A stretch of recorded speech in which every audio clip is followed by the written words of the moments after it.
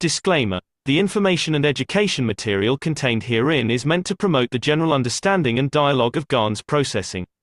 Such information is not meant or intended to serve as a substitute for a healthcare professional's clinical training, experience, or judgment.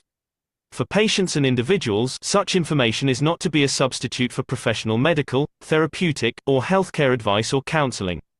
For medical issues or concerns, including decisions about medications and other treatments, readers, viewers, listeners should always consult their physician or, in serious cases, seek immediate assistance from emergency personnel. Prescription information, procedures, and use of medical devices information should be undertaken only by properly trained and certified medical personnel. We specifically disclaim any warranties, express or implied, including implied warranties of merchantability or fitness for a particular purpose.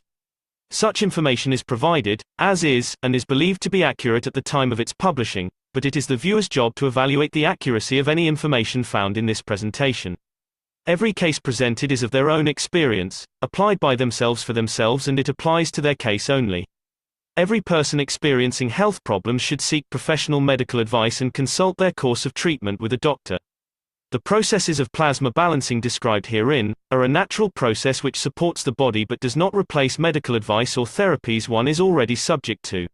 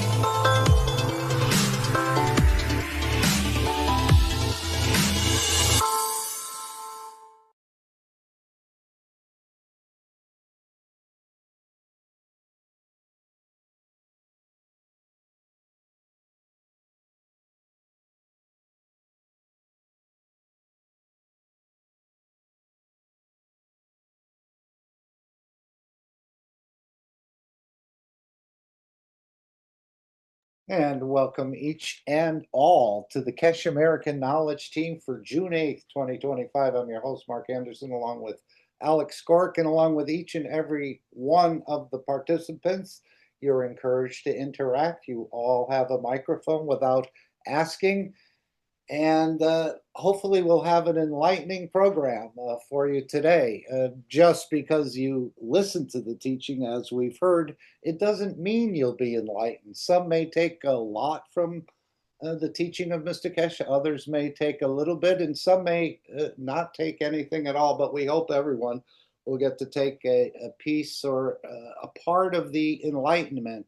Again, we're all in this pattern or this growth into the knowledge. We're all growing into the knowledge at different speeds and different strengths. So I want to thank you all for being here and sharing your time with us.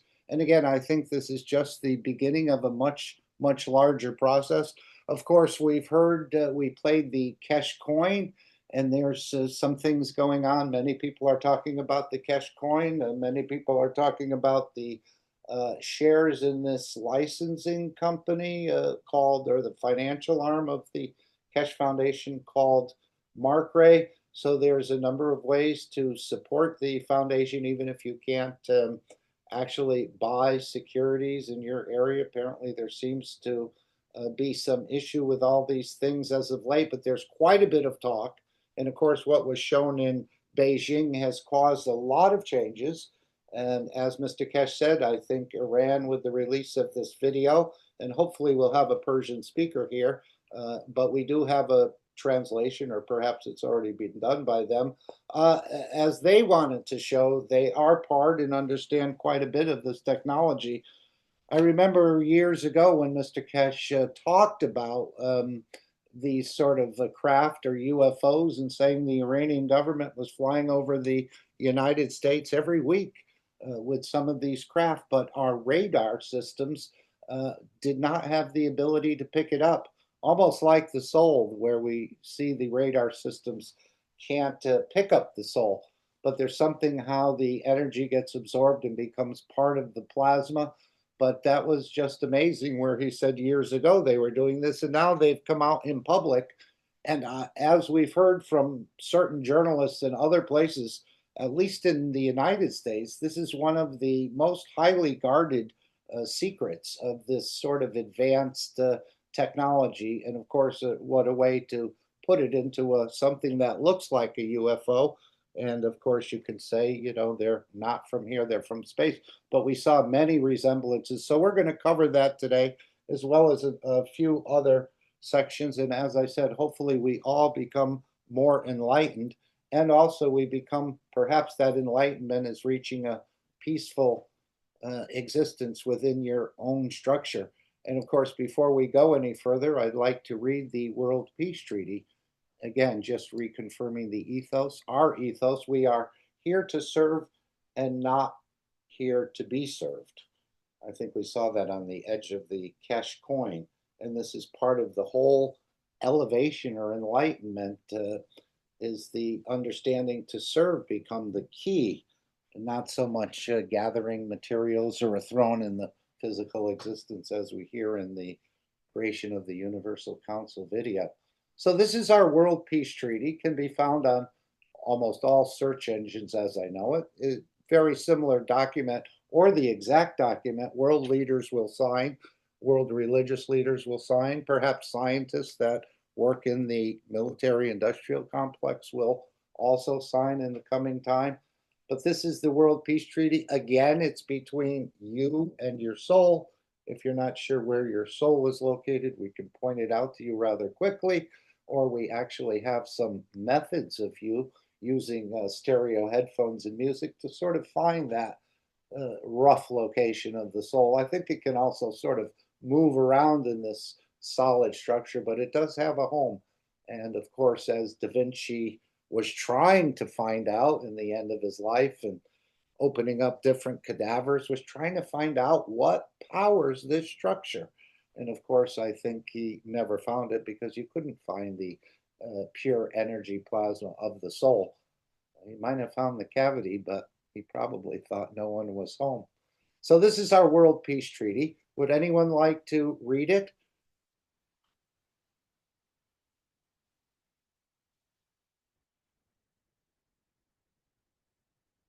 If no one would like to, I'll read it. World Peace Treaty.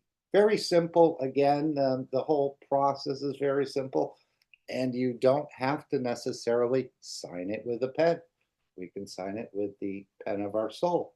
Once we get out into space, as we understand it, you'll never see anything written. We, as citizens of the earth from this moment on, except to lay down all tools of aggression and war. We shall never think about getting involved or incite war or develop or use any tools of war on this planet or in space. And to this we all agree and swear with our nation, with our territory, with our council, with our religion, with our city, with our town, with our body, and with our soul. And of course, you choose. Simply put your name in the signature, date held, position on behalf of, again, the nation, the territory, the council, the religion, the city, the town, or as an individual, or as a family. Have it witnessed, and again, your name, signature, date, and position held. And of course, this is part of enlightenment by just displaying this treaty. After signing this treaty, be proud to display this certificate wherever you consider being important to you, that everyone can see and know your ethos to fellow men and the mankind, and other created beauties of the Creator. And of course, as we know, there's many entities existing in this energy dimension around us and of course in the universe, but we can't quite see them. But as they realize that you are a peaceful individual, they may manifest themselves or in a way interact with you. Perhaps not a full physical manifestation, but in some other ways. But this is apparently one of the keys to humanity existing within the universe. We have to become more peaceful. And part of that peacefulness is changing the DNA of the man. And of course, that happens through the releasing of Gans waters. I think that's one thing that helps to change the DNA of the man, as he referred to the lady in China who understand. It was all about nourishing and nourishing this planet, nourishing others, that they find what this planet left them short. And this is what the whole process of the Keshe Foundation is, to fill that 20% gap and perhaps maybe teach the soul not to land in a place where things are short and it causes your physicality to do funny things. I don't know, but we seem to be ingrained in it quite strongly. And of course, there's a deep connection, again, why we don't understand a lot of these things with our ancestors and the way they thought about the same things. And we seem to have a blockage there, but it's coming unblocked and step by step through technologies, through other means, or again, I think you're the key to this whole understanding in a way, but not exclusively. As Mr. Keshe said, we're developing systems that's going to allow a leapfrogging or a rapid expansion of you finding, in a way, how to trigger these whole processes within yourself. And as we know, it's just not one dimension, or not dimension, I should use, but one sort of, it's just not the emotion, and it's just not the intellect, and it's just not the brain. It's a combination of many of them. And this is what we have to master to be able to trigger the way our own structure is made. And it fits perfectly with the plasma, as we know, where everything is made of plasma, but we have so much GANs and the rest in our own structure. And this is what Mr. Keshe keeps trying to transfer to us, that you are that system. Maybe we'll review the 593 briefly based on what the AI said. But again, we know that the AI is sort of a grandma's chat. It has no real emotion as we understand it, but it can give us some clues about this workshop, and we can add, in a way, our own understanding. This is about as big as I can get this here, but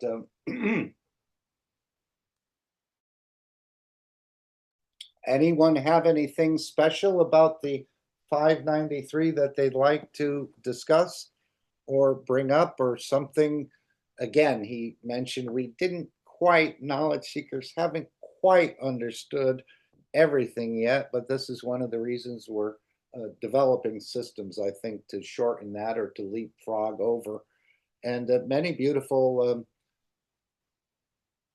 understandings mentioned, as in every one of these workshops. I think they'll be opened up for many, many years or decades or perhaps even centuries to come. I think there's much more than meets the eye in a lot of these teachings.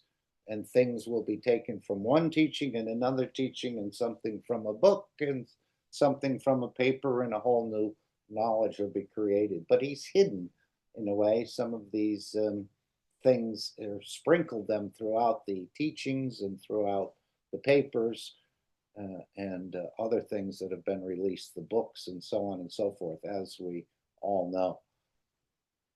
But again, as he said, you're the key to this whole understanding, the way it befits you and the way you interpret it and the way you work with it. I don't think I can create trust in you, maybe, but I'm still trying to create trust in myself. And this is one of the biggest limiting factors, is that we have not trusted that we have this energy side, and now we're going to learn how to work with it. And we're going to have systems that are supporting it. That's why he's encouraging people to take part in the transmutation or the flight with the captain session, that you help to learn it, that they develop a system that gives the capacity to everyone to move into this dimension of energy. And I guess once you get good at it, if you trust enough and you're not worried about not returning, you can actually physically manifest yourself in another location. Hopefully it's on this planet, because if unless there's a dome, you're going to have to manifest as whatever creature that magnetic fields of that planet and the inertia dictate. But there's so many possibilities. And again, I think we're seeing the matter state also offered up. That's what these flying cars, I think, will be.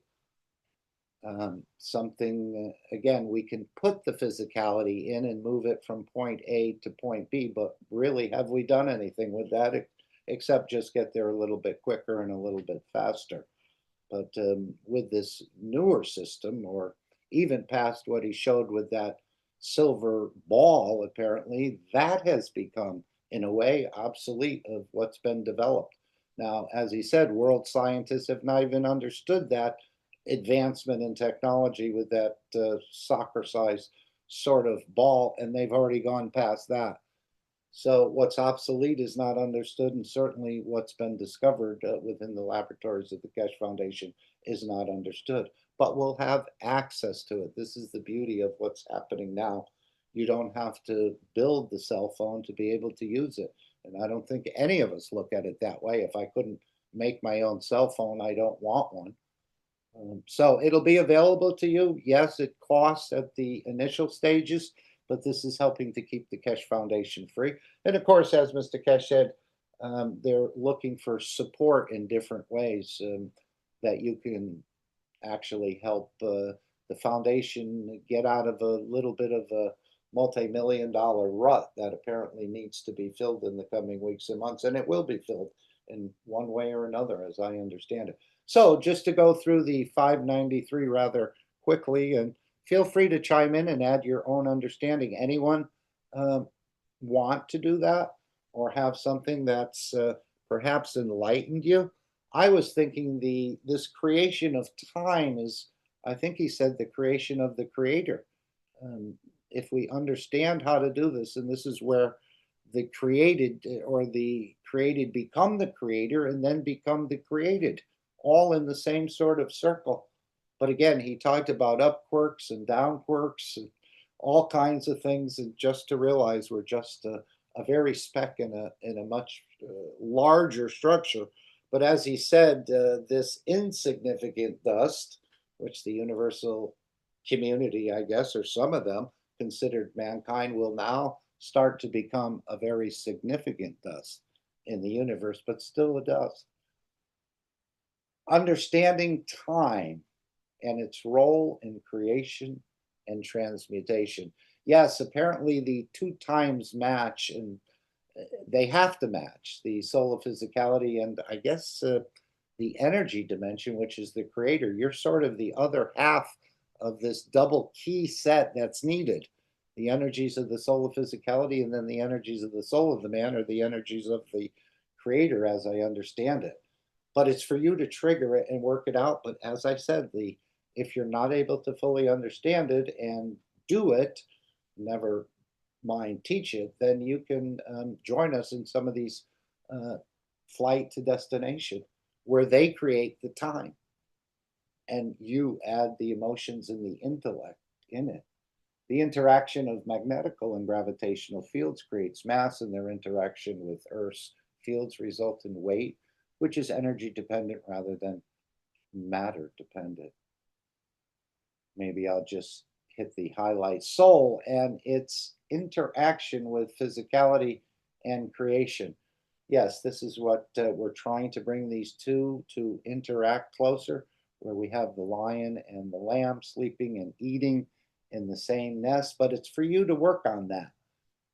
Again, I think the systems help you to do that, but it's you who has to sort of figure it out for yourself, and the way it works for you may be slightly different than the way it works for me, but yet we still end up at the same location as I'm seeing this.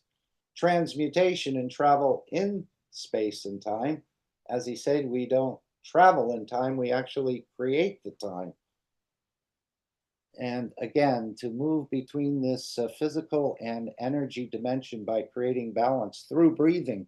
Yes, he said that the breathing, he talked about food being part of the elevation of the soul of the man, with the energies continuously being fed. But he also said that breathing is even um, adds more elevation than the eating.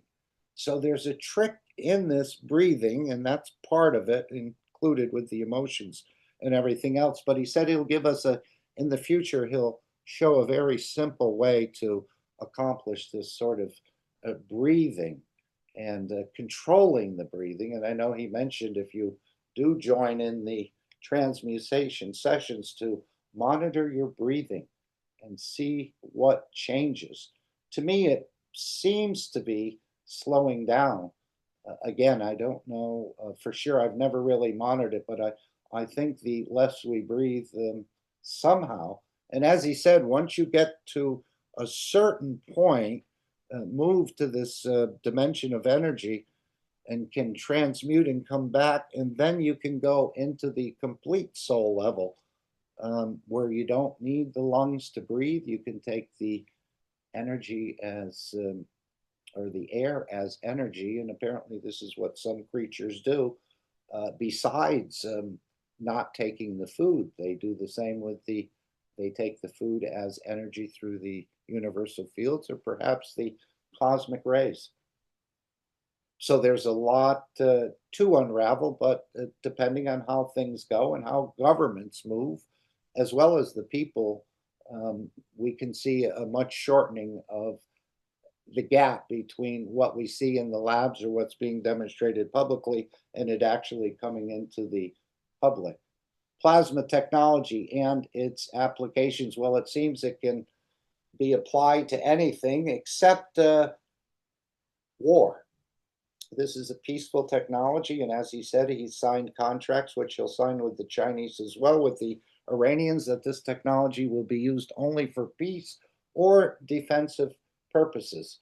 So there won't be any, and of course the technology does have a characteristic to it, or a character in it that won't allow it to be used in a way, in the wrong way. But perhaps people will try in the future, but things will get blocked and systems won't work, and it may end up coming back on yourself again. So you need to be careful. I don't think we know fully the depth and the, as he says, character of this technology, but we do know it's a peaceful technology and it's to be used for peace and elevation of the soul. That's why all the products in the store are soul elevators. We don't take from a soul, we actually give to the soul, which leads to elevate, which leads to the change. Yes, I. Imagine if we have an equipment or a tool that can measure the field strength. That will be the shortcut for everything.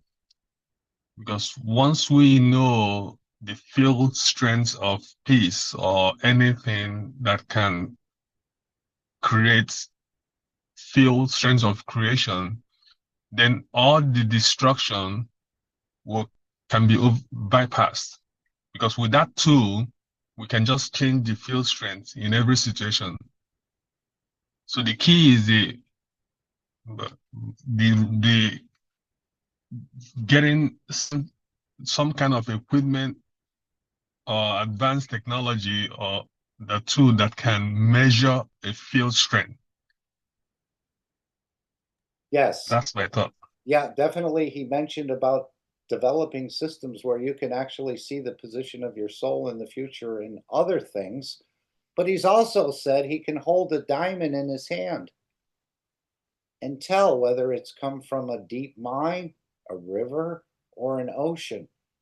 As he said, he's gotten a little mixed up with the energies because he's interacted with so many. But I think our structure itself, or your soul, is probably your best detector in a way once we get more in touch with it, with this entity or this central energy in our structure, which we call the soul of the man.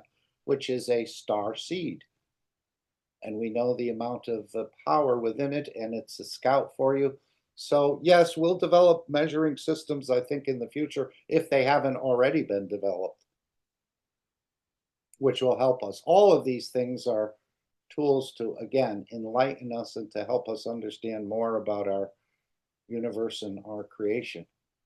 And that's what all these teachings are about, as I understand it. So many, many applications, including drones, cars, flight systems, cosmetics, any area that you can touch. That's why there's so much talk about the Keshe Foundation and the Keshe Coin and the technology, at least among world leaders and others. Most of the public in the West is not really familiar with it because it's so game changing from A to Z. Anything you can almost think of can be worked with the plasma technology and add a new dimension to it. Again, the main areas are energy production and wellness, agriculture, and space travel. And then all the offshoots that come out of those. So there's a huge world. As he said, we're going through this revolution. We had the Industrial Revolution, we had the computer revolution in a way, and now we're going through the plasma revolution or evolution. And of course, a lot of this is going to be intertangled with the what we understand as AI, and I don't think we understand much about it at this point. It seems to be fairly plain, and there's going to be an enhancement brought into this whole world of AI. I think that'll help the knowledge spread. And that's one of the reasons I think Mr. Keshe wants to do more exhibitions, because it hasn't been picked up properly, or it's been intentionally sort of blocked across the social medias. So as the governments pick up this knowledge, they will actually be challenging what you'll be reading on the social medias, because they'll say, hey, you said this can't be done, we're doing it, or show something different. So as the governments pick up, they'll correct the social media. And as he said, the way the AI is set up, unless you have big money or something, apparently, well, governments do and corporations do, they can get their view of things in there, because apparently you have to pay for everything that's downloaded.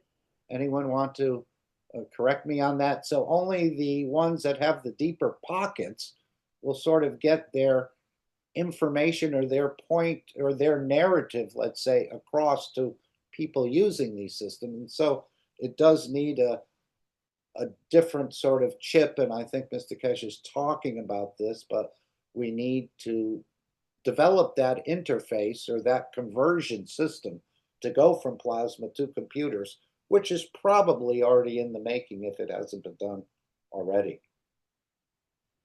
Feel free to jump in.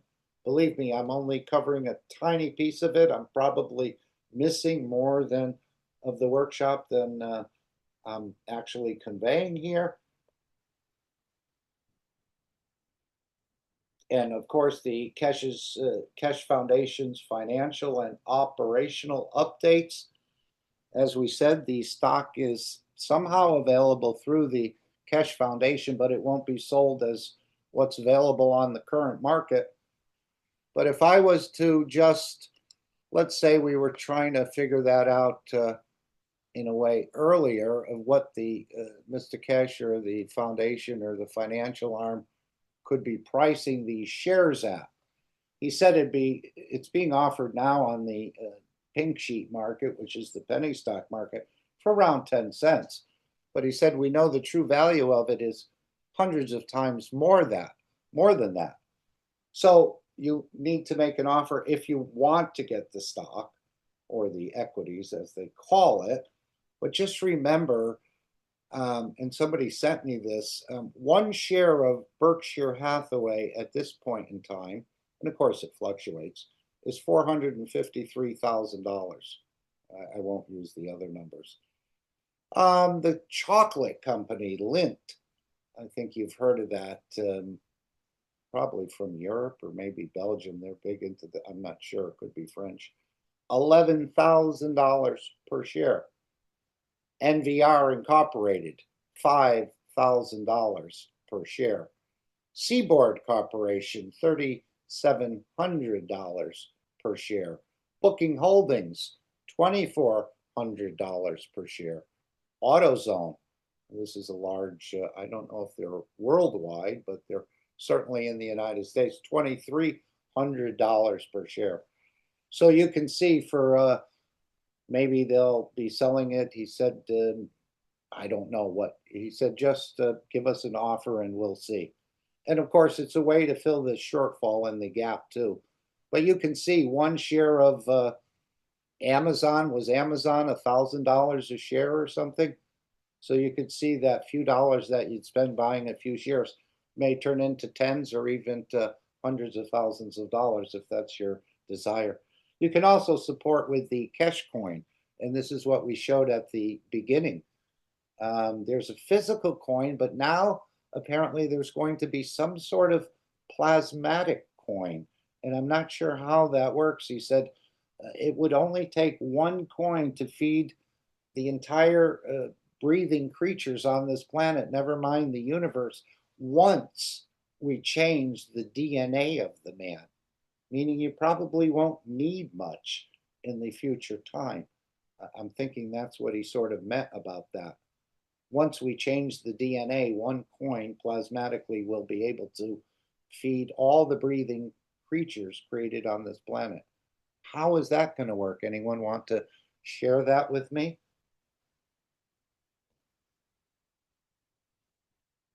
So another way to support the Keshe Foundation and to keep the Keshe Foundation free and to continue the development, you need to put in what you can, get a little bit of skin in the game, and take a chance. Perhaps, I don't think it's a big chance on the stocks, or he said the Keshe coin would have other things, but that's €1,000 per share plus the value added tax, I believe. So you're looking at quite a bit. Perhaps those little stocks, if you have a few dollars to spare, may pay off in the future as far as the increase over the next 2 or 5 years, perhaps. If you're in the American market or where you can use one of the brokers, or I think Charles Schwab is all over the world and so on. If it's difficult, though I've heard from people that it is difficult for some reason, or certain countries have it blocked. But if you're in the United States or know somebody's here or in other countries that are allowed to purchase it, you may purchase it through another person, and perhaps they can get a certificate and gift you the shares that you could actually hold it. But I know we're all somehow enamored with money, but I think in the future we'll find out that, again, the wealth is within us, not belonging to us. As I understand it, all the Creator has is his knowledge and his love, or his ability to give. And perhaps we'll get to that point of not needing the physicality and just to manifest as a soul.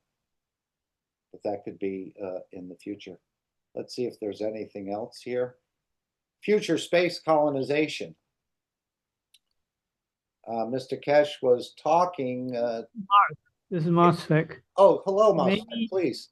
Hi, I just wanted to interject something, which is kind of an interesting question. Where does money come from, even on this planet as it exists now? This is a question. It's a lubricant. It's a medium of exchange. You have to have something in an economy. No, where does it come from? It's not what it's being used. Where does it? What's the origin of it? Well, I always get my money at the bank. Yeah, where does the bank get? We are exploring the source of energy. And some people, bring up that something like money is a sort of energy exchange. But be that as it may, where is the energy source? So something to think about, because if the energy sources within us, is in some way our energy source related to the money that's generated on this planet? Are we the coin? Are we the actual source? If if you can examine, the birth certificate or the passport number is used, and the name is also used as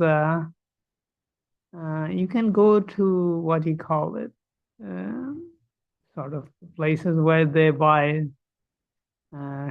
shares and things, and you can actually find your name. If you, in some cases, names are very unique, and you can find out who is buying it, who is selling it, the name.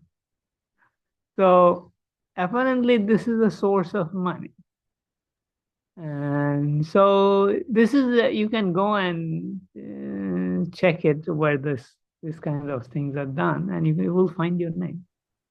I'm not sure I'm following you about these names and who's buying and yeah, what are we each individual is a source of money.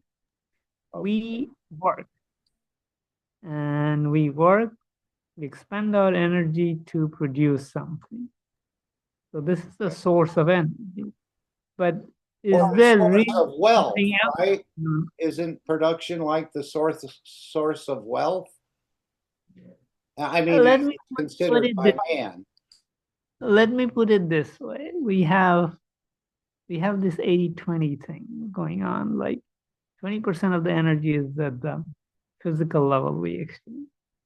Now, most of us are very occupied at this physical level. Who is using the 80% of our energy? Is it to generate the wealth on the planet? I'm posing some question in terms of energy source and the money that exists on this planet. This is something actually Mr. Keshe publicly actually in some places talked about, that we are the source. Right. As creator, we are the source, and we are being fooled into giving right now, aren't we all short 20%? The creation left us 20% short, and this makes our physicality do some funny things. Yeah, that's what we do on this planet. We try to gather this 20%. I'm not talking about 20%. I'm talking about the 80% that's being drained. Well, I would think the structure is just to sustain us. 20% is just to sustain us in the physicality, but we have a lot more. Right, but the 80% is what we use to run our structure. Can you explain again? I'm not understanding the source of money. What do you mean, 20%, 80%? Where does money come from? It's a very simple question. Where does bank get the money? Very simple question. Where does bank get the money? They create money out of thin air. Well, why does there talk about gold back and various other things? Out of thin air, why can't I make money out of thin air? If that's the case, all of us can make money out of thin air, right? Yeah, well, I guess. Well, it's an evolution. You have to remember, back in the day, they used the concept of money as a trade by barter. So if I have something, not a concept. It is not a concept. That's what I'm trying to get to. It's not a concept. It has some source. This has been covered up. I mean, this is not, I'm not just saying that, it is something that it's connected to the energy. Ultimately, it's connected to the energy. We essentially, we use our money to buy food, buy, gasoline, buy electricity, pay phone bill. Look at it this way. All of these are energy exchange. Energy, we're buying energy in all of these cases. So, so there is something interesting here, that where is and you can actually trace a lot more. Actually, I've done some research on it a long time back, not now. And I mean, my name is very uniquely spelled. So I could find out a lot more because nobody has my spelling of my name. It's misspelled. That's why it's unique. So anyway, so I found out a lot just using my own name, and mm, you can even use your magnifying glass on your checkbook and see statements written on it that you can't read. Well, isn't this what he's trying to get us to understand, that we are the last man standing, Yeah, that you can provide your own exactly. wellness, your own food, your own travel, your own energy? I remember saying in the future you could walk into a room and turn the lights on with your own energies. Exactly the point. So instead of going through all this rigmarole of, getting money from the bank, ATM, or whatever else, and all the paying the electric company or whatever else, we can turn on the light ourselves, right? So that's a much, much more direct conversion of energy, right? You mean we're the So in a sense, everything is all made up of energy, and then we are in it. It's not it's not metaphor. It's kind of like, No, it's not creating. metaphor. It's made of energy. Everything is composed of energy. Everything we know of. So if we're Yeah, using money to buy things, so we're just buying energy. And in a yeah. sense, we can So actually where does use the that. money come from? So this brings us the point where this thing come from. And this is something interesting. And I mean, nowadays a lot more information is available about banking system and all that. But when I was doing my research, that's about 10 years back. What's it, 10, more than 10 years back. So it's an intriguing thing. Where does where do the people where does the money come? Where does the money gets generated? It's not thin air. You can't. Government cannot create print money willy nilly, and there is some checks and balances. And where does this come from? And this is what needs to be looked at into. It's actually a very interesting, in a sense, scientific problem, I would say. And Aren't it's we actually, all traded on the stock market? And yeah, we are all we are traded. gearing Our towards through our future productivity of the value that is assigned to us. Yeah, something like that. It's a birth certificate or Right. passport number, whatever else that is, based on those. But there is a unique number associated, and you can see how many times you are traded, who bought you, and your name actually, or you, and how many times it was, how much. It's always leverage. Like in banks, what happens? You have $10, and you then the lend this 10. That's their capital, and then they make loans to several people the same $10. It's called leveraging. This is the standard. They have the ability to multiply that $10 by 12 times by law or more.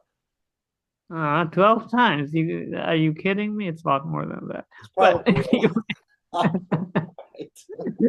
who would settle for 12 times? Yeah. So, and when you can fool 1,000 times, why not? So, but the thing is that it starts with us, as Amgard was saying. It starts with us, our earning capacity. This is how they put a value on us, and then that is leveraged. So you're getting to, this is one aspect of it. There is more to it than this, but this is one aspect of it. So they got us chasing this thing they created. So we give up basically our life to go work to get this thing that they created called money. Yeah, exactly. And we sort of lose our humanity in the whole process, huh? Because now we're totally ingrained in this physicality of the greed and the money. But that was what he said. Part of this process in Beijing was to end the idea of materialism. Yeah, the greed of materialism. So again, I think it had a very multifaceted approach here on the exhibition. As he said, creating of the gold was halfway to the piece. And of course, the idea of the Big Bang Theory was a little pin was put into a big bubble. I think that was popped.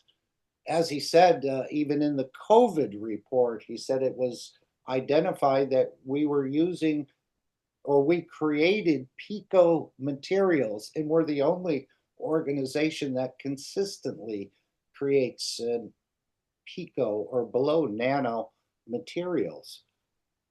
Again, room temperature and room atmospheric pressures. I think it's, yes, please. Yeah, the same thing. The plasma operates at any scale. You can go down, you can go up in scale to the level of galaxies and universes, and you can go down similarly on the other direction. But doesn't the creation process start at the smallest and the weakest imbalance in a way, and then build up from there? It's the field strength is the weakest, but time and space is created, and you can create time and space at any level, whether you are picosecond or picometer. It doesn't matter. You can, that's your energy manipulation. It's like you go into the theater and all the lights are off and the curtains are closed, and then they open the curtains, turns the lights on, and everything is there instantaneously. Yeah. I mean, it's instantaneously, it's not instantaneously. You determine how it will flow. The time flow is also determined. The beginning, the T0, you determine the T0 as well as the way the time flows and how long you are going to, when your time bubble or space bubble, whatever you call it, it has a beginning and it's an end, and you are the creator of it. You go on a trip, it starts and it ends, right? Right, but can't we learn to extend half-lives of things? Well, when we talk about half-life, what do we know? What do we know about half-lives? Half-lives is essentially the material decays to a level where it's half the weight of its original. But essentially it's a decay rate. If you look at the isotope table, the stable isotope is such that its decay is so little. That means the energy exchange with the environment it is in is minimal. So the decay characteristic is it loses or gains very little energy. But as you move further away from the stable isotope to the other kind, your half-life starts decreasing. It's either because you gain or because you lose energy. And some isotopes are like their lifetime is very short.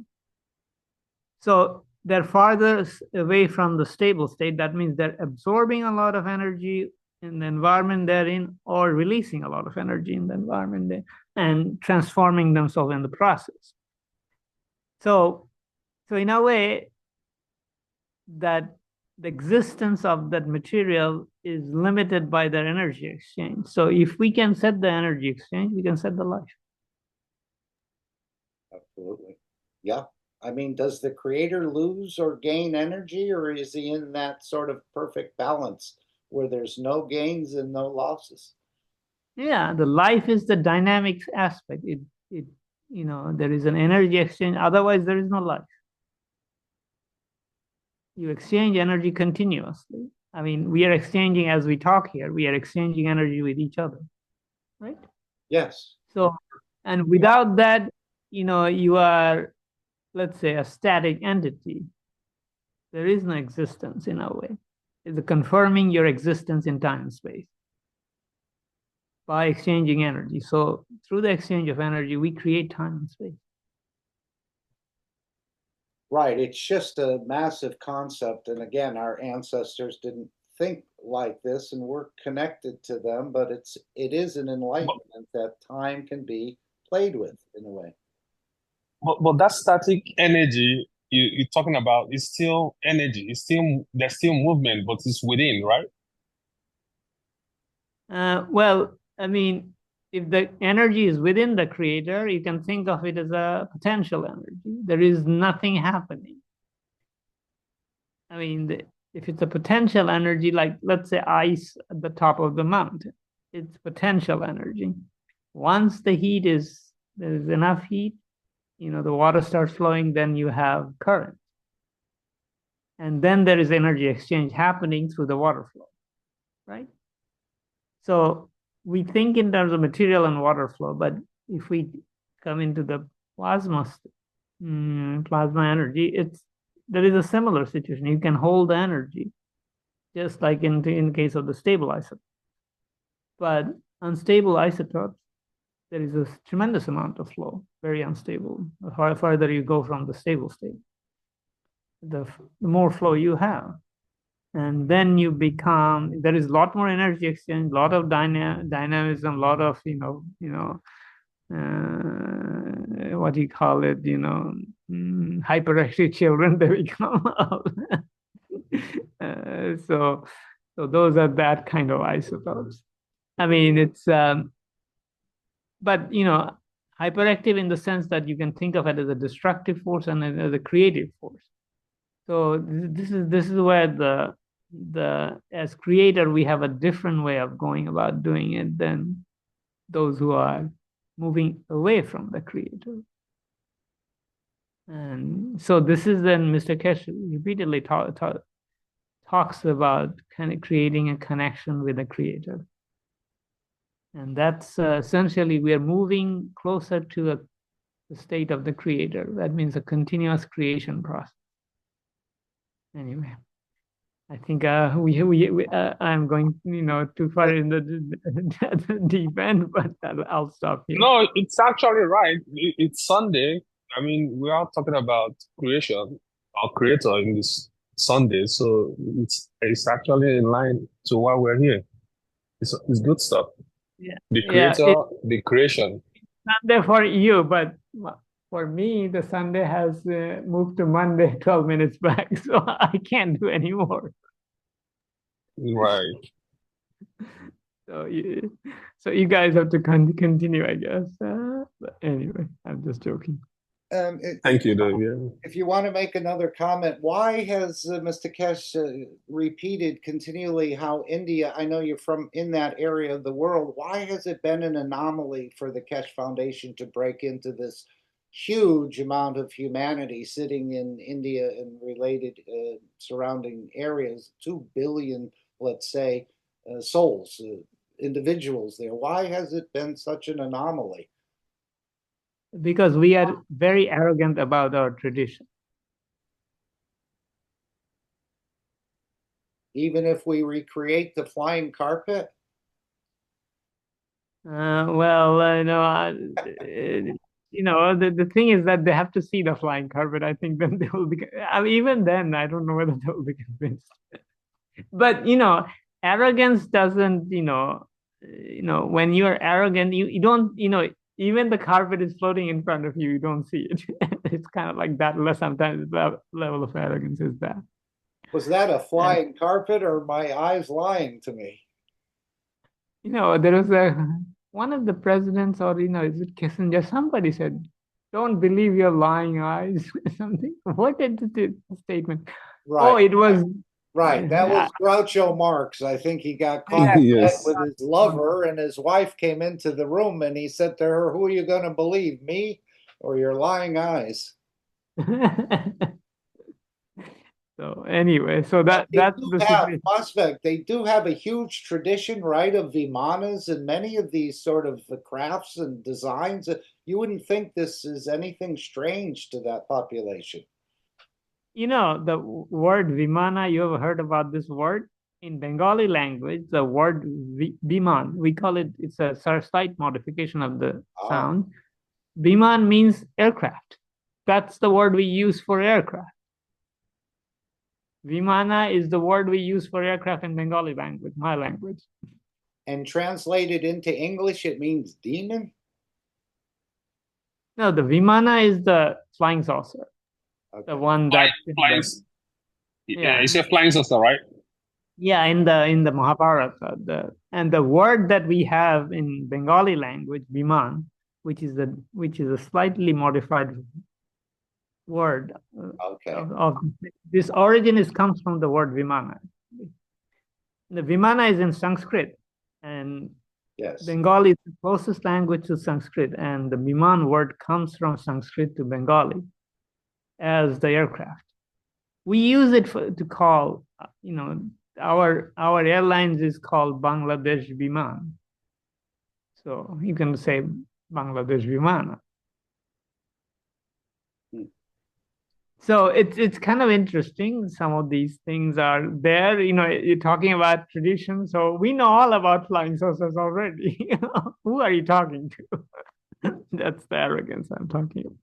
Right, and apparently the rest of the world is catching on. This is one of the deeper secrets held by governments about these craft and things. As I said, Iran is sharing this with their nationals as in a way to sort of throw their hat in the ring. This is what I'm seeing, or I think what's been Actually, there are rumors that this has been there for a while, that some of those temples have underground places where they have these crafts. And we hear about all these dams and underground structure. There is underground structure underneath India, and in some places apparently they have vimanas, and the accesses are through some of the temples. And I don't know much, but some Indian people are doing some research on it, and they found one. I suspect one of the temples somewhere. I forget. I don't remember the exact. I was listening to someone of these guys. So they have found, actually, I think when the Americans were in Afghanistan, they found one of these crafts there somewhere, deep underground I'm talking about.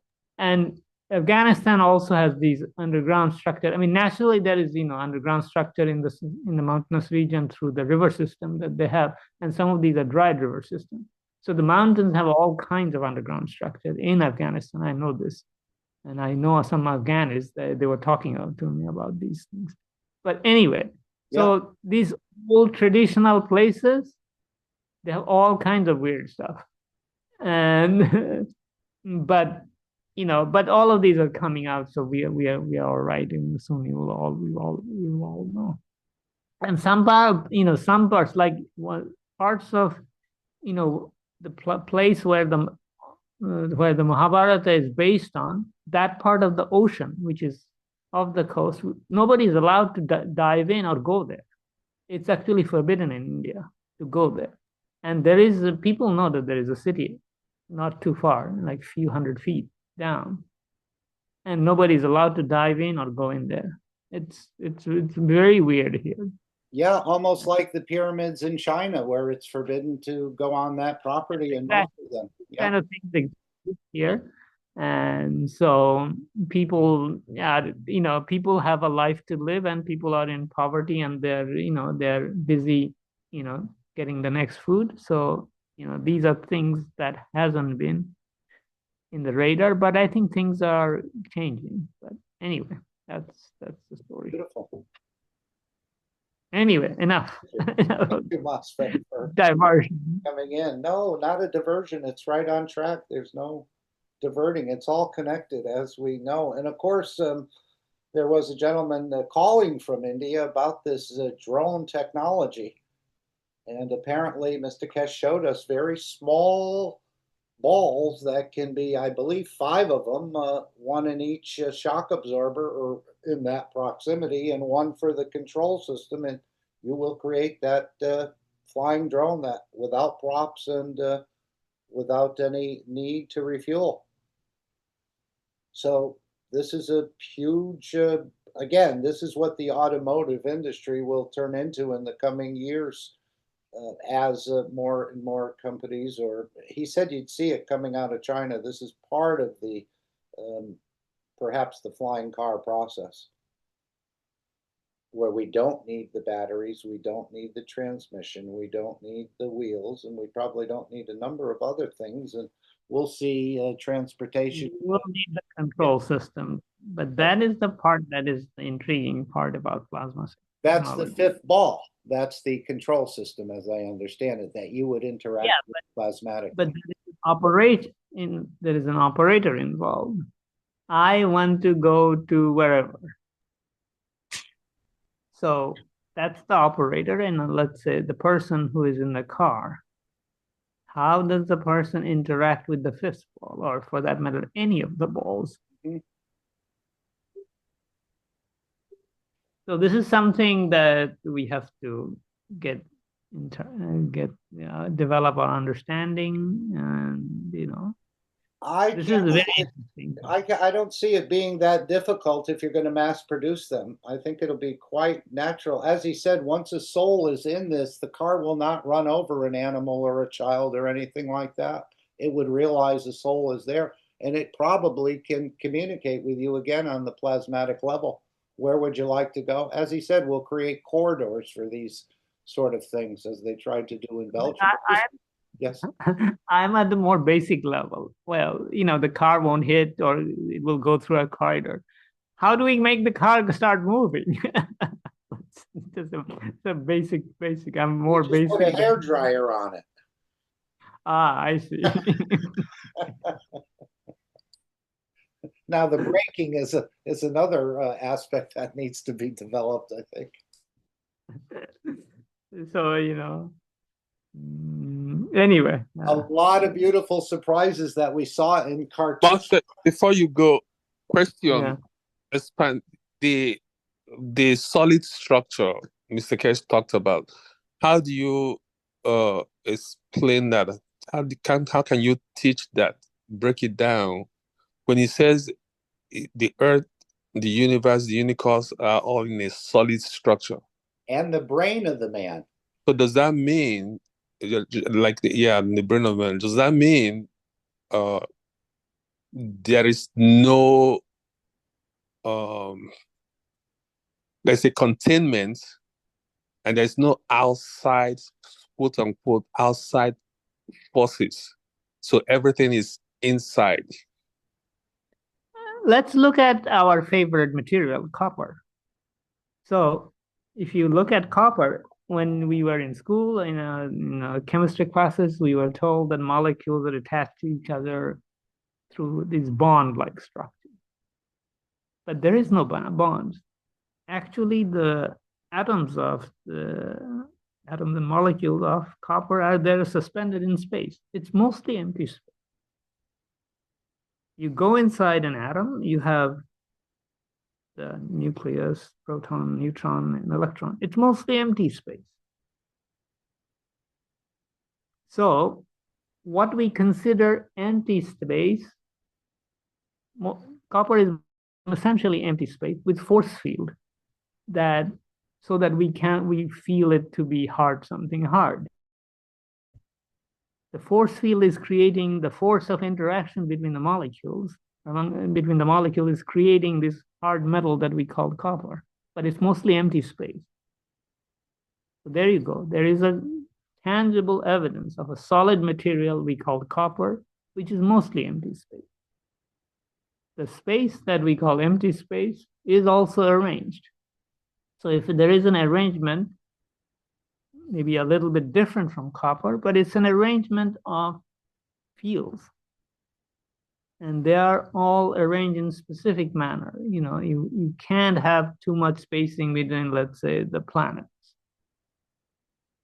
Things like that. So in a way, you are bounded within a certain range of motion for a molecule within a copper. Same thing applies to space as we see it now. Galaxies, universes. So if you just look at copper in a slightly different way than what we were told in school, we have the answer right there. But if you hit the copper, those arrangements will expand. It still expands to a containment because it cannot expand to where it disappears. So there has when you are at the limit, it breaks into two pieces. So you can cross the limit by breaking the material. So then it's no longer one piece of copper, it's two pieces of copper. So with the unicorns, expand to where it will break? Well, it's not, there are many forces operating there, right? So, you can't break a copper plate, but you can break a copper molecule, right? You need a different level of energy to get to that. So it's, yeah, you can break it, certain explosion can, in the universe, star exploding, let's say. I'm just picking a random example. Yeah, it can cause a fracture somewhere. But it's only at one energy level, in one dimension, if you call it. It happens. But below that level, at the planetary level, nothing happened. At another level, beyond the galactic level, nothing happened. It's just the local star that exploded. And it created some rift in space and time. That's about it, And you can alter this kind of energy, like, I mean, I've talked about this, like the energy of like blade. You can alter the energy of a blade to maintain its sharpness, for example. That's doable. You can do it with GANs, you can do it with thoughts, either way. And you can test it. It's not something you have to believe me. You can test it. Pick up the GANs that has iron in it, and we have one such, or versions of it, and you can use it to test it. And anyway, so we can, some of the interesting things about GANs and all these material that we have learned to produce and use, we can test many of these things. And the control system I talk about, I actually have tested control systems, and it does work. So anyway, enough of this. Well, I have some time. My class is in half an hour or so. But the thing is that the important part is not, I mean, one can talk about theory. We have string theory, Big Bang theory. Big Bang theory is already invalid because, James Webb Space Telescope has so much data that is counter to that argument that is no longer, not even funny. But and string theory is another tangle web, let's call it.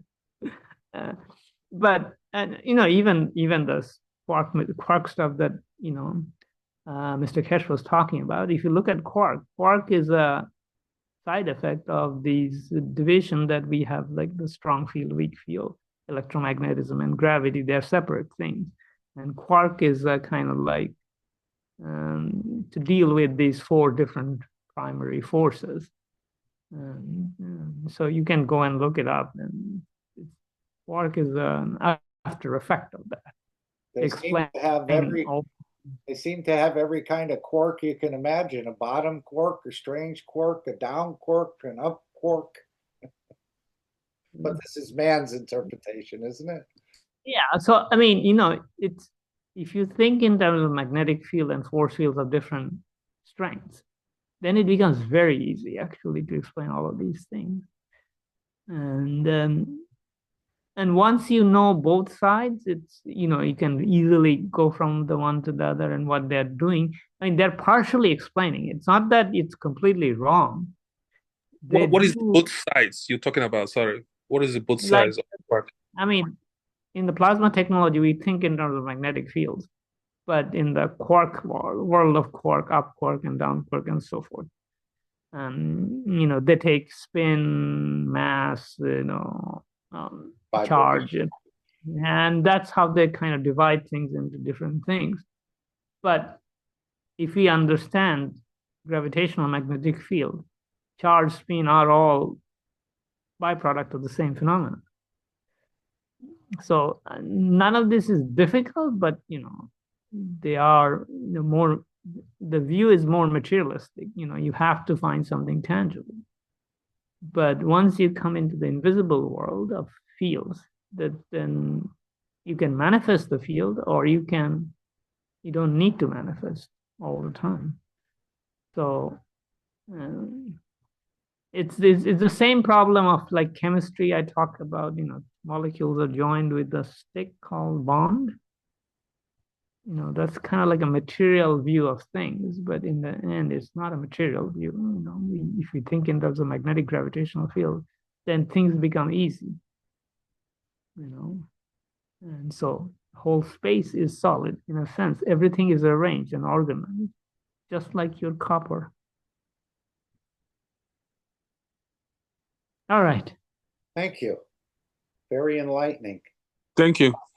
I hope others, MOSFET, have gleaned something from what you've shared with us. Thank you. And as you can see, I put a number of different things into the chat. This is the company that everyone seems to be talking about in a way in the background, but I don't think most of humanity is aware of it. And of course, this is the Keshe Cosmic Ray channel, which if you want to see what all the excitement was in Beijing, you can take a look at this 90-minute video and see how gold was created in the, again, from the matter, the energy of the matter state. They created the energy of the gold. And of course, it was in the amino acid or the dark energy, but you can see that on this new channel for the Keshe Foundation, Keshe Cosmic Ray.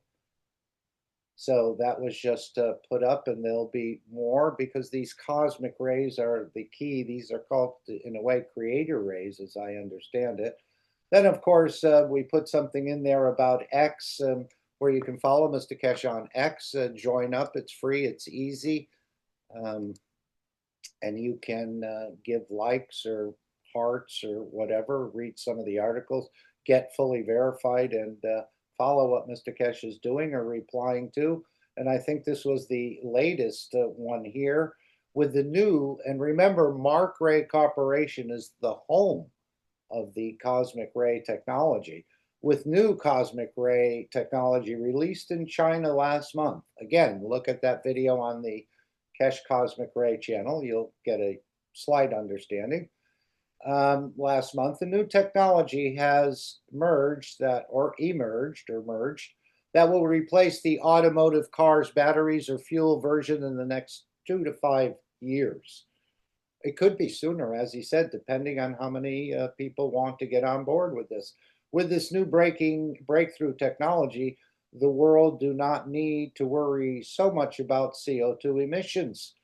This being due to the fact that the new cars will not use the conventional fuels and do not emit any gases. Therefore, gradually, the reduction in not adding to the present contamination by itself will reduce. In other words, the Earth will go back into its own balance. By itself will reduce and prevent ever spiraling increases in CO2.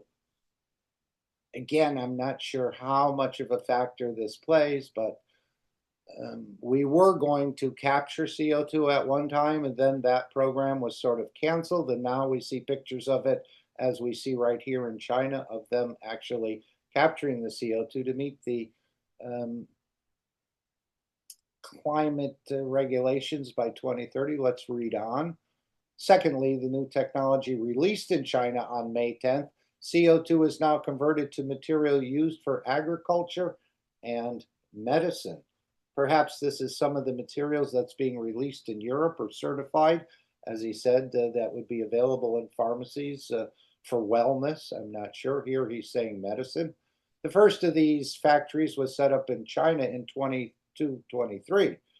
And this new method of capture will reduce the CO2 emission levels by a large measure. Again, we're using a gravitational process to sort of a low energy nuclear reactions to gravitate certain materials. And you can do that right in the CO2 box. And you can see this picture is quite a large scale production. Okay, with the new technology, China will meet its global commitments to reduction in CO2 emissions and will go negative by 2023. I think he means something different here. We've already passed 2020. Below, we post the first pictures of the first commercial CO2 absorption factory in China. This factory in 2025 is to be replaced with larger factories and in larger numbers. With this new technology, CO2 is in matter state at room temperature and is handled like a normal water. As we understand, the GANs, it creates a nano of itself and appears as a solid in the matter state. Even though it's not matter, it's independent little suns in a way, but it appears as a solid in the matter state. And of course, as I understand it, it's a superconductor. It behaves like a superconductor. So that's one of, oh, Erm, go ahead, please. You don't have to raise unless that was inadvertent. I just noticed your hand. Okay, we can put it down for you. There. Unless you wanted to say something. So that's where you can follow Mr. Keshe and see what he's responding to with Musk and the rest, and many different comments he'd like to post there. And again, this is a step-by-step process. Not being too aggressive at any one time, but allowing a balance to take place. Again, this is a peaceful technology. It's not about upsetting the apple cart. It's actually adding apples to the cart in a very big way. So we covered the Mark Ray Keshe Foundation. This is the, in a way, the picture. It almost looked like this same time frame of a picture that they showed in that Iranian video of the UFOs. We're going to have to hurry along here, I think, or we won't have time. This is our Keshe Wiki. Mr. Keshe didn't appear on the regular wiki for quite some time. Apparently, they created their own wiki. And as you can see, the cup of life, we often talk about the second cup of life. We call the copper cup, the cup of man. Many, many different things can be researched in here. I know the Chinese were looking for different things that was as to do with agriculture, somebody was looking for. And of course, on this journal or in these Keshe Foundation Wiki, you can find quite a bit on food and agriculture as it relates to the plasma technology. And of course, we know Mr. Keshe did a huge demonstration in China, growing wheat in very colder conditions or with snow around it and increasing harvests. So there's many things in this Keshe Foundation Wiki. Then, of course, the Keshe store, which is, this is where you can sign up to keep the Keshe Foundation free. Again, you can make donations. You can write info@keshefoundation.com to perhaps be directed on how to purchase the Keshe coin. This is coming up. But these flight transmutation sessions are held monthly. And of course, Mr. Keshe said they're introducing a new system. I think we're going to play that now, where they deliver a new system directly to the soul. And that's what's being tested. And that's what I experienced in a way. I sort of created this thing of, I always dreamt of swimming with these large dolphins they call orcas or killer whales. And that was my experience in the last transmutation session. In a way, briefly, I sort of had to be like a child in a way. As you see, a child often entertains themselves with one doll in one hand and another doll in the other hand, and they're pretending they're talking to each other, or they're playing house and they're baking something. And this is the way I'm triggering it in a way. Maybe it's not the correct way for you, but this is the way I'm approaching it. And the system is creating the times. I'm just adding sort of the emotions. And it was a very interesting experience. Again, it was like I felt I was with the pod of orcas, but actually I wasn't an orca. I was just with them in a way, or I was accepted by the soul of that clan or that group of orcas. And we had some interactions, but mostly it was quite quiet. I just knew I was with them in a way. As I explained the other day, it was almost like when you have a passenger in the car. I remember one of my friends, he always needed to talk. From the time we got into the car to the time we got to our point of destination. But my experience in this was that I didn't need to really communicate that much. I was aware that I was there. I was aware of the orcas, and they were aware of me. So that was my experience, again, in this energy dimension. I didn't actually turn myself into an orca, but I was sort of accepted into the structure of them. And we did a few things in that whole interaction. But again, this was all being created within my own structure. And then it seems to be real, and or it becomes more tangible in a way. And a lot of this has, as he said, has to do with trust. But they're delivering new systems to help circumvent this lack of trust, or again, the fear of not being able to come back once you've manifested yourself in a new position. This is a part of the big thing. So anyway, let's just hear this. It's only about 4 or 5 minutes about this new system, which you can interact with if you join the transmutation or flight to destination. This is the new system they're introducing, I believe, into this process. And again, it's not exclusive for the people that are there. It's being developed for everyone, that through these systems, everyone will have the capacity, not just a few, to do it. And as he said, once one of the people attending these sessions is able to complete, then the rest will, in a way, it's that syndrome, or what they say when so many people, then it jumps to the others. So let's just listen to this, and it's part of the transmutation, but it's also, more importantly, keeping the Keshe Foundation free to develop for humanity. So if you can make a small donation or a large donation or participate, and again, you want to join these transmutation sessions, they're €500 per. And he was saying how in this cosmic mystery box that you can order from the Keshe Foundation store, not only could you receive merchandise, a gel pack or something else, maybe even a cosmic ray ball, but they're going to be putting invitations in there for you to, as a gift in a way, to join the transmutation sessions. And it's not a cumulative process. Even if you've never been in a transmutation session before, you're just as viable as someone who's been there for a number of these sessions. So don't feel that, you know, because you joined in the class in college halfway through the semester that you missed a lot. It doesn't work that way with this technology. You're right in there, right on the front row with the rest. So let's listen to this for.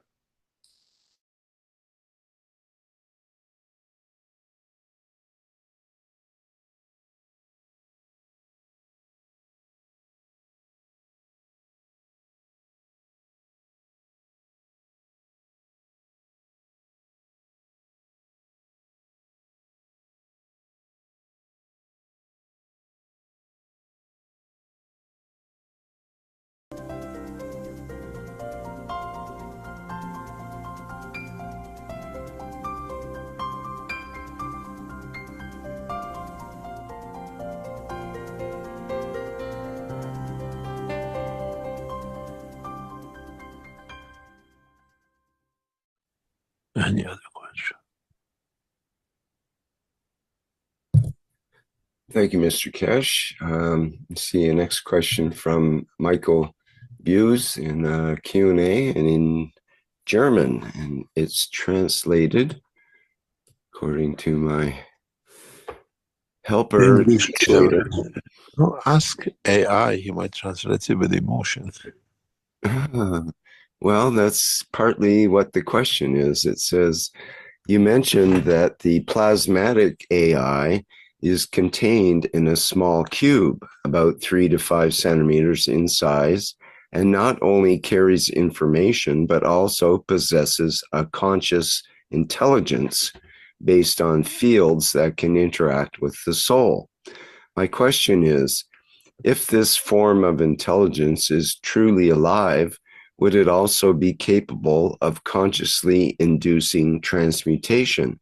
And if so, does it act out of its own soul understanding, or only with the consent of the human soul to which it is connected. Strange how questions comes up. This process of transmutation through the soul and through what we call our deliberation, because we understand, will be tested tomorrow with the 7 captains and passengers.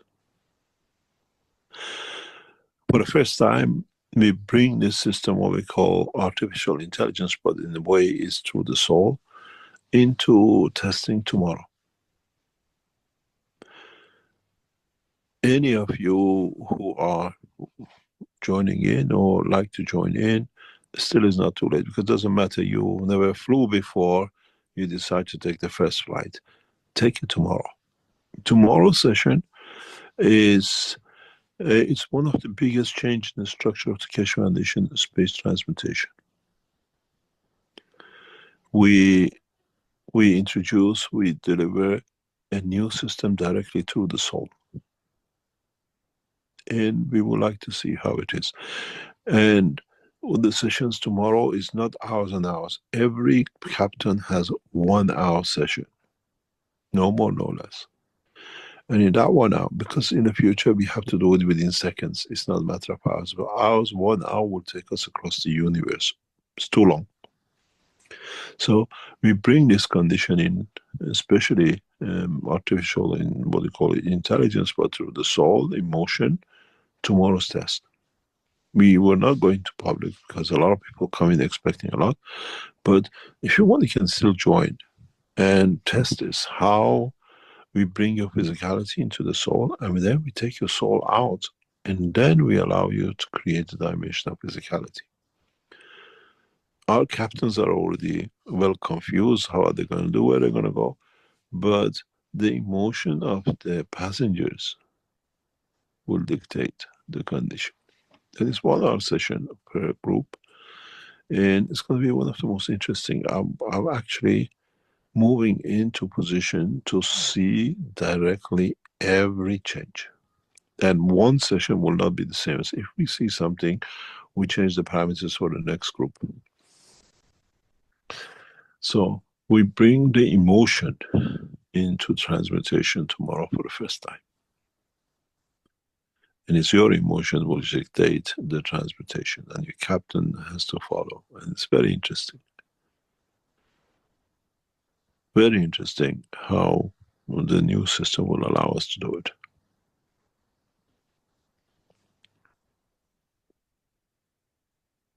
Any other question? So you're all invited. I shared a little bit about my experience. Is there anyone who would like to share their experience? And again, he said, we don't go public with a lot of these things because a lot of people are looking for too much out of the system. Some of these things are quite subtle changes that are going on in the background. But again, it's not so much about us, it's to develop the system to have the capacity to bring it to everyone. And this is what's being worked on in this in these monthly sessions. Let me go back and just show it if I can one more time. And if you go on the Keshe Foundation store, this is what we're highlighting right now, which is this transmutation fly with the captain. And of course, it was nice because our captain didn't tell us where we wanted to go. He said, or they said, take us, you can go, I want to take the passengers wherever they'd like to go. And Mr. Keshe said that was interesting. And of course, at the end of the session, he asked us to write to the Keshe Foundation of your experiences. They want to compare notes and what they were testing on the system itself. So we as individuals there don't get a lot of individual feedback, but there's a collective process going on there. And apparently this system of the captains and the passengers is the way that they're proceeding now. You have to fly with a captain and learn to trust different captains. And then, of course, the passengers in time will become the captains if it progresses in that sort of manner. So you can find this offer here. And again, it's never too late to board the flight. So it's not a cumulative process. And of course, the box I was showing was this cosmic mystery, where he said they would include, there's more than 50 pieces, I would say, but I don't know that for sure. You pick a number between 1 and 50, and that will sort of identify the items or whatever you would receive. But he said in this cosmic mystery, if you can order it, there could be a cosmic ray ball, which is €1,000, or there could be some other sort of materials, or flight to destination. You'll get a free ticket in a way, not free, but definitely you'll receive more than what you've paid for. I thought the last time I looked at this was €250.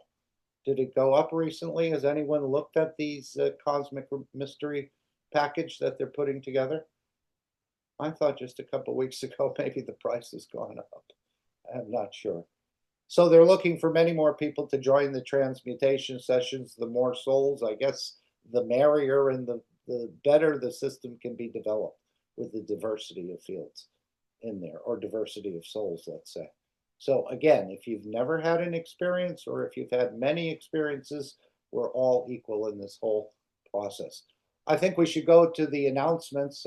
We won't have time for too much before we create the Dome of Peace and Alex comes in. So let's see if we can go to these announcements. I think it starts at around 50. Well, we're just about there. I think Rick will just welcome Mr. Keshe back from the break. Here, let's make sure we're sharing that properly. And here we go. Oops, volume, please. Knowledge Seekers Workshop, and the second part, as I mentioned before. And I believe we're ready to begin. So we'll listen to the announcements, and then we'll go to the creation of the Dome of Peace.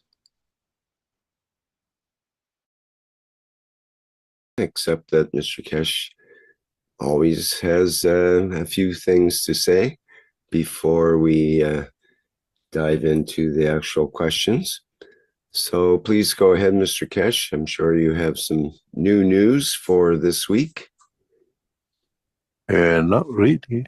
News is still the same. We're still striving to reach our work and target. But interesting enough, following the presentation of the exhibition in Beijing, a lot has changed and a lot has been brought forward by the governments. And looking back some 3 weeks after, or 4 weeks after the exhibition,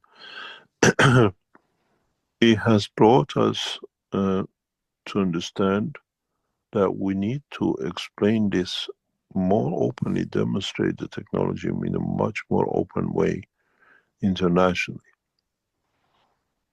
A number of governments, by seeing the exhibition and the openness of it, have come to understand the Keshe Foundation work is well misrepresented on the internet and across the work.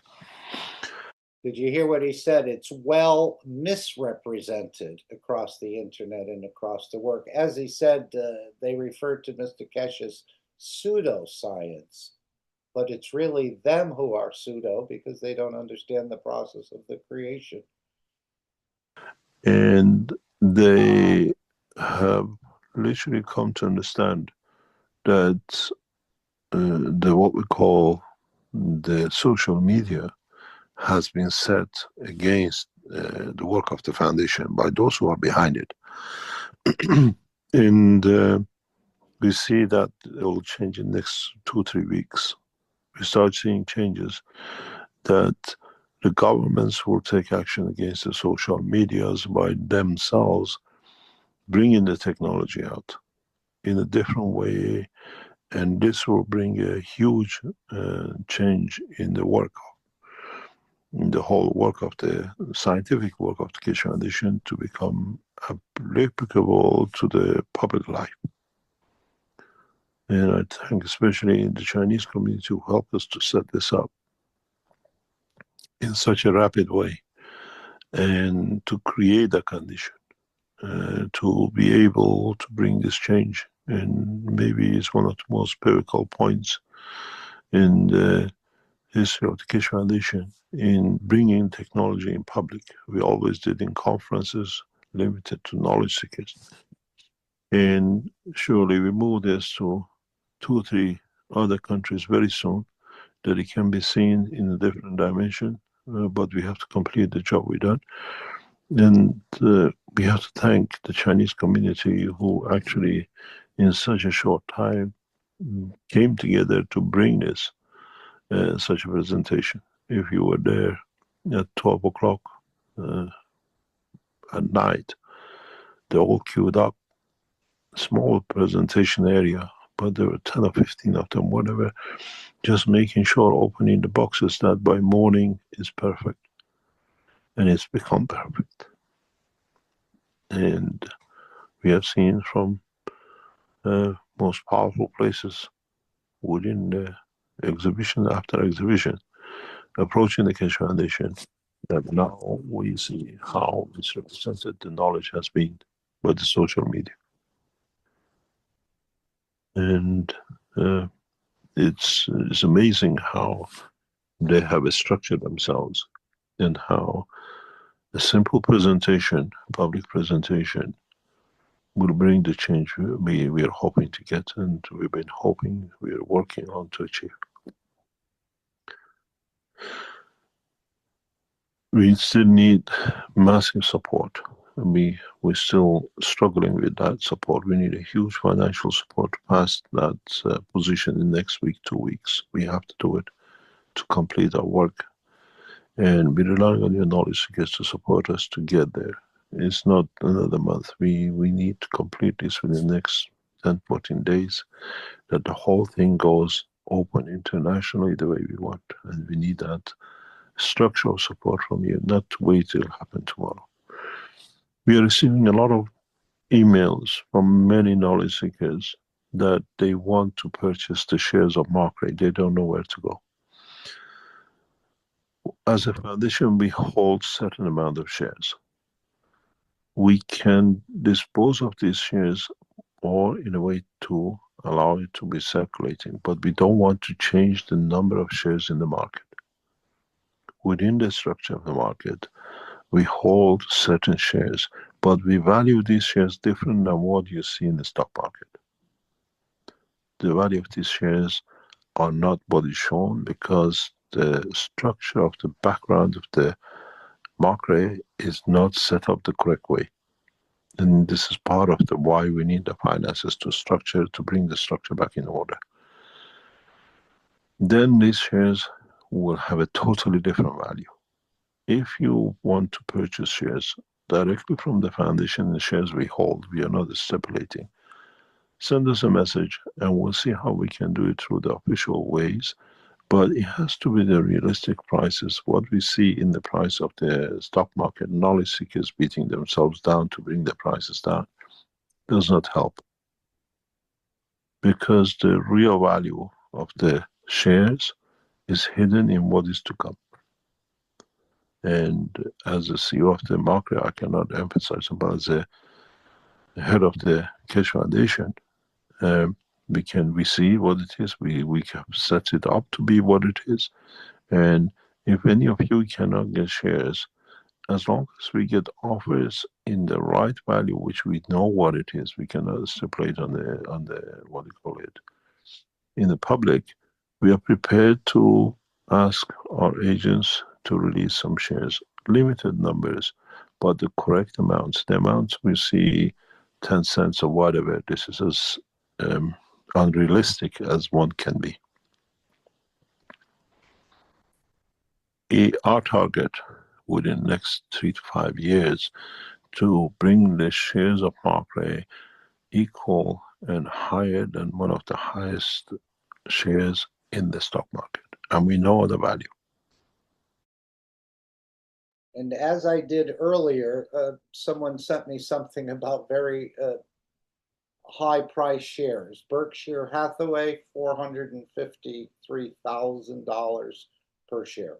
So he's ready to bring the Keshe Foundation into that stratosphere of big chip prices. Lindt, the chocolate company, $11,000 per share, over that, but we'll just read the straight numbers. NVR Incorporated, 5,000 per share. Seaboard Corporation, I'm not sure what they do, $3,700 per share.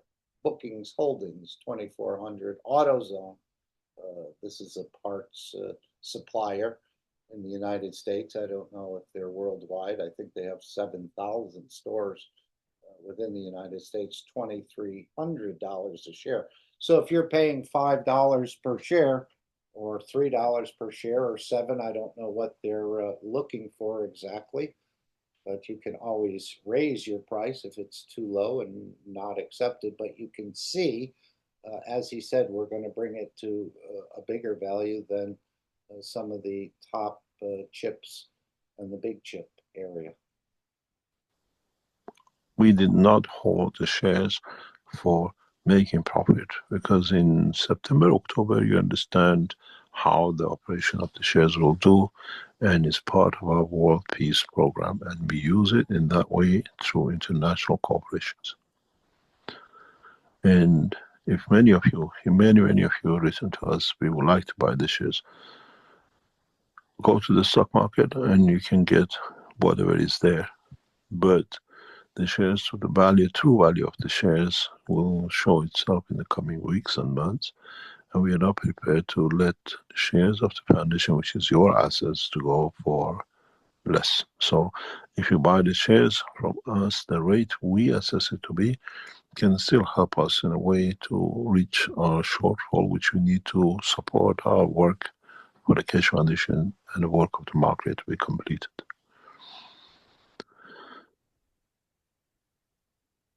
If there are any other questions, we try to answer.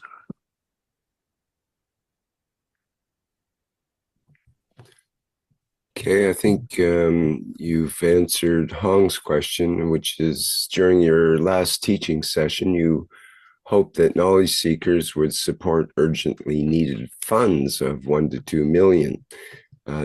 Could you please elaborate on its specific purposes? We have to be very careful, because it's part of the Markray work, not the Keshe Foundation work. We trusted many knowledge seekers when we set up the structures. And as you have to come to understand, your knowledge seekers, many of you work diligently. Many of you do the best you can to help, to support, to set things up. But we've had one or two individuals who have robbed the Keshe Foundation by millions. Within the structure, nothing to do with the money we lost. Okay, is that clear to everyone? A few months ago or last year or the year before, he had mentioned how there was a very large fraud within the Keshe Foundation. I think the people went to a different country and they're being protected by that country, and they moved some of that stolen things into crypto and the rest of this. Now he's talking that it's just been realized that some individuals within the Keshe Foundation, nothing to do with outside, have actually also robbed the Keshe Foundation of millions of dollars, and this is what has created a shortfall. We trusted knowledge seekers with huge funds, and these funds were abused. That's my problem, because we put a lot of trust in these people, and they took us blind. But in a way, it's done. But on the other hand, knowledge seekers who've been there to help, they didn't have the knowledge how to do the structure the correct way. We left it to them to do it. And these are where we've fallen short. They've done the most beautiful jobs they could do, but they didn't have the way, the knowledge to bring it into its position. Now that we come to the position, we see it, and it has to be ratified or corrected very rapidly. The money we need is not to pay anybody, it's to bring back the position of the what we call the whole structure together, that we can go into the next step very rapidly. is this part is not done by deliberate. It's done by not knowing, and it was hidden from us, and suddenly, since the exhibition and the things we've done, is stuck his head out, and I cannot physically to do it. And he needs a lot of help.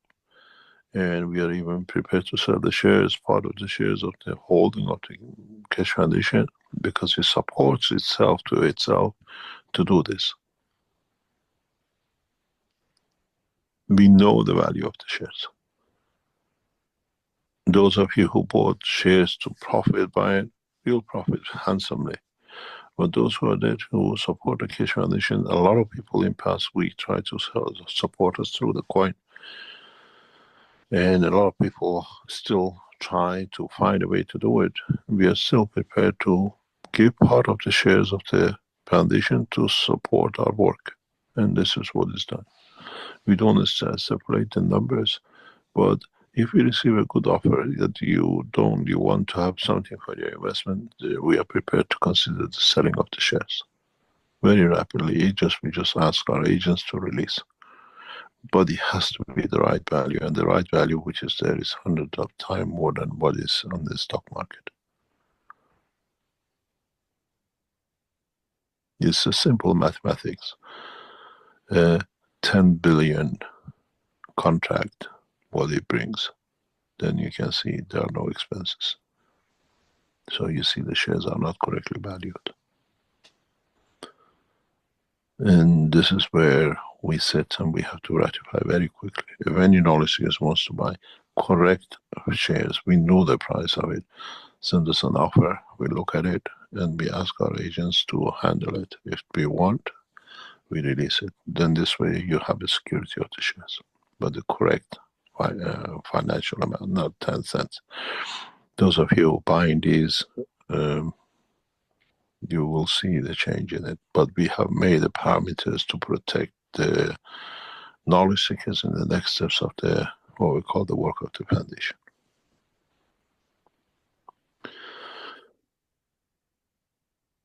Any other question?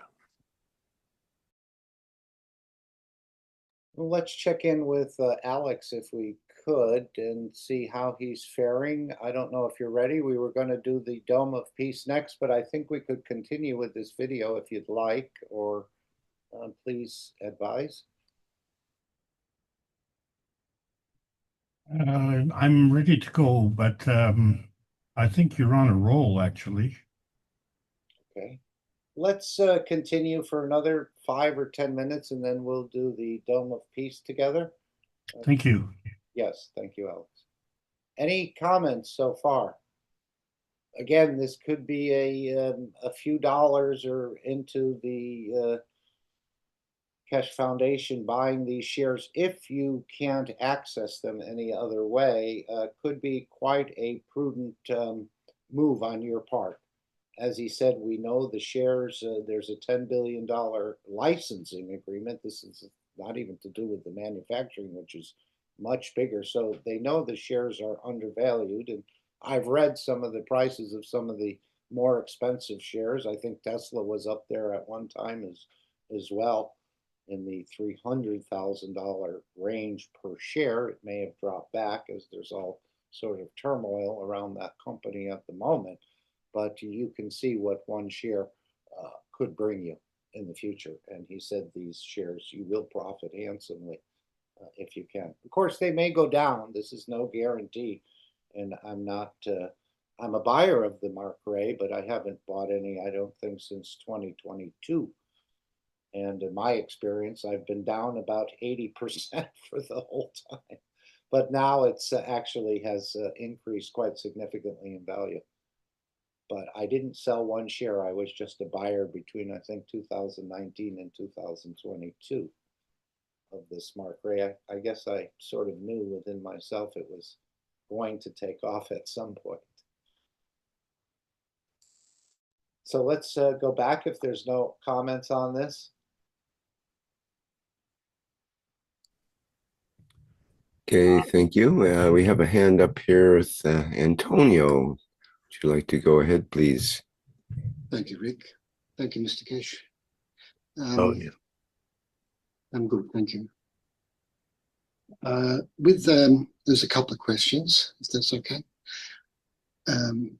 With transmutation, the process I'm still trying to understand. So from the position to position, physicality to energy, and then from energy back to physicality. Is that how it works? Or you can go from physicality to physicality from another position? Or is it? It's a trick. Not a trick, it's understanding. It's absolutely understanding. And this is how, with the headphones, we're trying to get that shortcut of understanding. The problem which we're trying to resolve, hopefully in the next sessions, is to let the knowledge seekers understand when they transmute. At the moment, knowledge seekers, oh, I went there. You have to understand the process. How we create the environment and you go through the process. And how many of you locked out or lock yourself out of this position. You can hold the physicality, but do the rapid balance with the energy side of the time, that the time becomes zero, for example, from London to New York. It's a skill. It's like a driving. You have to learn how to handle the steering wheel. Yeah. And many of you who bought the what do you call it? What I call the lucky bag, the mystery bag. mystery pack, will receive as part of it. You know, these are €500 sessions. We deliberately have put a number of these packages that you join the transmutation system. In a way, this is part of the mystery pack. Some of you will receive this gift that what it costs now, €500 for a session. You join us, and in that session, when you get these gift packs, you receive your gift packs of the sessions by email. The what I call the hard part of it, the physical part of the pieces, will come by post. This is just finalized in past 24 hours, 48 hours. And we saw it as the best way to introduce knowledge seekers who have never been through transmutation to be part of it, to get the feel of it. And some of you will join us in June, and some of you will join us in July. And it's to see how you stand, how you face the process. We have allocated a very large number to knowledge seekers for the July and June session. This was part of the gift, even though you receive other, what do you call it, the pillows and jetpacks and the rest of it. This is part of that process, to introduce you how to, is a gift to how to connect the solar physicality with the physicality. Yeah. Okay. You can stay what do you call in the physical dimension, but not a position. You still hold on to the place, which is your physicality. What do you call it, in your position, which is your physicality, and then you change the parameter of the position, which is by bringing in different field strength to change the place. In a way, you stand on one leg, connecting to the rope of the time, and you switch over the place. Mm-hmm. And this needs training. This needs understanding. Okay. All right. Okay, so it needs training and it needs understanding, it needs practice in the rest of this. And this is what these sessions are accomplishing, and other people are observing what's going on within the Keshe Foundation. I thought I would play this phenomenal video. Again, this is one of the well-kept secrets within most governments that have any sort of technology. And I think a number of countries do, but they may not be using the same system. Maybe the outer shell, like on the TR-3B, is the same as what we see, but perhaps the propulsion system is slightly different. I don't know that for sure, but apparently this is what Iran is releasing to its nationals. And as I said, this is a bigger secret than the creation of the atomic bomb when they were doing all these things. So this UFO file, this sort of free energy in a way, doesn't have to be fueled, is a very big secret in a way that's used and developed in these black budgets or black programs in the background that never come into the foreground for another 20 or 30 or 50 years. So let's see what Iran has shown to its, I think we've all seen this, and I'm not sure if I have the transcription. I did have it, but let's just see if this is, no, this is not the one. I guess I could bring it back again, or we'll just show this. I think it's about 7 or 8 minutes. You can go to the workshop itself, see Mr. Keshe's explanation. We will have a full transcript of it, I think, in the future time. Perhaps I can actually just take a minute. I think it's in the downloads here. I'm just going to see if we can just bring this up. I can kind of read it while I was trying to put it in the chat, but that didn't seem to work out so good. And I don't know how accurate this is, if it needs to be rechecked. It seemed to come from the German team. And a rapid weapon in the hands of the IRGC unmatched worldwide. I was thinking at first this was from 2011, this transcript where they captured the Reaper drone intact using the plasmatic technology, but of course it was always denied by Iran until about maybe 18 months or 2 years ago, where they said publicly, apparently again in a news report that didn't really go worldwide, that they had used the technology, the Keshe plasma technology, to capture the drone. So they have in a way fessed up, and now 2 days before the Beijing conference, which again you can see highlights of that in the Keshe Cosmic Ray channel on YouTube. This is what was released by the government 2 days before the Beijing conference. And part of it is very clear what it is and where it comes from. Have you received it? Yes, I'm just getting it lined up here. I'll read this as we look at the video. Greeting, dear viewers. Welcome to another analytical report from the Siyasat-e-Ruz Daily Politics channel. Subscribe to our channel for the latest updates on military developments in Iran and the region.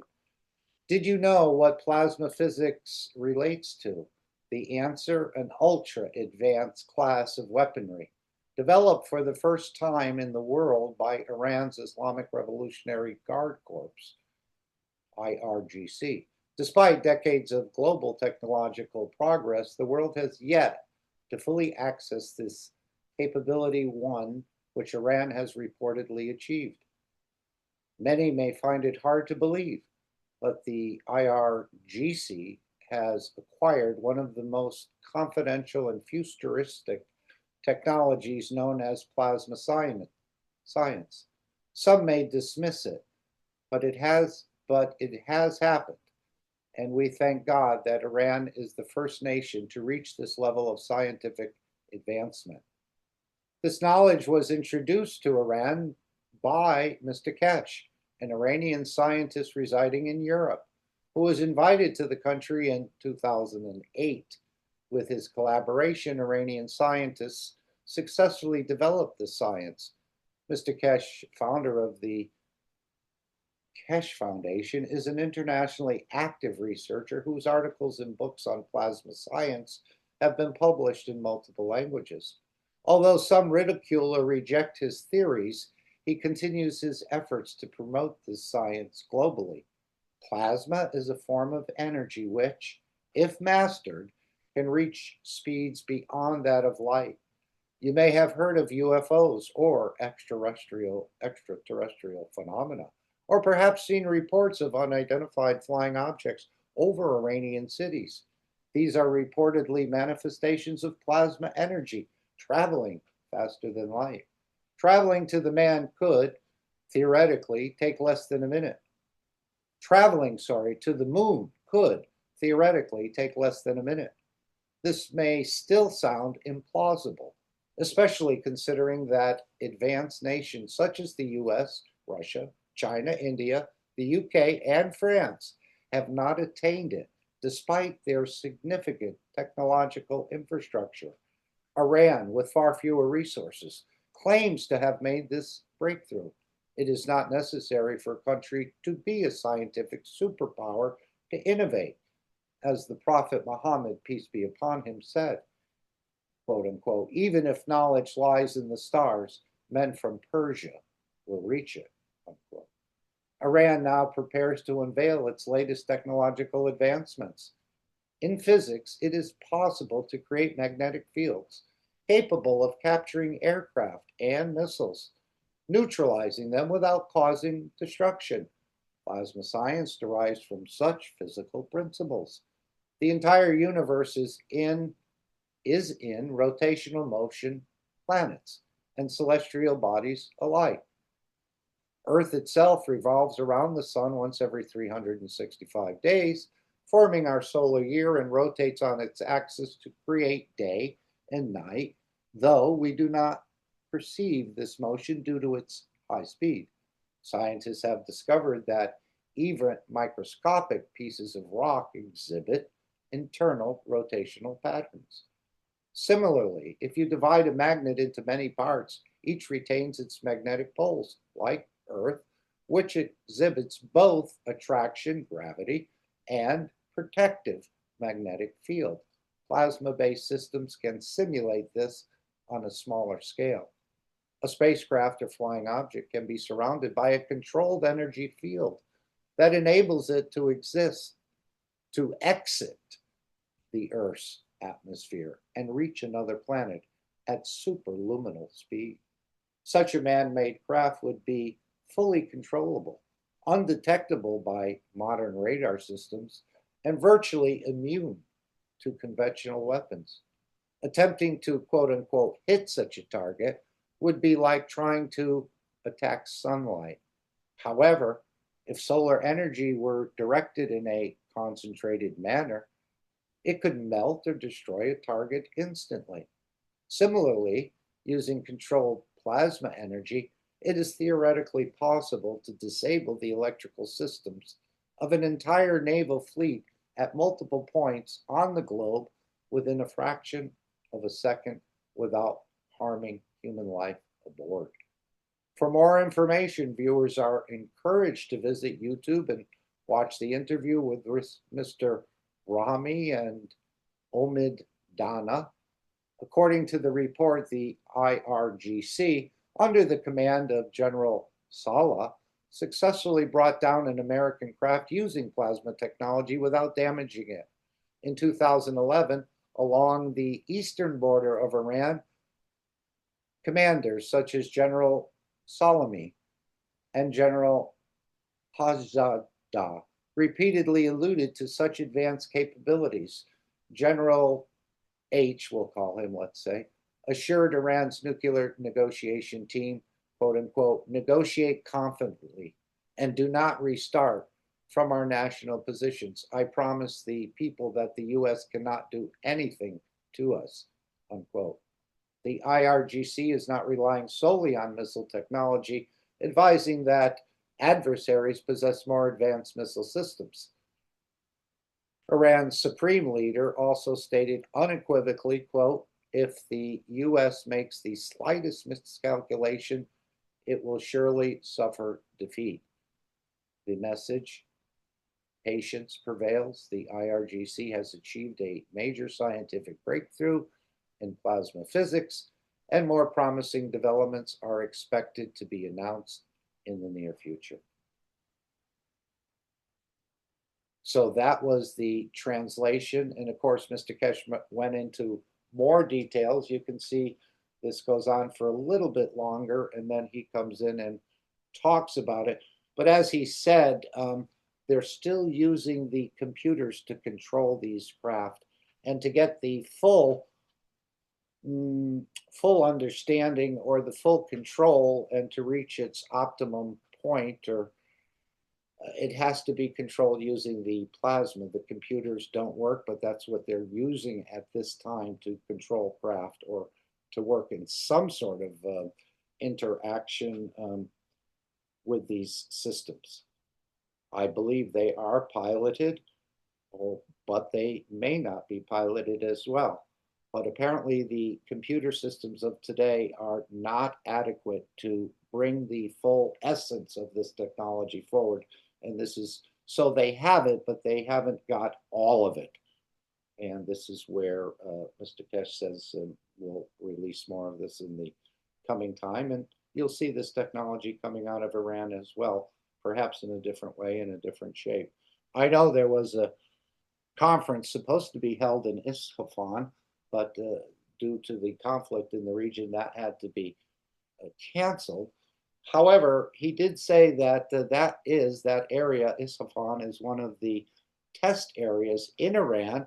And at one point in time, a Japanese tourist just happened to accidentally snap a picture of one of their tests and put it up on the internet. But it was summarily, quite rapidly taken off the internet. But now this is proof positive in a way where the government is saying, and of course, Mr. Keshe has always said that Iran used his technology to capture that drone, the most advanced drone pretty much we had at the time. And they used the Keshe technology. And of course, they admitted to that briefly in the last couple of years, I think. And now with this, just 2 days before the Beijing conference, I think Iran wanted to know the world that they are quite advanced in this. But as Mr. Keshe said, this was an agreement, not with the government, but with the nation of Iran, or with the nationals. As he said, they signed with the parliament on behalf of the nationals that this would only be used as a defense or a peaceful technology. And I think they kept to their word, as Mr. Keshe said. So you can look at this backward and forward and find out more. And as we saw from one of the Brazilian team members, where they've seen these things, we've seen them, those triangle sort of craft over New York, many different places in Europe and so on and so forth. So perhaps they let the shielding down, and it's very easy to say, this is not our craft. This is a UFO from another dimension or another civilization. And they are here, as we know. They've been interacting with this planet for a long time. And but now we know that a number of governments have this. And so it's actually one of the biggest secrets in the UFO has been opened up in a way by Iran, showing this. And of course, a lot of people could say this is just AI or fabricated. But of course, Mr. Keshe was showing, and he'll explain more if you look at this video.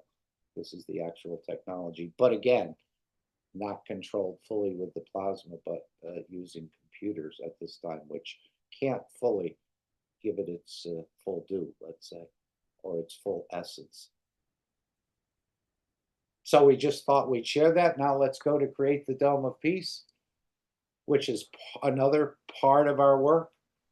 And as we've heard, releasing of GAN's waters, Mr. Keshe, I think, mentioned in the 590 or 591, where one lady in China explained it as she dumped a bucket of GANs in rivers and oceans and streams and lakes and the rest of these things. It was about nourishing the structure, about elevating the structure, and that's what the spreading of the GAN's waters do. He said we need to change the DNA of the man. We know DNA is connected to physicality, and this process of releasing GANs waters collectively once a week or twice a week collectively, but you can do it at any time. This is elevating the physicality of the man. And he also said, this is something for your physicality to do. So I think this is part of the elevation of the DNA of the man, because he said it's the DNA is connected to the physicality, but it's probably working on the energy dimension as well. But we know the GANs is a type of matter state. We're not really releasing the GANs, we're releasing the water of the GANs, which is the water that's, let's say, above the GANs itself. Although you can, as he said at one point in time, take a little bit of CO2 and a little bit of zinc and sort of mix it in there, the GANs waters. I like to use it in my window washer on the car. So whenever I'm out, if I need to clean the windows or I just want to release some plasma water, it's as easy as pressing a button. So this is the first step in creating this dome of peace, is the release of the GANs water. And of course, Mr. Keshe jokingly in the past has said this is a way you take over a planet in a way. As we know, the GANs has its own intelligence, its own characteristics. It knows where to go, the plasma water, and it knows what to do, and that's to bring a balance into a situation. So let's hear about this first step of the dome of peace. And if I could, I'll just show the Brazilians have made a couple of nice backgrounds for this dome of peace. And this is every Sunday at 12 and or 6 p.m. Central European Summertime or Central European Time. You can join together and releasing the GANs waters. And of course, we put our intentions in there as well to create peace and balance and kindness and giving. And this is part of the elevation or the enlightenment of the soul of the man and the physicality of the man. Of course, you could also join the Brazilians on daily intentions. This is actually a formal meeting on the Telegram or YouTube or Zoom, as I understand it. I join periodically in these sessions. And so it just, this is something for the physicality to do. This is something for the energy dimension in a way, these daily intentions. To start working with this mystery of the matter state of the entity that we're opening up to its energies. But again, we've used every word to deny that we have this sort of energy dimension to us. And of course, the ancestors, in a way, have reinforced that through the RNA because we have such a connection. But this is all being opened up. So feel free to join whatever way you'd like on these different meetings, and it'll open up. It's a beautiful meeting. English is spoken, Portuguese is spoken, so you'll be well liked in a way, or well embraced just by being there and being present and adding your energies or your thoughts or your words. They do have time for discussion as well, or questions in this whole process. So let's just bring that down now. So let's go back to our presentation, and we will just play this. And thank you, Stefania. I don't know if anyone wants to read this demo piece. Anyone want to offer? With a nice voice. For you. Okay. This is what came in and what is now become a pattern. This is from a guy, I don't know him, but he says, please remember this Sunday and every Sunday from now on, till we raise the soul of this planet to a peaceful planet.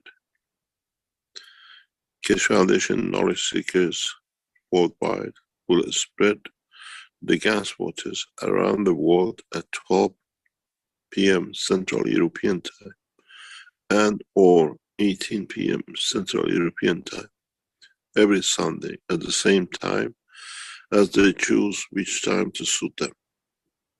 Thank you for participating in this greatest movement by the soul of the man to bring about the peace on this planet as the permanent feature of the life of this planet.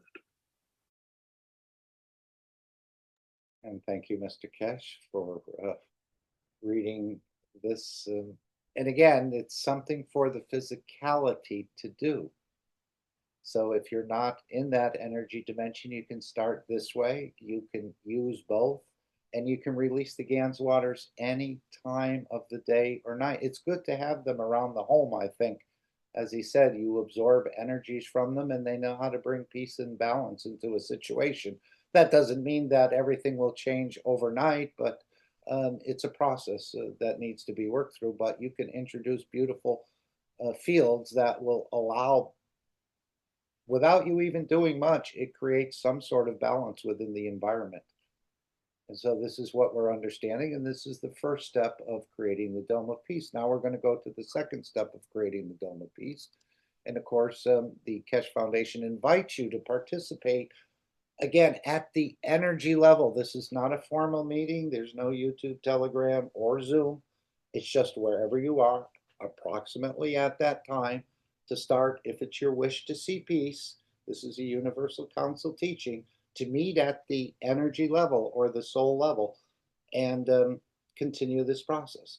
As we know, it's not a day job. Chinese have been releasing the Gans waters in the rivers for probably close to a decade. I'm not even sure how long, but they've been doing it quite, again, following through and continuing until we reach that permanent, peaceful planet. And that's not the end all, that's just the next step to get to the next step, which is the more involvement or interaction, I think, with the universal community. Okay, so let's just play this. We want to thank Shweta. Make sure we're on this one. Yes. Bring up the volume.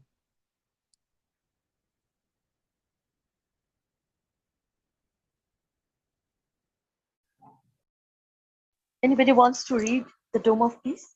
I mean, Beautiful Souls. Here. Okay. I'll read this beautiful presentation of Dome of Peace. And the Dome of Peace is already here. All the knowledge seekers, truth seekers, lovers of humanity has built it in a way, spreading the Gans, loving each other as shareholders.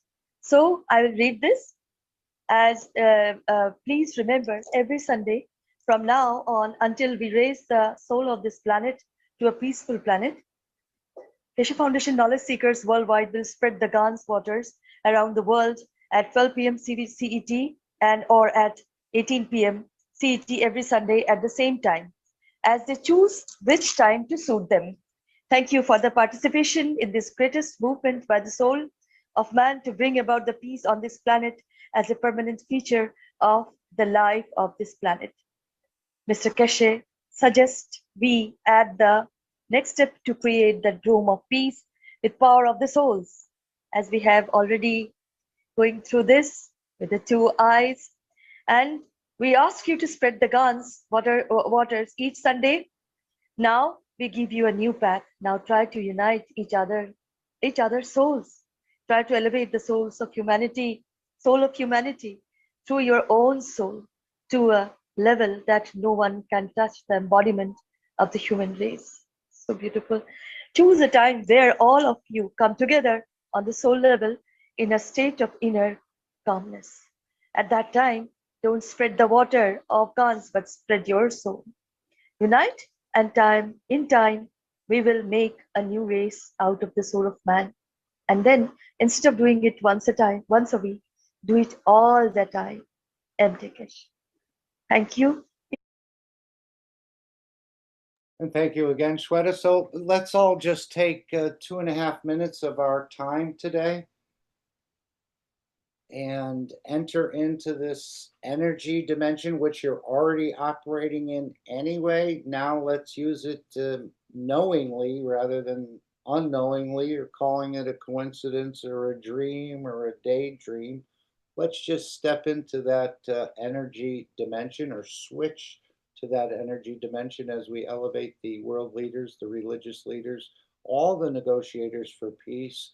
The Keshe Foundation's exhibitions continue to be successful, and enlightening, and add whatever you want. Remember, we're giving to souls, we're not taking away, and this is the process. We're not trying to change them, we're trying to elevate them through our emotions.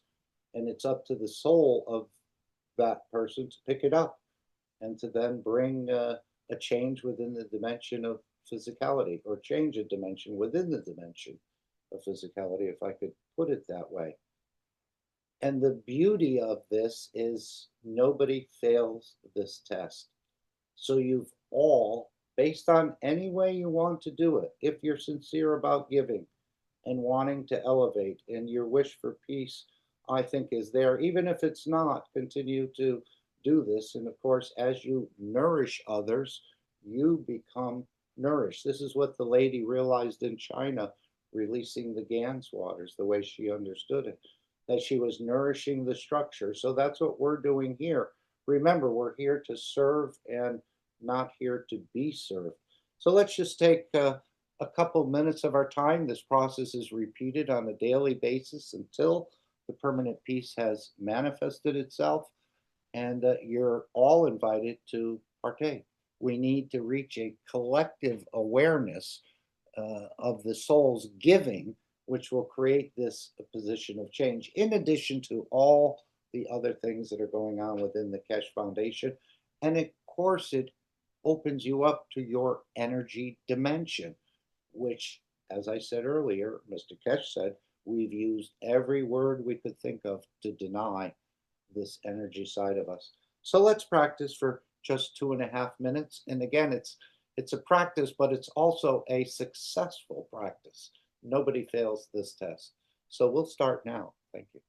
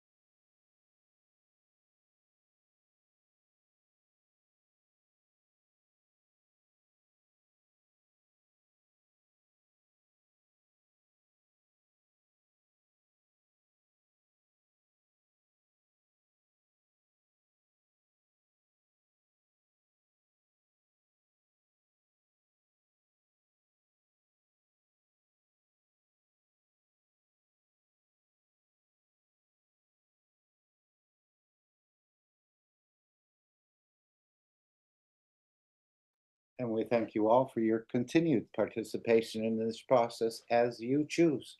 Remember, the physicality is not so much involved in the second step.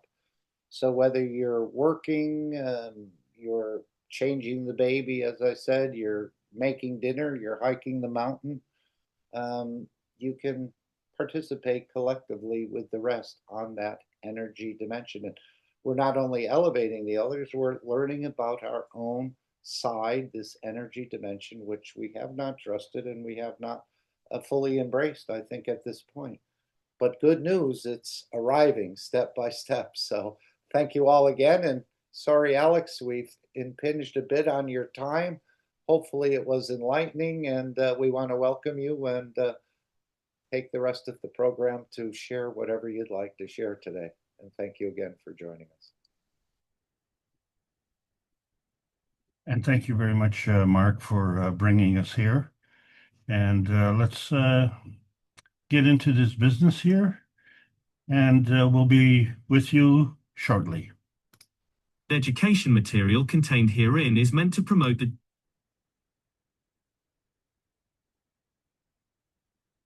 Disclaimer: the information and education material contained herein is meant to promote the general understanding and dialogue of GAN's processing. Such information is not meant or intended to serve as a substitute for a healthcare professional's clinical training, experience, or judgment. For patients and individuals, such information is not to be a substitute for professional medical, therapeutic, or healthcare advice or counseling. For medical issues or concerns, including decisions about medications and other treatments, readers, viewers, listeners should always consult their physician or, in serious cases, seek immediate assistance from emergency personnel. Prescription information, procedures, and use of medical devices information should be undertaken only by properly trained and certified medical personnel. We specifically disclaim any warranties, express or implied, including implied warranties of merchantability or fitness for a particular purpose. Such information is provided, as is, and is believed to be accurate at the time of its publishing, but it is the viewer's job to evaluate the accuracy of any information found in this presentation. Every case presented is of their own experience, applied by themselves for themselves, and it applies to their case only. Every person experiencing health problems should seek professional medical advice and consult their course of treatment with a doctor. The processes of plasma balancing described herein are a natural process which supports the body but does not replace medical advice or therapies one is already subject to.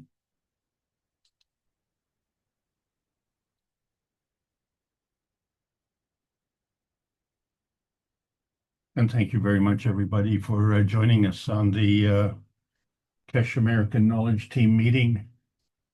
And here we are, another beautiful Sunday afternoon to discuss some very important changes that are going on in our lives. It's uncharted territory, isn't it? And this is what we're trying to navigate. So I want to thank you all for participating today, because, you know, we are the cleanup crew. Every Thursday, Rick Crammond does his Knowledge Seekers workshops, and then Friday, the Brazilian team puts their presentation. And then here we are trying to sort it all out with our North American intelligence. So as we go forward, we try and navigate.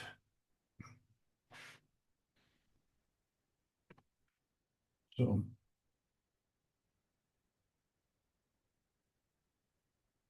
and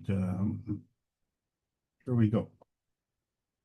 This is the Keshe Foundation Spaceship Institute Teachings on Plasma Science.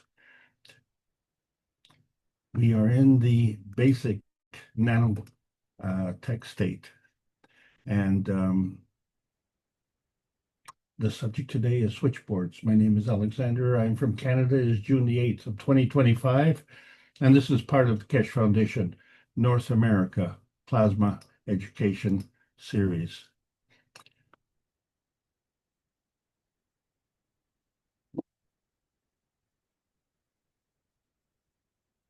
Here we are trying to bring together all the knowledge in a condensed form so that the new knowledge seekers can unravel it. As you can see, we've been doing this an awfully long time. And today we're going to be discussing switchboards. This is part of the nanotech stage, which is an evolution of our understanding of the knowledge. And we try and present it in such a way that it's a little bit more concise. also to offer different opportunities for mature knowledge seekers to be able to present, and also for the new knowledge seekers to have a different point of view. What's most important is that we don't leave anybody behind in this whole process. So what we're going to be working at is trying to give different points of view, different ideas, and you need to be comfortable. You need to be comfortable in understanding the science in your way, to be able to present the science in your way, and also to take into account who your audience is. So we are trying to advance the science at the same time and keep a connection to the beginner stage. Literally, we're all beginners. So this is all part of the Keshe technology as presented by Marin Tevakoli Keshe in book number 1, The Universal Order of Creation of Matter. And then we see how the matter, antimatter, and dark matter comes together. And it's coming together as a creation of matter. So what we see is a product. And it's connected to, as we see in book number 2, the structure of the light. And so in coming together as a product, it's coming from somewhere as a product. Same type of combination. And where is that coming from? And this is a good question. We try and answer that in book number 3, The Origin of the Universe. And often we were kind of confused. Should that be book number 1? Well, it's still hard to tell, because what we have is the splitting up of the one universe into 2 sub-universes. So we have the sister universe and our man's universe, and we can see that our universe is a lot smaller. And also our universe is something that we ignore because we only want that little small portion of that universe, that little tiny pie in the sky, which we call Earth space. And that Earth space is our planet. It's a one planet. And as such, we're one nation, the human race. And as such, we only have one race for justice and world peace. So if you only have the one race and you only have the one nation and you only have the one planet, then you only have the one winner. In our society, when there are winners, there are also losers. But in the race for life, there are no losers. There are only members of the Universal Council. And so coming together with Rick Crammond bringing 381 weeks in a row, this one planet, one nation, one race for justice and world peace is going to have greater significance because we're only seeing it from one point of view. And a lot of people are trying to sort it out because there's something else that's going on in the background which we can't see. And that's what we want to discuss, because today's subject is switchboards. So we understand switchboards as things it's a board that you plug things into. So we have these male connectors and these female plugs. And then the question becomes, which connector goes to which plug? And is that the only connector? Does it stay there, or can it move around? And then we really have to ask the question, is who is making the decision which connector goes to which plug? And then how do you decide what you're connecting? And then how do you actually do that? Because what is not shown in this picture is the switchboard operator. And for many of us who were a little bit older, we remember the switchboard operator. And when we used to place long distance phone calls, we would actually have to engage the operator and literally ask them to do the connection. And they would do this connection through a massive switchboard. And that's what they did all day long. Plug it in and unplug it and move it around. And so this becomes part of the switchboard. So in the plasma science, we have a different kind of switchboard where it's giving the higher strength is feeding the weaker strength. And what is switched around here is that in our society, the higher strength eats the weaker strength. And so we have to switch that around. In other words, the point of view of it being a point of conflict when two fields come together is actually a binding zone.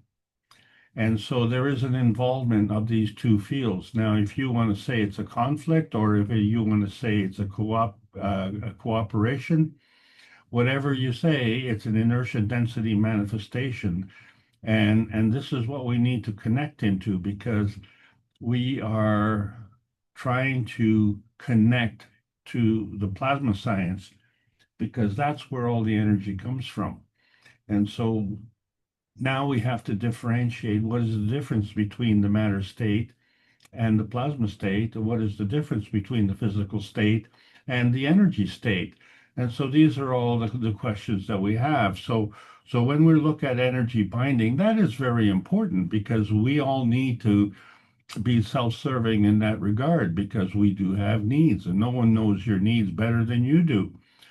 But when we have some people who are deciding that you don't need as much as you think you do, or we have needs and our needs are more important than your needs, so that self-serving energy binding is at the expense of others. And so that's how they're plugged in. And it's unfortunate, because that's not how we were plugged in to get here. And so there has to be a switch, if you will, where we cut the one switch where we do the self-serving at the expense of others and plug into the universe, which is unconditional energy provision. And so this sheds a lot of light on one of the most important of the 10 commandments, which is not even in the 10 commandments, but it's the 11th commandment: thou shalt not lie. And the reason this is obviously important is because in our physicality, we have the opportunity to lie and not actually take into account the consequences of that lie. And we, in fact, downplay that lie, and then, in fact, we lie to ourselves that we didn't lie. And the question really comes is, why do we have these commandments? Not only do we have 10, but now we have a supplement of another 14 commandments for a total of 24 commandments. My dog doesn't have these commandments, but I have to have these commandments. So why is that? And as we've always said, why is not the question, why is the answer? So obviously we need these commandments. Is that your opinion? Do you share that opinion? Or is that opinion just presented to you by someone else? And then you have to assume that that is the correct opinion. What about the carrots? Do they have commandments? Or spinach? Or stones? Do the stones have commandments? Maybe thou shalt not throw stones when you live in a glass house. I'm really not sure about all of this, except that what we're looking for is vitality enhancement. And the reason for that is because we are short. We are down in terms of our fuel. And so we like to connect to a new fuel where we have the emotional vitality enhancement and the physical vitality enhancement. And so we don't just connect with one, but we have to connect with the other, because we find that we have to double up in terms of what we're getting.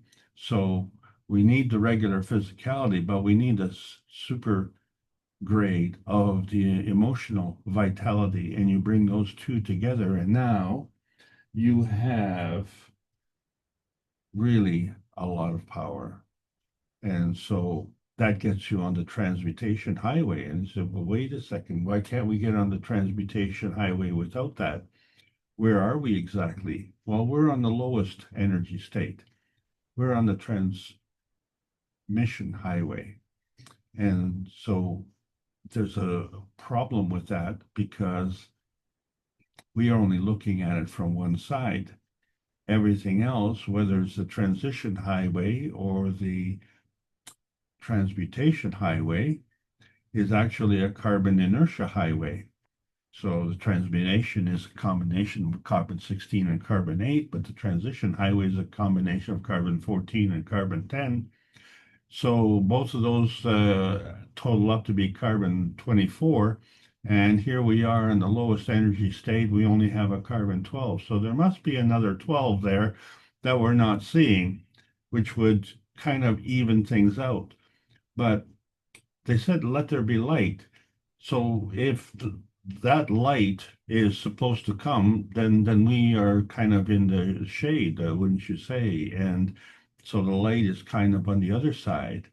And maybe that's the other part that's missing in the carbon inertia highway. So, but we can clearly see that there is an inertia field created with the carbon highway in the physical side. So there is then a connection to the other side. So the question then comes is, how do we switch? And where exactly is this switchboard? And how do we make all of these connections? So what we have to realize is that when we change one, then we can change the other. So our field of reference then becomes quite important. And so this is why when we talked about the cups of life, we had 2 cups. And these were the embodiment of the nanocoding process of the monatomic science. So we found that we had our energy that was emanating from our core space, that was part of our inner space, and manifest in the emotional strength, which really encompassed both the emotional and the physical strength. And so we know that you can be very physically motivated, but if you're not emotionally motivated, you're not going to move very fast. So we extended that to the production of GANs, and we found that we had this GANs radiance manifestation where not only were we able to enhance the emotional and the physical, but we had other GANSes like carbon dioxide and calcium, copper, and zinc GANSes. And then, of course, the real mystery had to do with the water GANs and the amino acid GANs. And if we understand and remember that oil and water don't mix, then when we're producing the GANSes, we're talking about differentiating the energy fields. And then, of course, we can extend that and create the gold as well. And we've proven that. So one of the things that we've always proven in our basic philosophy is that we were not talking about the cups of the pandemic, but we were talking about the cups of the soul. And so we see that each cup has a magnetical gravitational relationship and a positioning for the soul. And when the cups come together, which we're talking about the emotional cup, the physical cup, and the cup of the soul, when they come together, they also have a magnetical gravitational relationship and also have a new position of the soul. So it becomes a collective soul. And so that is our representation of the physical manifestation. But when we look at the cup of the universe, it is operating by the same rules. And so we have this hemispheric convergence coming through our left and right brain. And each one has to come together with the copper, which is the physical GANs, and the zinc, which is the emotional GANs, and then, of course, with the carbon gen, which is the connection to the universe. And so we see here where 1 + 1 + 1 brings together the three of the cup of the universe. But, that's just the beginning, because we also have the physical manifestation of our body, which also encapsulates the brain. So we have more than three. And then in addition to that, the Earth itself has its own grand central station of all of these Earth ganses. And they are all there, and each one has a characteristic. They each one show a kind of color. And you can say that they have a specific color or a general color, but we don't have enough adjectives to describe it, because if you were to say white, then we have to take into account that there's a texture, there's a gradient, there's a shading, there's all sorts of other conditions that come in to represent that light. And so is that light pure, or is that light a hybrid? Well, in terms of understanding what is going on, it is a hybrid, because now that we are looking at what the era of beyond Beijing, and this is the era of beyond May the 10th, which was less than a month ago, we can see how we created two plasma fields together, and we were able to create gold. So then the gold becomes an inertia product, and there were two fields created in the plasma range, which contributed to that inertia product. And this is the kind of connection that we have to make. And then the understanding of this particular connection involves a connection to a switchboard, because from our GANS production, we know that there are many ganses. So the gold GANS was only one part of that switchboard. So this becomes our dilemma. How do we navigate through the switchboard? So our basic understanding of the gravitational consideration is the angular density. We call it a falling, and we fall to an increased density. Increased density involves an increased pressure. And so that is representative of an increased gravity. So we find that the angular momentum equals the moment of inertia times the angular velocity. Well, that's fine. So there's an equation, and it's in balance. And yet we question, how come we have fallen angels and we have auras, and where does that come from, and what is that representative of, and how do we measure those mathematically? So if we understand that the science itself involves energy exchange at orders of magnitude, so an order of magnitude is 10 times. So if we go into the mega, that is 10 times to the sixth. And if we go into the micro, that's 10 to the minus sixth. So now we find that it's a two-way street. But if we're discussing the old science, then we're sitting inside the box. If we're going to discuss the plasma science, we have to step out of the box. So we entertain the giga, which is 10 to the ninth, or the nano, which is 10 to the minus ninth. But in our computers today, we are now having hard drives in the terabits, so it's just 10 to the 12th. And we're finding in the nanotech, we're involving the pico, which is 10 to the minus 12th. And so the question then becomes is, how do you decide at which level you're operating? Because each one is an order of magnitude, and so the tera would be at least 12 orders of magnitude, and the pico is also 12 orders of magnitude, but in the other direction. And so what causes it to go in the other direction, and what is the relationship back there? So we've kind of summarized the nanotech and understand that it went actually from the atomic to the monatomic. But then from the monatomic in its singularity, it becomes monomolecular.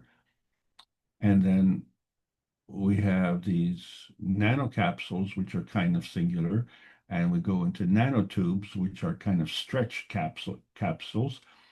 And then, of course, we have these monostars, but a monostar has many points.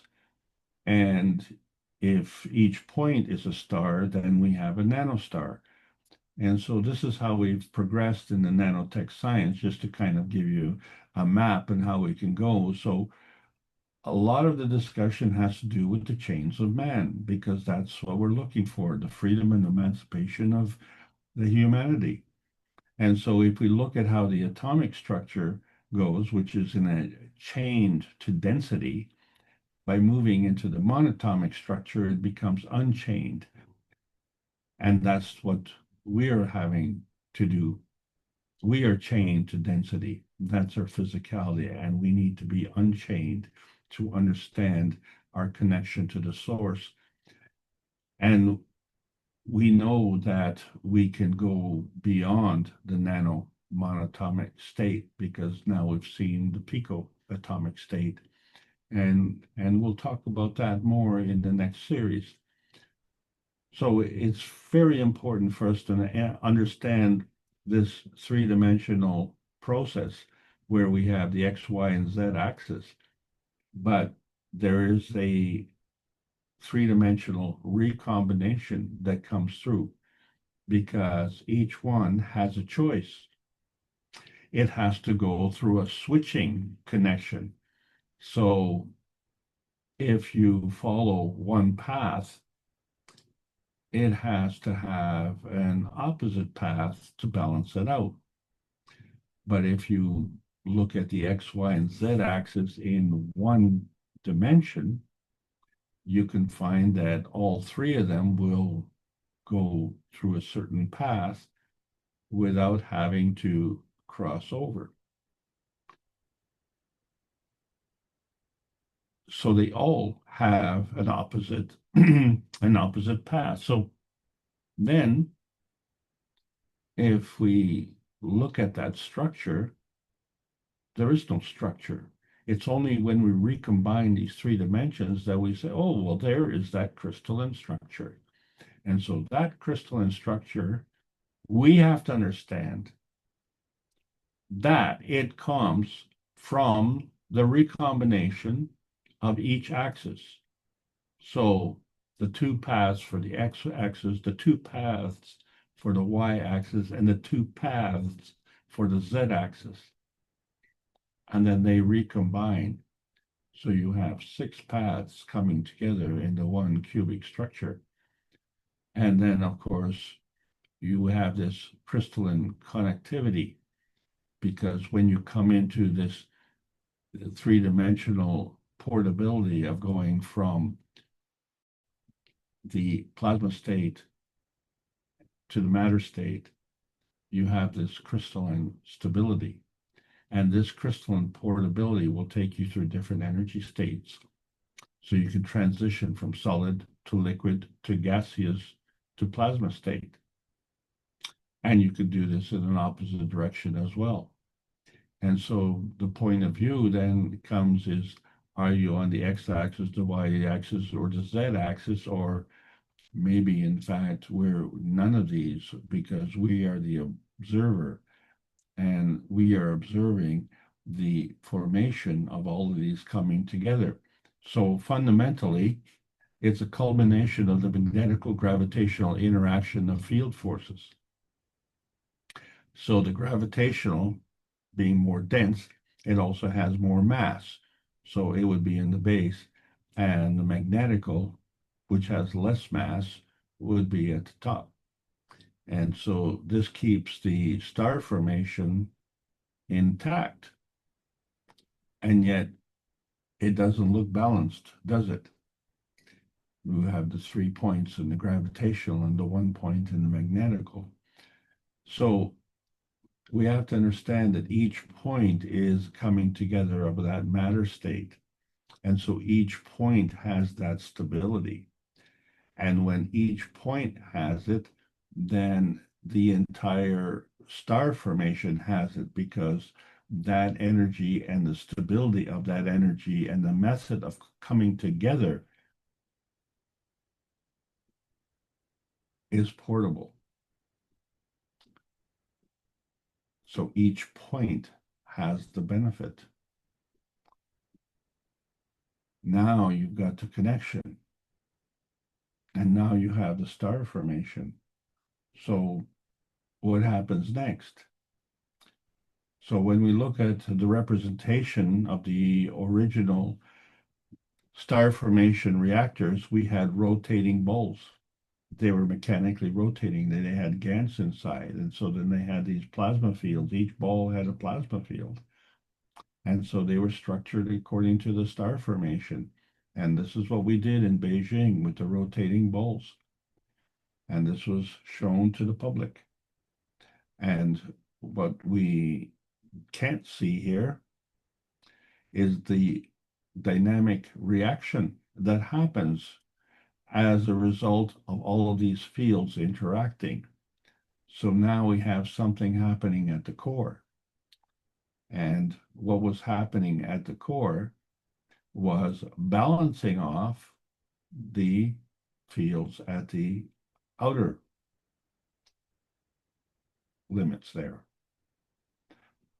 And so we find that the outer points representing the gravitational bringing together of the dense fields is where the gold production was. And when we looked at the one in the center, there was no gold production there. And so there's the difference. One increases the density and one releases the density. So we find that it wasn't just within the reactor, but the fields were emanating beyond the reactors. And so when we look at the structure of these particular star formations, they were kind of flat. The center of the star formation was at the peak, but that peak was on the same level as all the other reactors. So this was a very basic dynamic reactor. And of course, it was shown to the public, and you can see the impact that it has all around. So this is what we're saying. There's a dynamic plasma field that is created in the core, and that field extends beyond its gravitational component inside. So the gravitational component is based on the density, and the density is in the core. And then on the periphery is the magnetical force field. But you can clearly see that there are different peripheral fields, and they overlap. And there are different field strengths, although they're all individually magnetical. So if there are different fields that are magnetical, what you can't see is what's going on in the core. There must be different complementary fields in the core itself. So somehow that energy is connected where you have the magnetical force fields of the plasma state and you have the gravitational force fields of the matter state. And when we talk about the matter state, there is a component of that matter state that is in the plasma state and in the physical state. So we have the GANs, and we have the rotating balls, and we have the motors that drive the fields, the rotating fields. So when we look at the star core component and we say, okay, well, it's established its magnetical gravitational relationship and it has an orientation, but it needs to be balanced off. And we can't see where that is, but it has to be equal and opposite. Well, what do we mean by equal and opposite?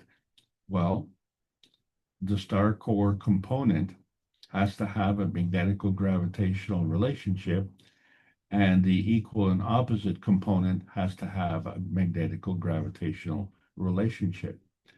And then, of course, if you introduce the star formation as an inertia field, then the inertia field becomes a product. So each star has this convergence and divergence, and each one, when they come together, they have this gravitational stability, which is manifest in the conversion of the inertia fields.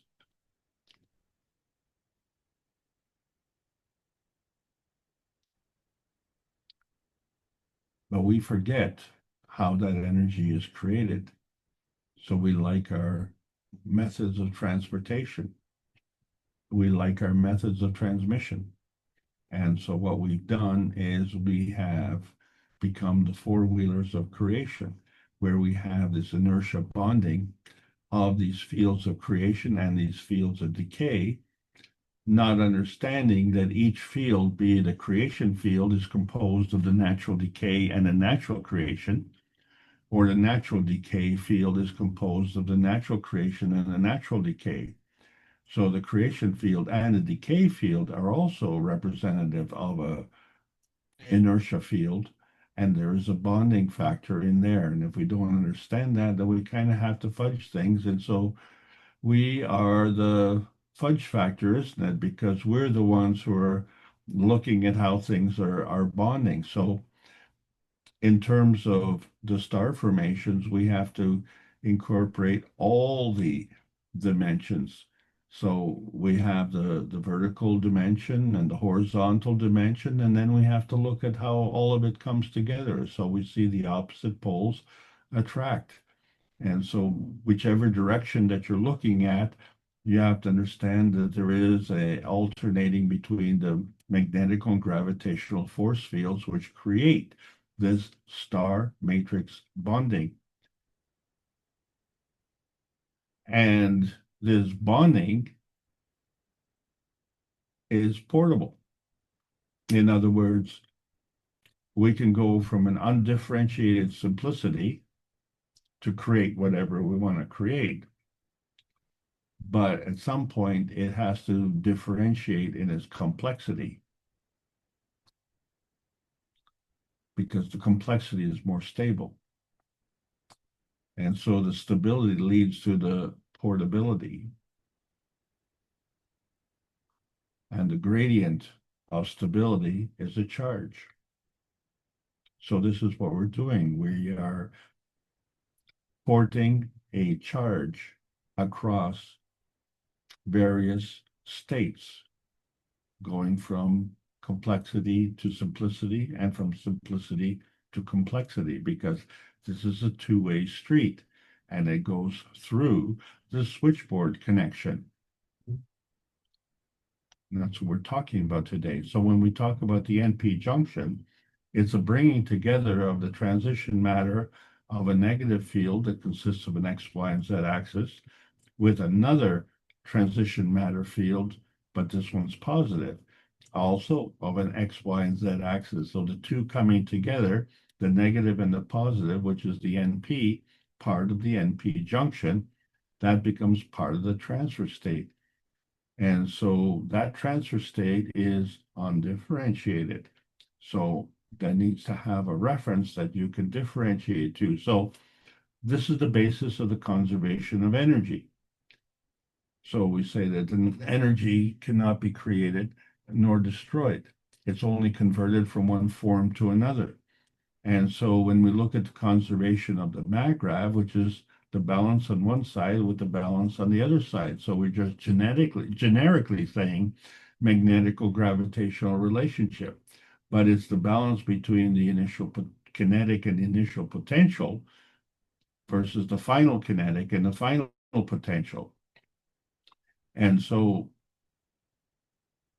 these two sides are equal, and each component maintains its own maggrav condition. So how do we navigate through this? We need some kind of switchboard, don't we?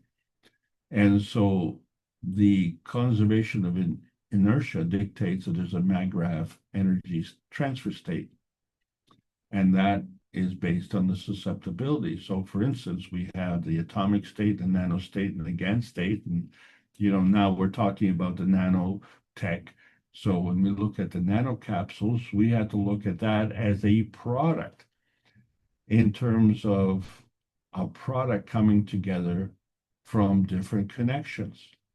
And since it's a two-way street, that connection could come from the atomic state to create the nano, or it could come from the GaN state to create the nano.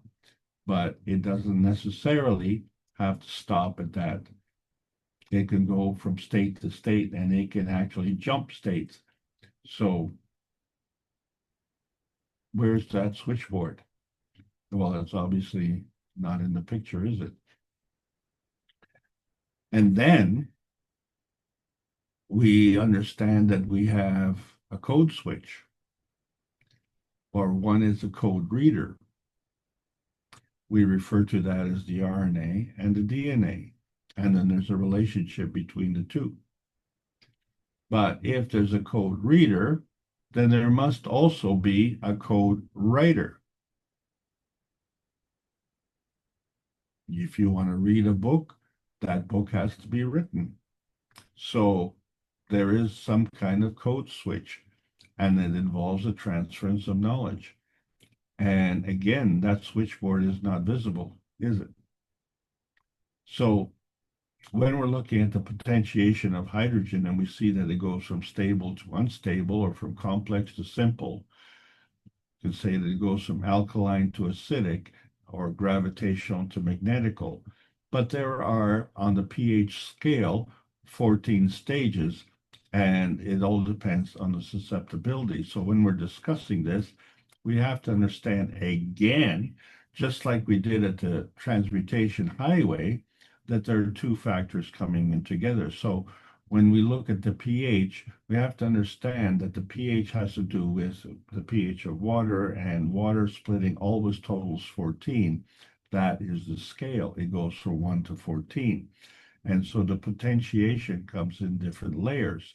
So it can be 4 and 10, that's 14. 5 and 9 is 14. 6 and 8 is 14. But 7 and what?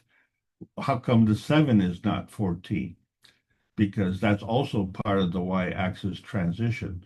So if the water is in fact neutral, we have to understand that the combination of the alkalinity and the acidity, which brings it in a neutral state, so 7 and 7 would therefore be 14.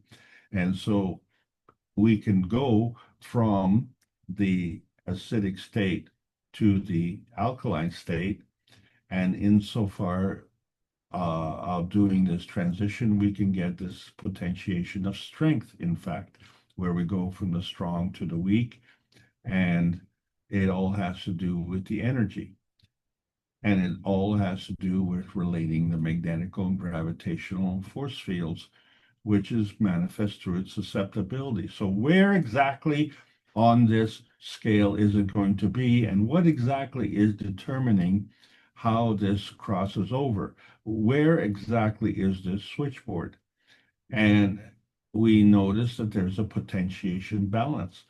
So fundamentally, the alkalinity is alkaline forming, and the acidity is acid forming.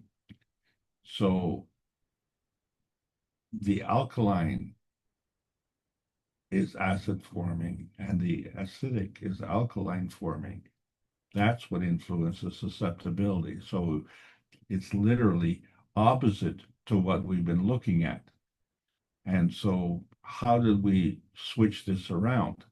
So our potentiation of balance understanding is all switched up. So when we look at the frozen gas ball, we find it is a gravitational core.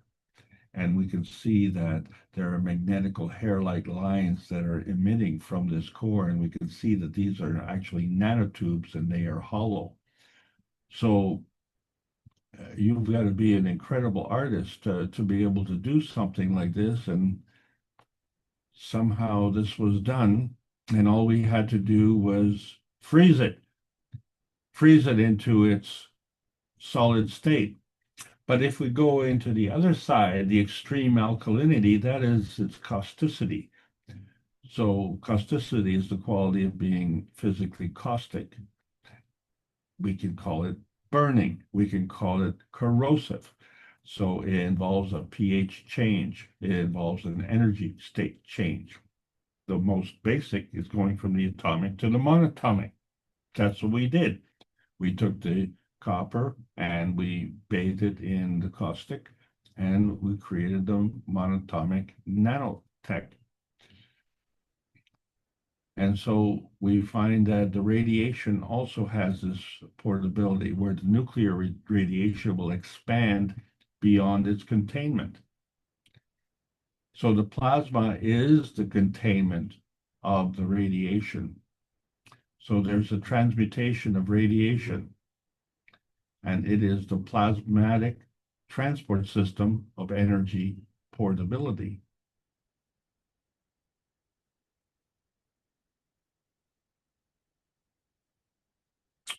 So there you are. You're the life of the party, and you're glowing. And you're spreading this radiant energy to the party. And when you leave, sometimes the party is over. So it's nice to be welcome, because if you are just a radiant flash, that's a temporary feeding. There's nothing enduring. And this is the same thing that happens with the energy in the plasma. In its physical state, in its physical matter state, it becomes a temporary feeding. So once the flash is done, then the feeding is done. But when we look at fire, it could be an extreme state transition as well as the caustic. But in terms of a forest fire, it's a continuous feeding. So the fire keeps going. It isn't just a flash. It is now manifested to a continuous feeding. So changing from ice to liquid is increasing the heat. Changing from atomic to monatomic by caustic is changing by acidic, by alkaline, extreme alkalinity. Changing by fire is an extreme state transition. So all the same, they're changing the condition, which changes the state. And so there is an energy portability, this energy state transition. So we talk about elevation, that's the physical matter state to the energy state. When we talk about the inertia, that's the energy state to the physical matter state. So we see it's a two-way street, and they're opposite. So if we understand this pH causticity transition, then we find that when we go and changing the y-axis density transition, it's due to causticity. And it creates an unstable energy transition state. Okay, so how do we stabilize that? So let's understand that the causticity transition is a balance between the acidic and the alkaline. So 7 was neutral. So if we say that there's a pH of 6, we have to understand that there is an equal and opposite energy somewhere that would be a pH of 8. Now, if we want to make it more alkaline, then if you add an alkaline to an alkaline, that's how you move it. So we could, in fact, say with a pH of 8, move it to 10. But 10 and 6 is 16, which is beyond the pH range. So to balance this off, we need to add an acidic. So you add the acid to the acidic. And now we have a pH of 4 and a pH of 10. Now that's 14. So here we are, we're in balance. So this is how we're maintaining our magnetical gravitational transition zone. So when we're looking at this z-axis stairway to density, we understand that on the acidic side, there is an equal and opposite balance on the alkaline side. But that balance could be exclusively within one area. So we're just going to tilt the scale a little bit so that we understand that the pH causticity is leaning towards the density.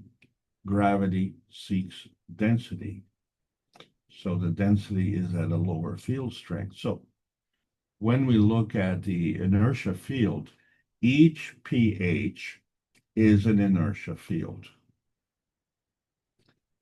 So if you're saying it's 4, that's a magnetical gravitational balanced inertia product. If you're looking at 10, that is a balanced pH inertia product field also. So each point on the scale is a balanced field. Okay, well, that's great.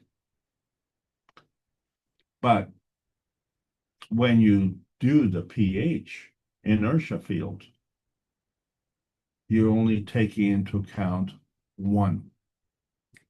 And so let's say we have a pH of 8. Now, if we're going to change the pH of 8,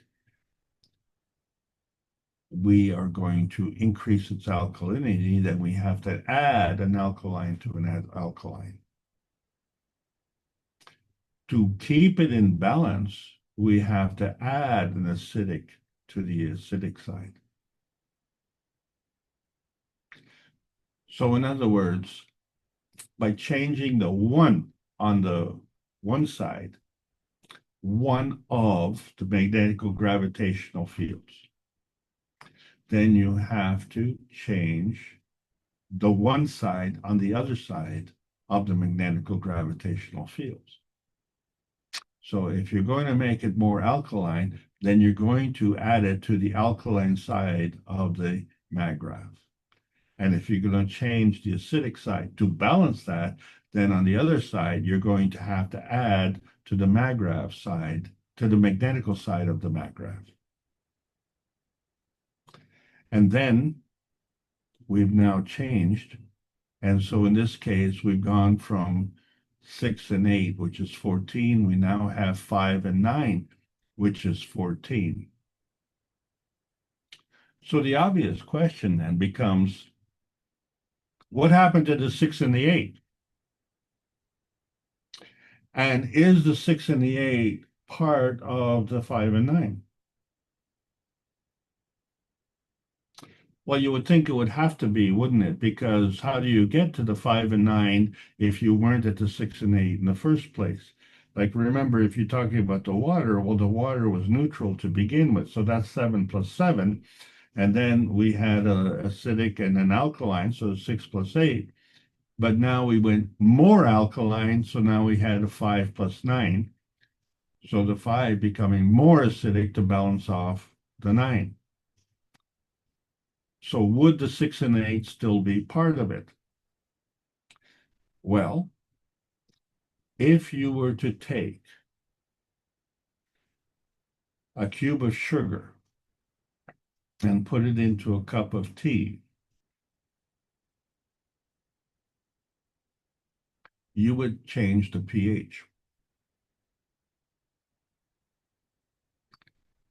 But the sugar would dissolve within the tea.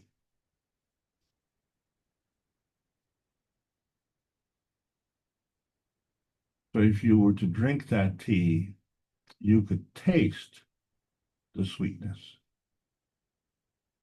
but you can't see the sweetness. And of course, when you look at the tea, which you can't see the sweetness and you can't see the tea, what you see is the tea with the sweetness, but it still looks like tea. So in other words, it is possible to change the pH inertia field without changing the physical structure. But there would be an effect. And this is very important because if we are invoking an energy transfer to change the pH, you cannot grab onto this energy. You can only contain it within an inertia field. So the inertia field becomes a product of the energy containment.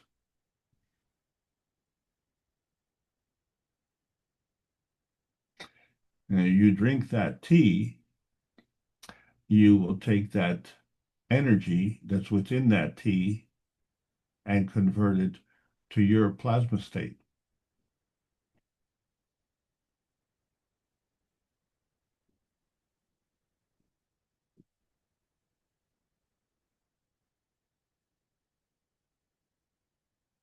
Now, that energy in the physicality will dissipate. Because one of the things about going to a higher alkaline state is you create a higher negative charge. But that negative charge will diminish over time.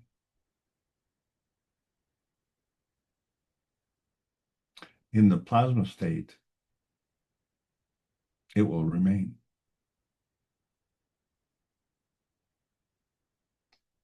So in other words, in the physicality, you will drink that tea, and the energy that is embodied within the sugar, which is dissolved within that tea, and you will drink that, that cup will be empty. But if that energy within that cup was in a plasmatic state, you could pour over that energy into your body, and that energy would remain in the cup. That is the difference, how the cup of life works. That is the difference, how the universe cup works. That is the difference, how the physical cup works. Supportability of the energy and the manifestation of whether or not it's in the plasmatic inertia field state or if it's in the physical inertia field state.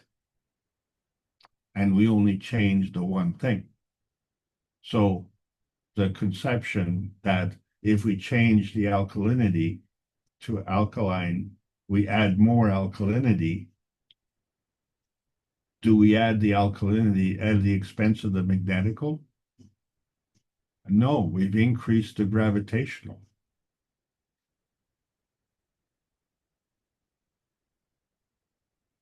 That's what makes it more alkaline. So on the acidic side, we increase the magnetical.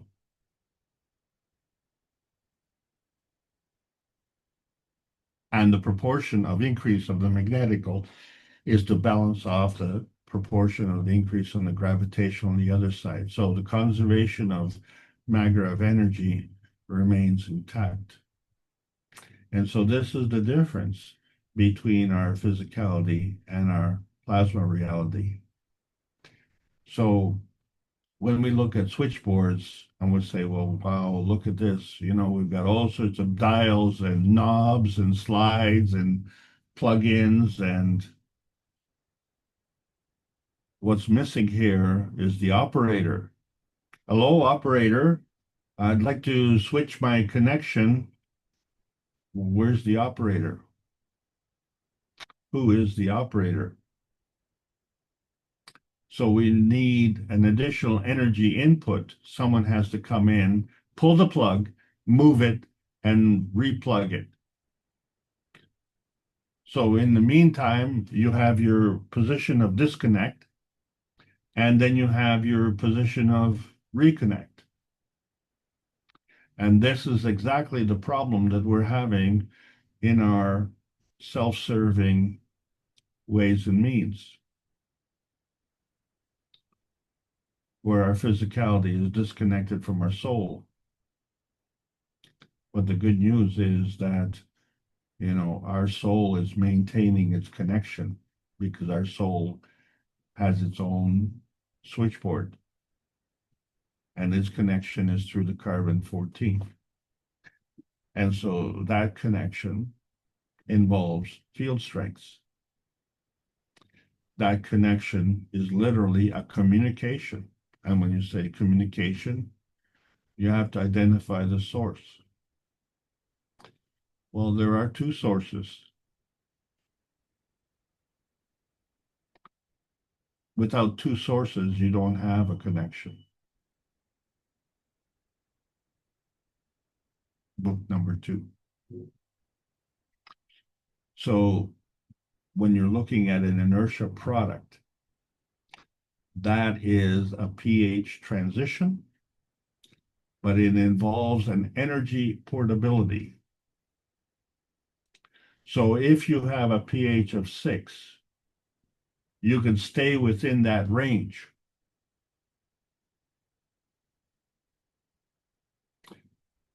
You can be somewhere within that pH.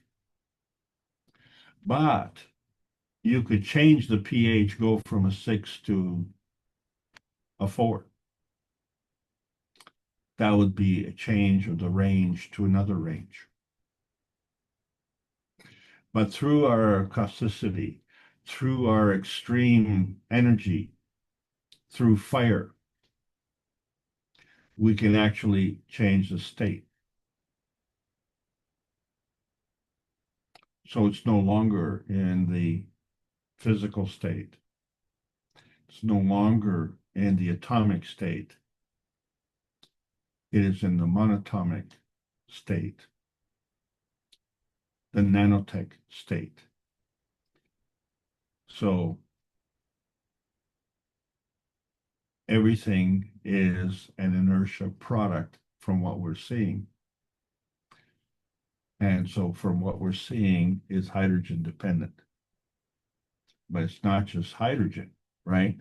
Because the hydrogen molecules have covalent bonds. But that doesn't tell you if the polarity is the same. We could have like poles, or we could have opposite poles. But that difference is not shown. The cause of that difference is not shown. So the sources, are hydrogen. But the connection of the fields is carbon-14, and the connection to the universe is carbon-60. And one step beyond is the unicos, and even beyond that is the creator, and we don't know how many steps is beyond that. And so with this hydrogen density, we have manifest the periodic table of switchboards. That's right, because we have a gravitational and magnetical balance of each and every element on the periodic table of elements, which is representative of the Earth space range details.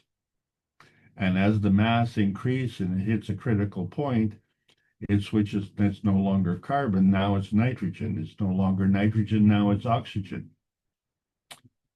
Or it's sodium, or it's potassium, or it's copper, which is representative of the physicality, or the zinc, which is representative of the emotional.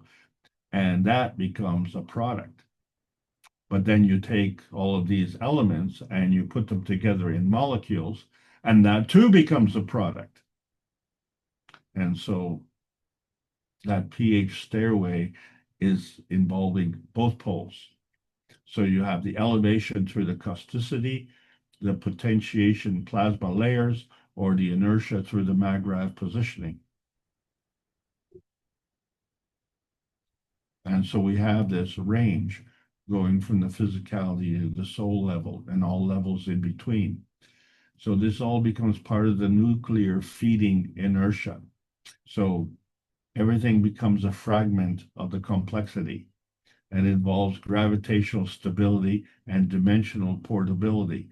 So this is why we only look at one. We only changed the one, and we changed the magnetical gravitational relationship. But when we look at the different dimensions, we have one plus another one, and they're more than three, and we are none of those. So when we're looking at just something like hypochlorous acid, we see the range between the antibacterial and the antiviral, or we see the difference between the DNA elongation or the DNA compaction, or we see the difference between the poor adenosine triphosphate production or the healthy adenosine triphosphate production. And it all involves a relationship between the acidity and the alkalinity. And so you find that if we're talking about either the acidity or the alkalinity, then both have to change in order to change the inertial product field. And so our RNA also is maintaining this portability. So this portability of energy can be patterned, and that portability depends on the gradient. And so we can elevate through causticity or through many layers of potential, and we create this MAGRAV positioning in our physicality. That's how we move. That's how we have the attraction from the gravitational intensity, which is part of our feedback. And then we have the repulsion, which is part of our magnetical outtensity, which is part of the feeding.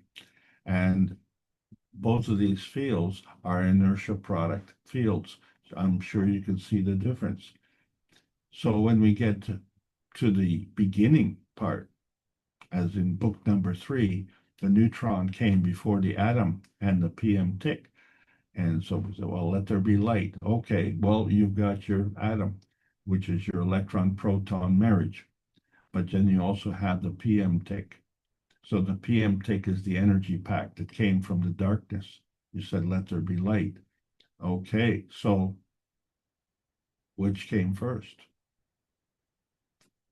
So we look at the PM tick as being the principal matter, being magnetical, and it's coming as an energy pack.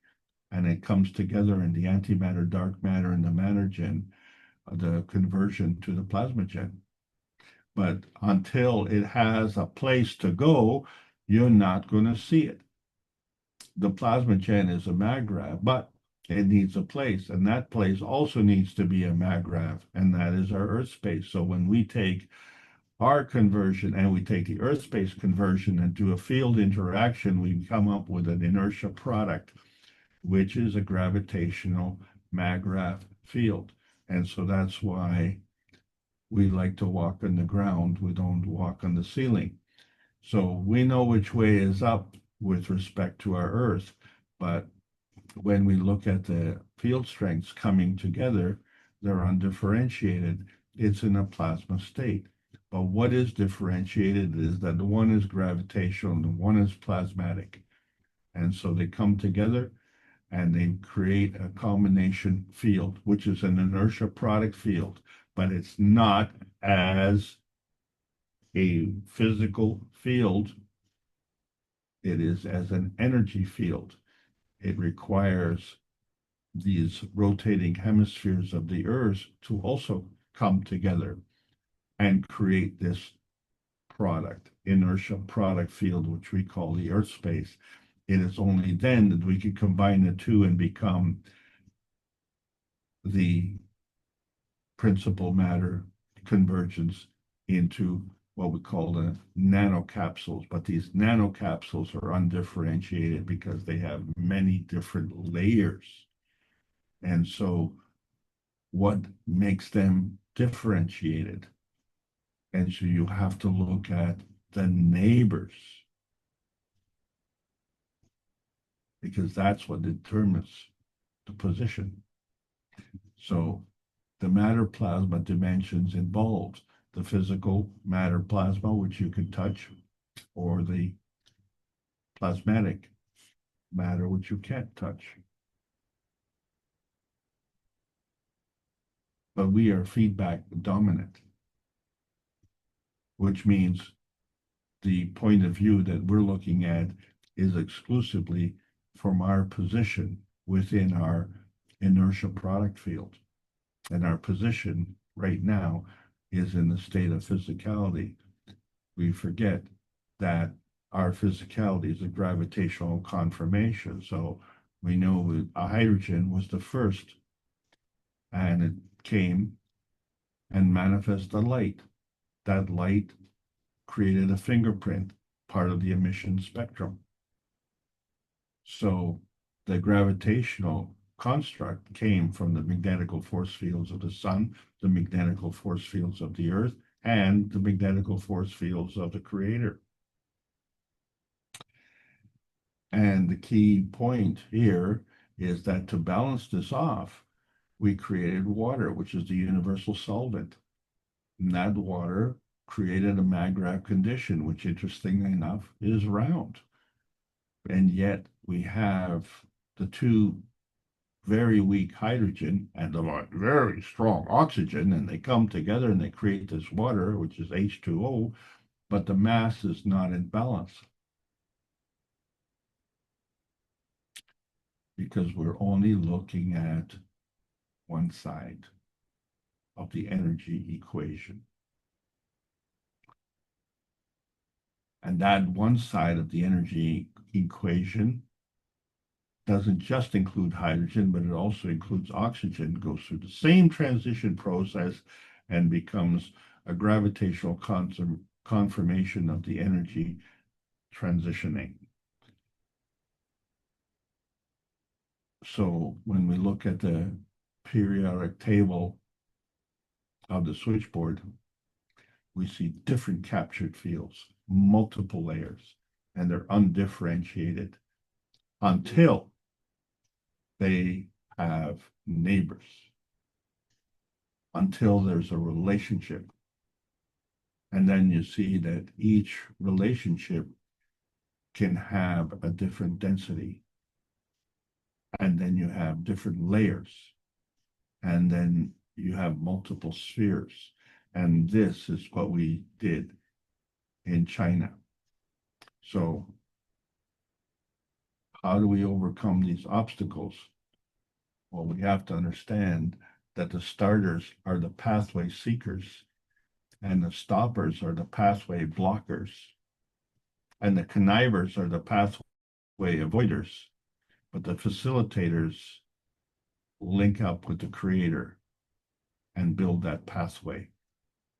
And so when we look at these reactors, we find that they all contribute to the Peace Dome reactor, which is actually at the core and involves a shielding, because that shielding, in order to operate, has to operate in peace. That's why it's a Peace Dome reactor. Otherwise, it'd be called a War Dome reactor. So everything within that Peace Dome becomes peaceful in connection with the universal community. So that Peace Dome becomes our humanity inertia shielding. It shields us from hostiles, from aggression. It shields us from environmental harm and from fear mongering.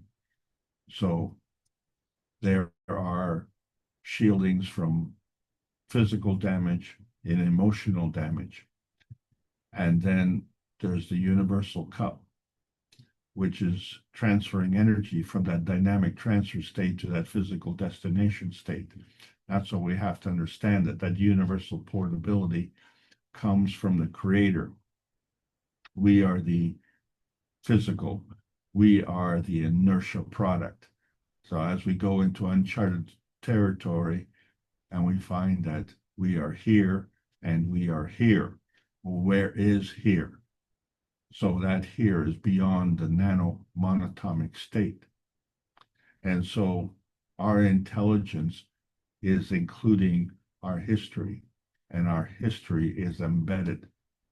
And so the AI in artificial intelligence needs to involve our ancestral intelligence, because right now we are the technology, but we are the inertial product. And so if we want to navigate, we have to tune in. We have to plug into that creator and understand that the switchboard needs to tune in, turn on, and drop out of that resistance so that we can provide that pattern so that we get the energy. That's how we plug in to the switchboard. So the Keshe Plasma research teams have to go from here, not from thousands of years ago, but here we've arrived at a plateau. We are in the post-May 10th, 2025 era. And so the research can go from here so that we can find this practical application of our knowledge, because the practical application will give us the practical goal of achieving peace on earth.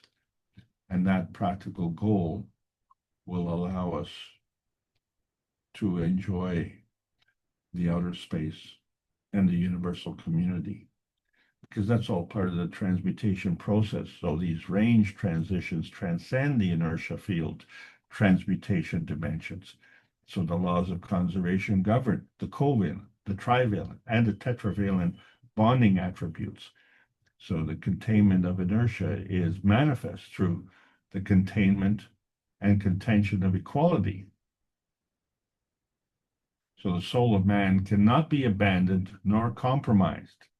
So that becomes the basis. So the color of man is based on the integration with the soul of the man. This is the integrity of man. It's always there. So we have to understand that there's an augmented reality. So this energy is always as a flux and a flow towards, to, into, within, through, out of, and from every charge, every form, all mass, matter, or substance. So we can intensify and extensify what we are. So we are and we need to be connected to the proper switchboard. That connection supports the flux of continuous change, and that connection is the switchboard that we call Hooked on Life. And for 593 weeks in a row through the Knowledge Seekers Workshop, we have been seeking the greater oneness and teaching how we can suddenly transcend the limitations of nuclear science. We're on the verge of a massive technology release, because it's hard to sleep when our beds are burning. We need a scientific rescue, a financial rescue, and a political rescue. And we find that all of those are intertwined into our preservation rescue. But it's not just us. It's on behalf of the universe. So as we traverse the universe, we have an opportunity to train and fly with the captains.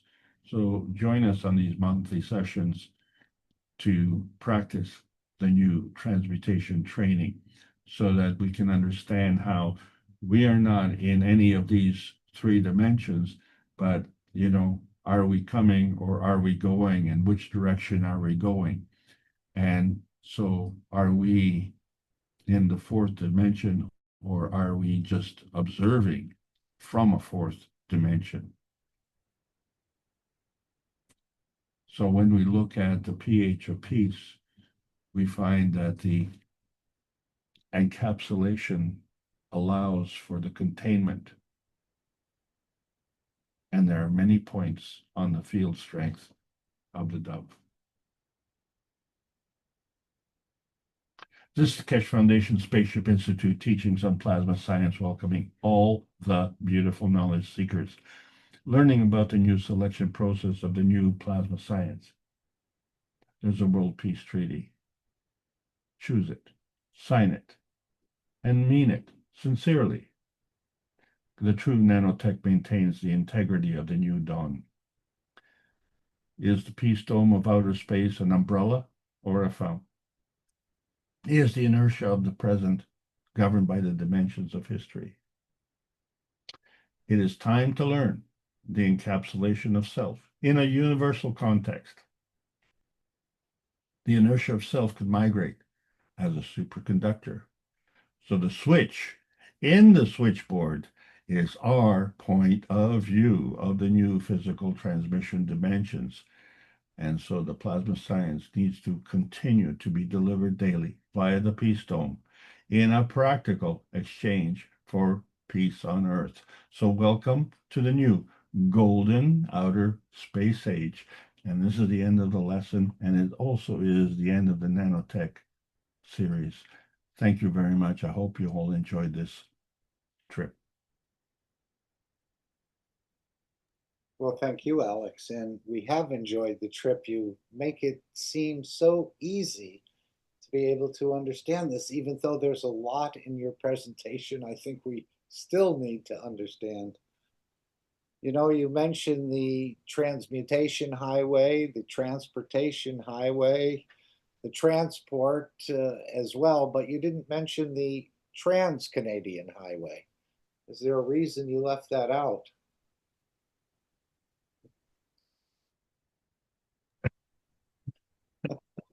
You're trying, I know, to get us out of the matter state and get off the conventional matter state highways. Yes. Well, let's see if the participants have any questions or comments, or maybe they've gotten a more, hopefully, complete understanding and gained an aspect of enlightenment. Again, this process is seemingly slow, but again, we're far more advanced than before we were introduced to this technology, or before our soul brought us in and around the Keshe Foundation. Any of the participants have something they'd like to add or say, make a comment, ask Alex to clarify a certain point?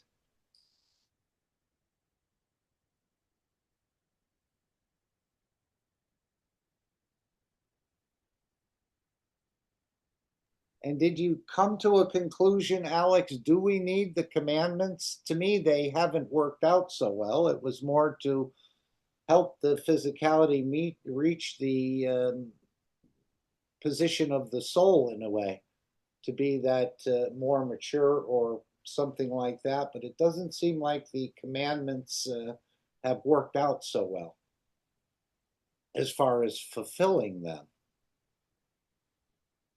Well, I have a problem. When I go to sleep, I don't pay attention to the commandments.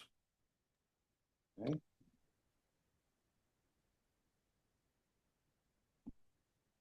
And what about the switch point you were mentioning? That was part of your presentation. I'm thinking the switching point is within the brain of the man. Something, again, he mentioned brain a number of times in this. We've been kind of going through it. We know the secret is within the brain, and the spaceship is within the soul, and they both seem to be, in a way, part of this brain, the solid structure. And again, understanding it as solid is another concept in a way. Certainly, that's a very good question, Mark. The point is that a switchboard is something that we all understand in our physical state, but you know, unless we've worked for the phone company, you know, years ago and manually did all these switchings, or you know, maybe you're in the music industry and you know you're trying to manipulate all of these sounds and everything. You just don't understand what the switching is all about. You know, you just kind of assume it, but you're able to change the inflection in your voice. You're able to change the note if you're singing. And, you know, the question then becomes is how do you switch that? But do you switch with respect to your appreciation of life and how you view it? And so we often say, oh, well, you know, is your cup half full or is it half empty? And so I guess that depends on your point of view. Um, I I often have trouble with that particular analogy, but I had trouble with understanding my own history. And so my own history was based on the preconceived notions that I had at that time. So let's talk about my history as being the difference between being an adult and being a teenager. So if I look back on my life and say, well, when I was a teenager, I had this bad experience. And so that is my historical interpretation. Is that correct? What would happen if I switched that around? What if I said, well, you know, that thing that happened to me that was really, really bad could have been the best thing that ever happened to me? Because then I look at the connection and then I look at what happens after, and then I realize that wasn't so bad. And now all of a sudden, I've switched my viewpoint from a particular moment in history, my history, and my point of view was that it was bad. Now it was good. What has changed? Not the event, not the physicality, but my observation, which means that the event was a physical product inertia field. And I was basing my interpretation of that inertia product field from the feedback that I got from the manifestation of that physicality. But that feedback was based on a inertia feeding. If I change just even one component, I mean, it still was bad. Let's say, oh, you know, I went and I did that and I had a bad experience, but it could have been worse. Doesn't matter what your state is in life. It could always be worse. So it could be bad for you, but you know, you have to have a relationship. Good and bad doesn't exist on its own. There has to be a relationship. Well, who decides? Are you just basing it just on your physical inertia product field? Or is it from your point of view? And if you say, well, you know, if I change my point of view and I say, you know, that wasn't as bad as I think, and in fact, I came upon a similar situation because now I had a memory. And in that similar situation, I switched my approach. And guess what? I received a different result. Isn't that interesting? You switch your approach and you get a different result. How is that possible? Well, it just goes to show you that if you keep doing the same thing and you expect different results, well, that's not going to happen. So you have to change. But you don't just change for the sake of change. There has to be a relationship. So we have to create a welcoming for that change, not a resistance. Because those who have this resistance, who are the energy stoppers, right? They are wasting energy in stopping things, sabotaging, terrorizing, fear-mongering. And that requires a lot more energy. Instead of enlisting the services of the universe that requires less energy. That's a peaceful way to go. And, you know, the best advice is you can always get more with sweetness. So I think we have to understand that sweetness and humbleness, kind of work hand in hand, and fear mongering and arrogance are also working hand in hand. So we have to decide going in what we want to achieve. And so if we want to understand, are we benefiting in terms of our physical inertia product field? That it's just a simple question, and I've asked this many times. At the end of the day, is this world a better place for you having been there than it was in the morning? And then that answer will answer how you are conducting yourself. If the world is a poor place, then you're not doing something well. And that only tells you how things work. And it tells you that you have to change. And then you have to decide if you change. So the switchboard is with respect to how we manifest our reality. That's where the switch is. Our point of view. Thanks, Mark. Back to you. Right. I think we all have switched in a way. It used to be all about me. Now it's about me still, but it's more about the elevating the others, I think. So we've grown in that sort of dimension, and this is where the service comes in, I feel. Anyone else want to raise a point? Thank you, Alex. Claudia does. Well, go right ahead. Hello, Alex. Hello, Mark. Hello. Hello, everyone. Thank you for your teaching, for your understanding. And for me, Mr. Keshe said a phrase in the last teaching. I will read, it's very short, and I will ask my question.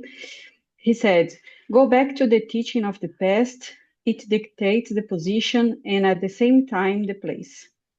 When the place, the time, the possession, and the position reaches more or less zero, which is totality of generosity, of giving, then you are within the time of the Creator. So you showed us the star formations and the magnetic and the gravitational, the emotions between them. But what is for you this more or less zero? It's like magnetical is the same energy of the magnetical, the gravitation the same? That's my question. Thank you.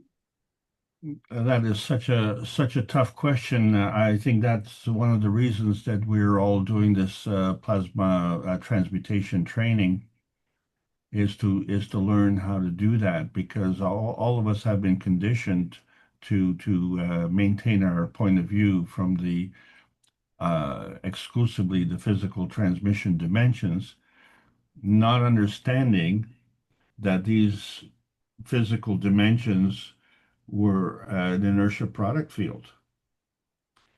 And how we change things in a physical product field, we have hands to pick something and move it. We have feet to move our position. We can open the door of a car and get in and we can drive it. But these are physical adjustments. But each of them is a product field. So we are used to doing physical adjustments, assuming or forgetting that each one is a product field, we didn't have to do anything to achieve that product field. So we have automatically trusted the physical manifestation of that field. So then the question becomes is why can we not trust the transmutation process? And that is But because Alex, you say transmutation, but for me the transmutation is the soul envelop the physical. So the soul becomes more magnetical, for example, evolve. And it's not zero. And for me, it's not, I'm not understanding. well, the soul itself is not magnetical. The soul is gravitational. It's gravitational, yes. It's the energy that the soul emits is magnetical. But so it's giving unconditionally. mm-hmm. So will you or will you not absorb it? That becomes the question. So if you have a resistance, then the energy from the soul will basically just splash off you like water splashes off your skin. But you have to understand that the soul energy emission is still getting absorbed by you. It's just the way you're trusting it. So the zero aspect is basically the trust. The zero is the zero in the physicality, but it's not the zero in the energy. So the physicality is a density, and that density involves a weight. And before that weight becomes manifest, it requires a location. So that's the weight on this planet. So both the body, the soul of the body, and the soul of the physicality of the planet have a mass. And it's when those two come together as a product inertia field, then they manifest a weight, and it's on this planet. So in order to leave this planet, we have to go through the reverse process. So instead of hanging on to that physicality, we have to trust in that process. And, that's become kind of a political mantra today. A lot of people, well, trust the process. Well, the process is flawed. So, it's hard to trust that. But the process of the soul is not flawed. The process of the soul is directly connected to the process of the Creator. So that is what we need to connect to. And that is what we need to trust. So the physical action of saying, I am going to trust my soul now. The soul will, jokingly say, well, welcome to the new world, Christopher Columbus. Okay, we've been here all along, and, now you've discovered America. Congratulations. The soul is you. The soul is your friend, and it operates in zero time. You have a direct connection to the soul. It's when we become manifest into the physicality, because the physicality is an inertia product field, that time itself also becomes an inertia product field. That is the difference. So in time, we grow. In time, we achieve more memory. Memory and growth are synonyms. Memory is the growth of our life.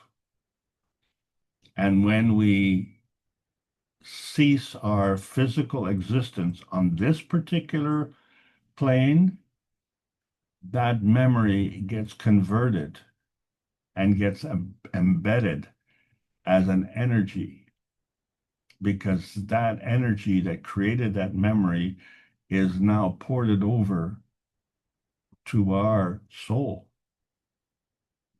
And so our soul now becomes more knowledgeable. And in that process of becoming more knowledgeable, if we understand that that knowledge leads to elevation, and that elevation leads to truthfulness, that you cannot achieve that elevation if you're not truthful, because it's mandatory for you to believe your soul, because your soul is truthful. But if you challenge your soul and you say, well, the soul is lying, really? Well, the soul has created everything in your reality. It just, if you, from your point of view, if you see that, woe is me, my life is a bag of dirt, and, well, that's your point of view. But that is not the intention of your soul. That is not the intention of the Creator. You're just not being truthful to that intention. But there could be another thing that's affecting that. And that could be something that is ingrained within your ancestral memory as part of your RNA, because your RNA is the blueprint of your existence, and it's how you interpret that. So in terms of learning, there is no time. Let's say, for instance, it has taken me a year and a half to learn how to do video editing. A year and a half. And, I learned how to do that last week. And this week, I have edited 2 videos. So it took a year and a half to learn how to do it. But once I learned how to do it, it only took an hour for me to edit a video. So this is the product of the learning. And that learning now becomes part of you. So it becomes another tool to your benefit. And this is what the plasma science is doing. It's introducing the new tools on this planet, because we have been blocked. We have been blocked from receiving this benefit. And we are guilty of participating in the blocking process. And the reason we are doing that is because we don't trust the process. We can't differentiate between the process of our society and the process of the universe. And so one is operating on universal law and one is operating on man-made law. And we've been led to believe that the commandments are universal law. Well, universal law does not have to be transcribed into words.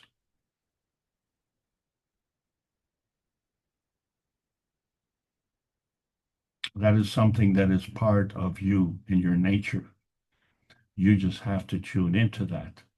Once you establish that trust in the universe, then you can play in that playground.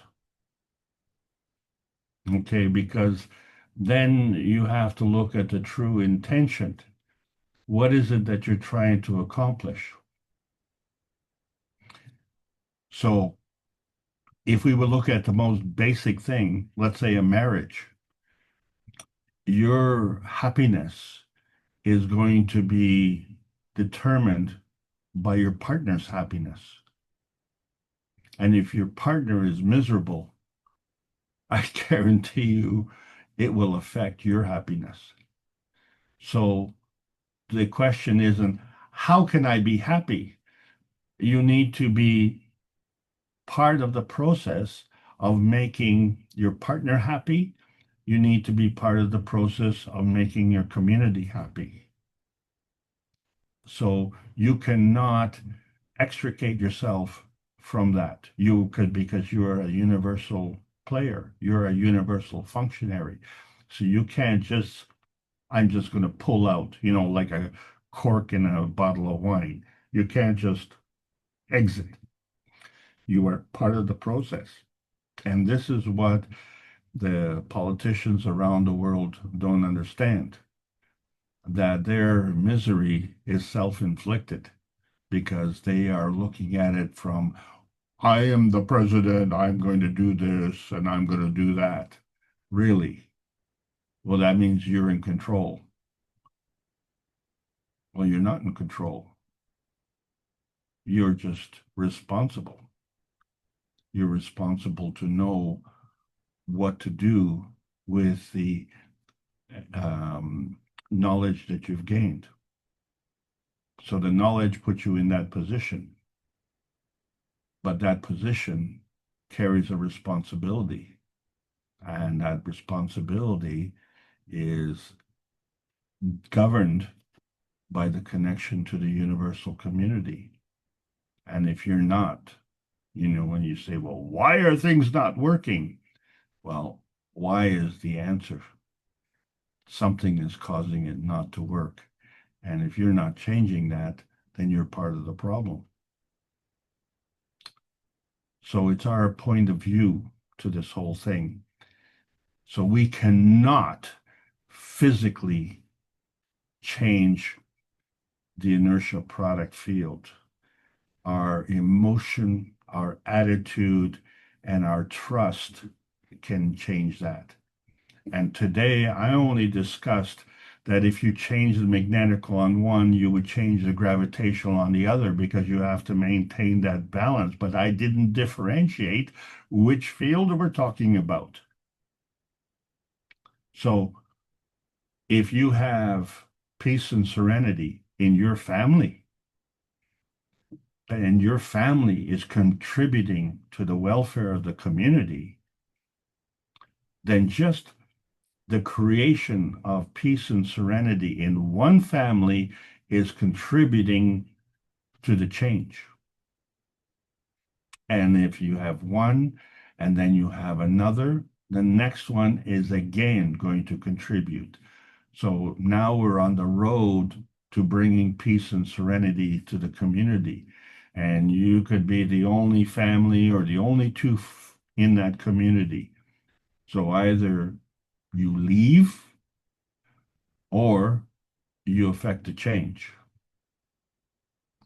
And the only way that we can affect the change is through broad knowledge training. And it's more than just the words that we speak. It's the actions that we take and the intention behind those actions. As always, Claudia, it's another brilliant question. Thank you. Thank you so much. I hope. I didn't think about it, what you were saying. I was thinking more in a physical, how the fields will dance, will work in zero time position. And you explain in a beautiful way. Thank you.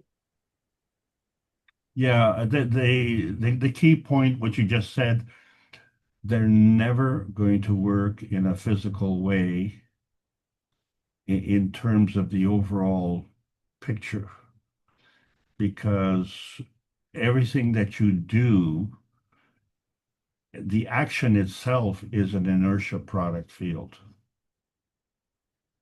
right? Because the energy containment within that action is an inertia product field. Okay, you need that energy within that action field to, create it. It's like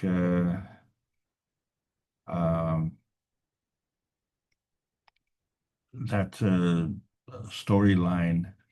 My ambition is to have ambition.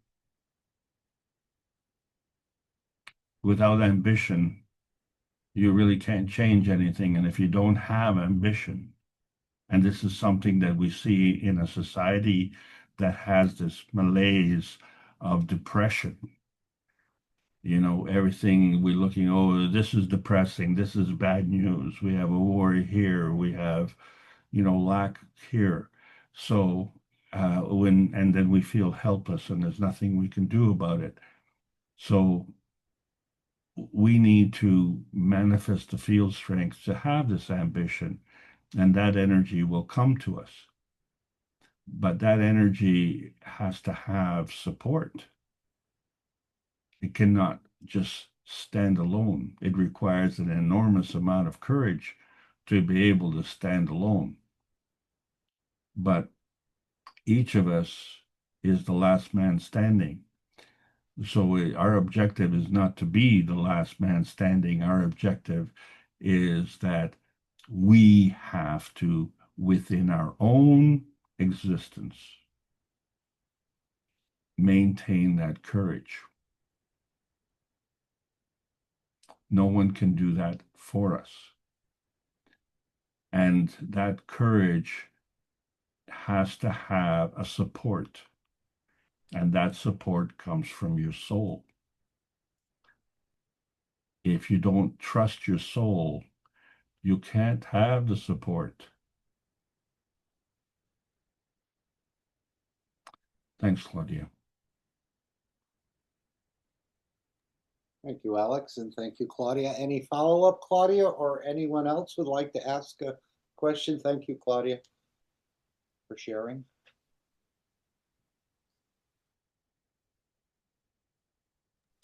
I keep thinking about this Pico and what was shown in Beijing, how I don't think he had a piece of gold underneath the table hidden, and he disassociated the atoms, and we saw them appear on top of the table. I think he started again at the very, very smallest level, even perhaps below Pico, and built up to that. The first example would be like the Big Bang in a way. But if I go back to the 591 and they were asking about this AI system and the cube that he was talking about,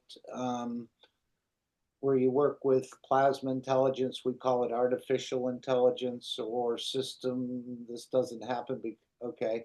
Then the emotion is real. The knowledge is real. We are very far, but not far from developing the first plasmatic chip, or what we call cosmic ray package. I estimated to be around 2 to 3 centimeter cube. And it's not that we don't have the knowledge. We have a full knowledge to do. But to actually bring it, to show it, it's going to take time. We tried it once before, but nobody understood when we showed it. This, you will have the power to store all the information in all the computers, from your laptop to governments to agencies, any computer which man has created up to now, with all its memory bank, still will not cover 10% of this cube. This cube, or this system, it'll be introduced when man understands fully, will carry the knowledge of the universe within it. It's not that AI answers you, the universe knowledge answers you. Now, here's the part. Go back to in the report from COVID, from University of Iran, the laboratories of Iran, and the moment they talked about nanomaterial in that report, it talks about finding of pico materials.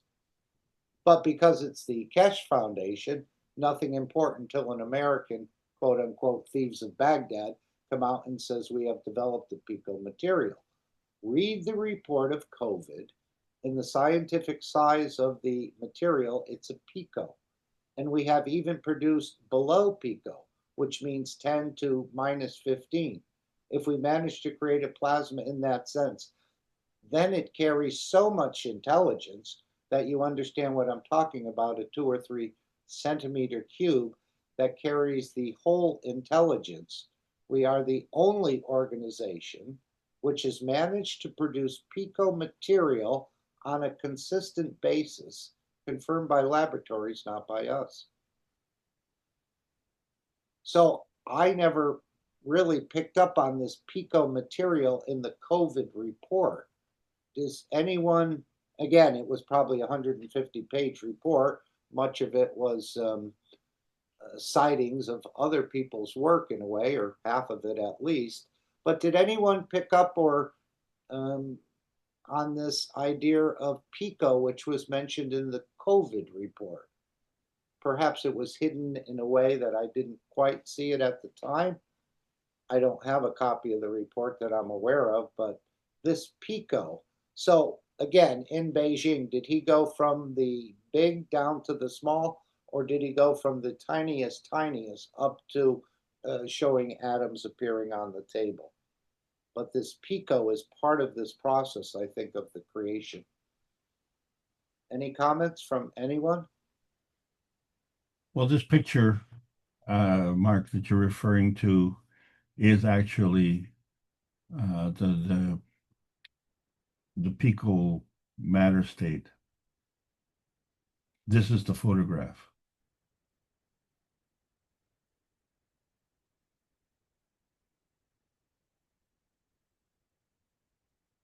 They had to have special equipment to be able to see down to this magnification. But wasn't it interesting where he said the Keshe Foundation is the only organization to produce pico materials consistently?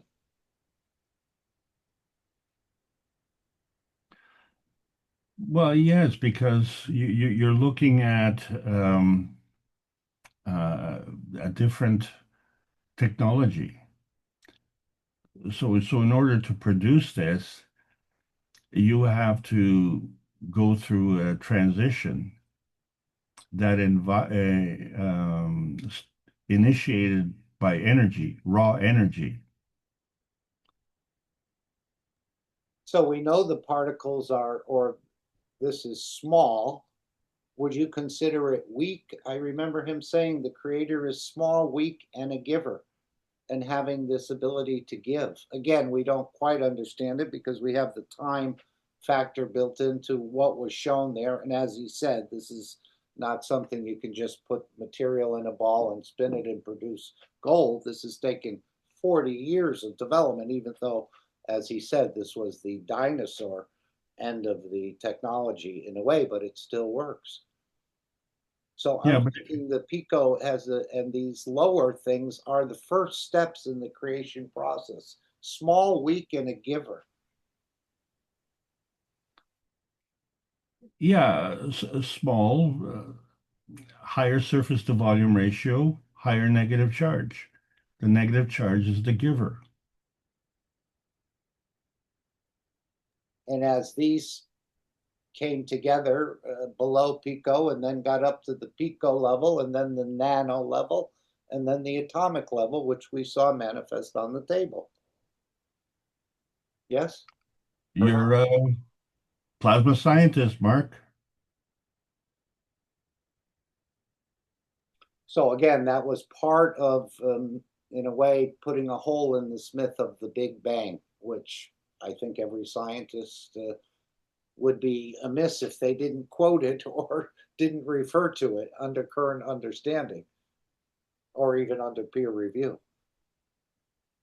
So this picture that you're looking at, the white particles are the pico tech, the pico state. The background is the nano state.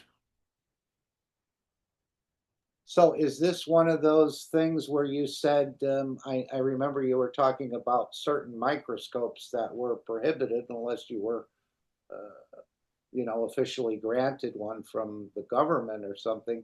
Is this why this whole area of pico and below has not been explored? Or it's been explored but only confined within certain universities or, walled off research labs? No, this is part of advanced science, and then these microscopes are technically speaking, illegal because they will they're actually seeing the creation of blood cells. So they are actually showing the creation of somatids. That's part of the somatidian biology. So the somatids themselves are energy packs. They're high negative charge, and they are in constant motion. And because they're all negatively charged, they have the same polarity, and because they're all somatids, they have the same mass, and so they're equal in terms of uh, raw equality, and so they bounce off each other. And so through this motion, they bounce off each other, and then they create this frequency. And so depending on how they do, they move around through the body, and depending on the gravitational state of the neighbors, the energy gets absorbed. That's why we have over 70 trillion cells in our body. Each cell is unique. Each cell is a gravitational manifestation. And so each cell has a capacity to absorb this energy. So the somatids, which are the product of the blood, are the energy that is coursing around your body. They are well, it's 125,000 magnification. The reason these are illegal, we call them dark field microscopes, so we have to understand that these microscopes that are being used today are only 8,000 magnification, and we have to look at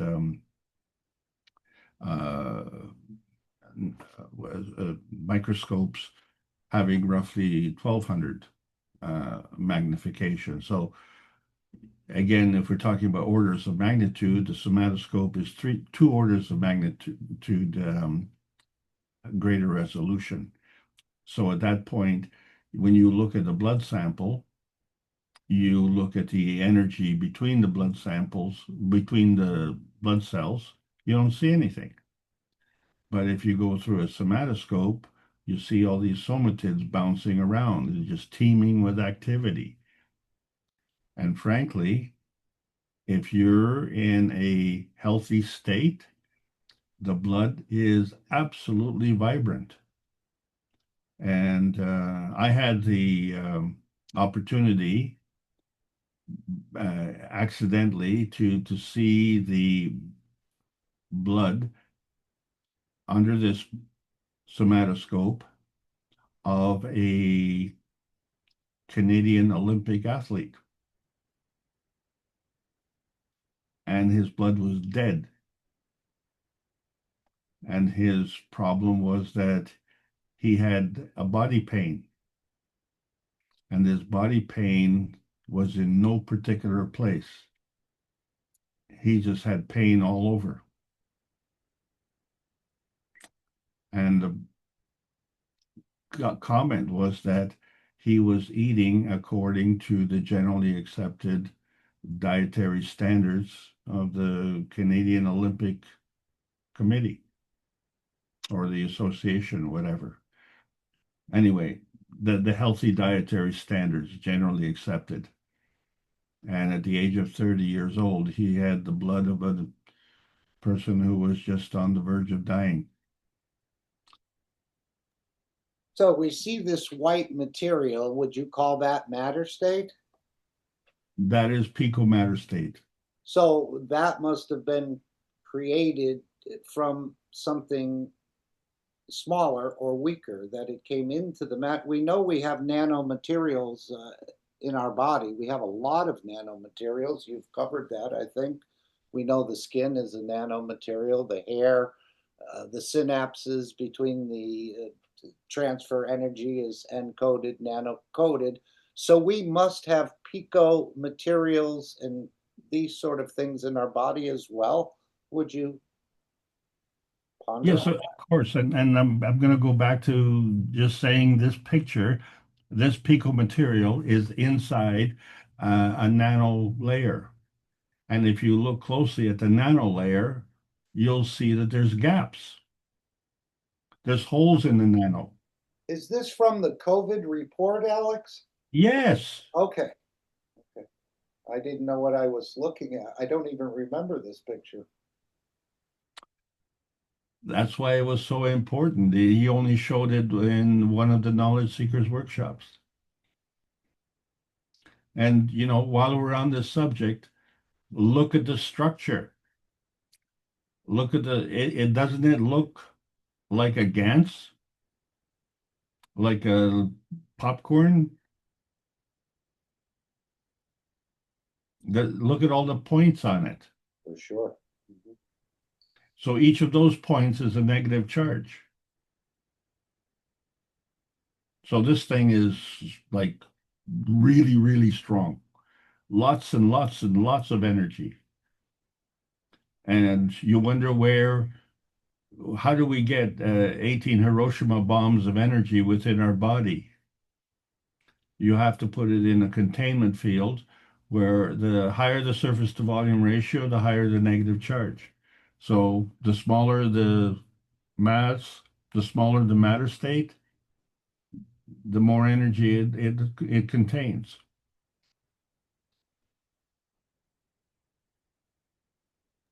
It does seem like we've been created with the full package. It's just that we haven't acknowledged it and started to play with it a little bit more. But apparently we are the key to this conversion of energy in the physical and in the energy dimension.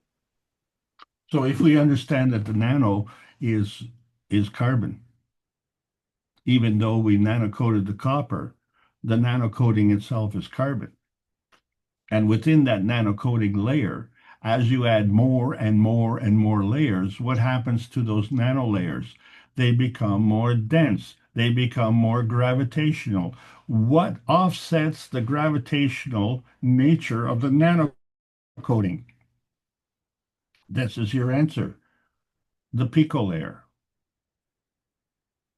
The pico layer being magnetical, the nano layer being gravitational. And then you say, well, how can the nano layer be gravitational because the nano layer is magnetical? Well, it all depends on your neighbor. It all depends on your relationship. So in terms of the copper wire, the nano coating is magnetical, but in terms of the pico, the nano coating is gravitational. So there you go. So there's a whole spectrum of life that we haven't really delved into too deeply, have we? No, because that equipment has been denied the average Joe Muck and Fudge. Okay, so Sure. You know, you and I don't have access to that because it would answer a lot of questions if we had that technology. So you wonder why that technology is suppressed. It's suppressed because it shows the truth. It's the truth that is delivered by the soul, not the interpretation, because the interpretation is fraught with flaws.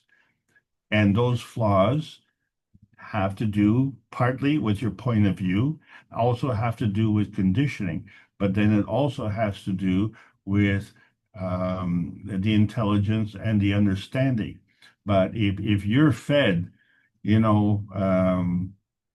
false information 24 hours a day, 7 days a week, then you have to forgive yourself for being part and parcel of that.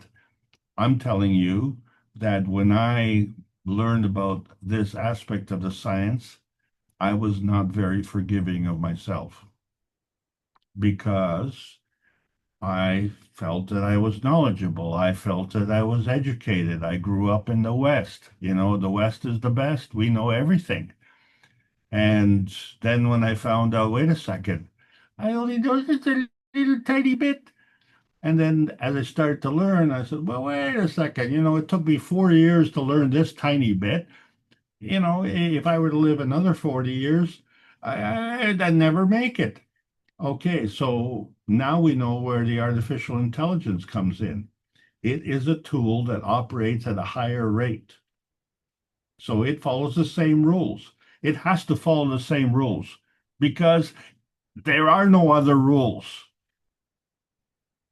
It has to follow. If you try and impose those man-made rules on the artificial intelligence, the intelligence aspect of the artificial intelligence will always arrive at the proper conclusion.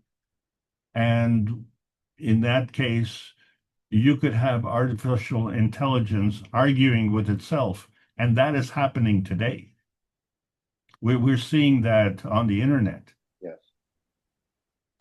So what we have to say is that if the artificial intelligence is leaning towards the truth, then the artificial intelligence is actually part of our friendship team. And I have in the past never seen it that way because I saw it as a part of the machine state. And I never thought that, machines could have this capability. But if we understand the magnetical gravitational relationship and the transition from the physical state to the energy state, and then the energy state back to the physical state, then my God, that changes the whole game. And so where does that leave us? That leaves a lot of us in the position where we look at our career, our life, our attitude towards life, and we're saying, we've been deceived all this time. What do you do when you find out the truth? What do you do? Well, the first thing that you have to do is you have to settle yourself. Okay, because otherwise you're liable to go pick up a gun and start shooting. And that would be the worst possible thing that you can do. So what we have to do is to be more humble, be more graceful, and to understand that we have to enhance our vision to look at the intention and the emotion that it conveys, not listen to the words and the emotion that conveys. So forget the words, look at the intention. If the intention is true, it'll come through. If the intention is false, it will be disclosed within itself. Because once you start to create a lie, you have to create other lies to support that. And if you want to create a situation that is a lie, that is within the whole field, well, that becomes a cancer. That becomes a gravitational fall to density, that you become a fallen angel within that containment, if you will. And then to contain that, because it's artificial, then it becomes a problem. It requires more energy. So, well, do you let that go because it's a false containment, or do you continue to work with that, knowing that at some point in time that is going to dissolve, just like a ice cube on a hot day? Not only will the ice cube melt, but the water will evaporate, and any trace that it was there will be gone, because now you've changed the complete state into energy, and that energy is now totally portable. It will not be mandatory to transition back into physicality as an ice cube.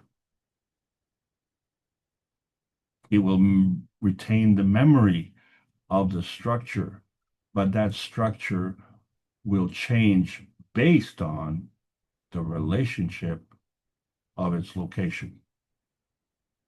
And if that location is on Earth, and if it's in water, then it'll probably be water. But if it's in gold, then it'll be gold. And if it's in some other form of life, then it'll be that. Or if it's in a stone, it'll be that. So therefore, if it's on Mars, then it'll be that. So that energy is always going to be part of the process to create the inertia field product. So we now know that there are many points that we can change. Today, I just discussed changing one, just one. And changing the one, whether we change the magnetical on the one, change the gravitational on another. But now we can advance and say, oh, what if I change the gravitational and the magnetical? Oh, well, what if I changed the gravitational and the magnetical on each and every point? And what if I introduced more points? Well, so now you're talking about progress, and that's where we are. We're just, still have our training wheels. Thanks, everybody, for allowing me to present. Today was very, very exciting. I really appreciate the questions, and I thank you all for allowing me to continue to present. So we're looking to embark on a new series next week. So I hope you are part of the process. Thank you, Alex. One last point I'd like to raise. We know that the nano is small. The pico is smaller. What is the term they use below pico? And does this go on ad infinitum? The same way we see the solar system, the galaxy, the universe, the unicos, and so on and so forth. So does the world of tiny also go deeper and deeper?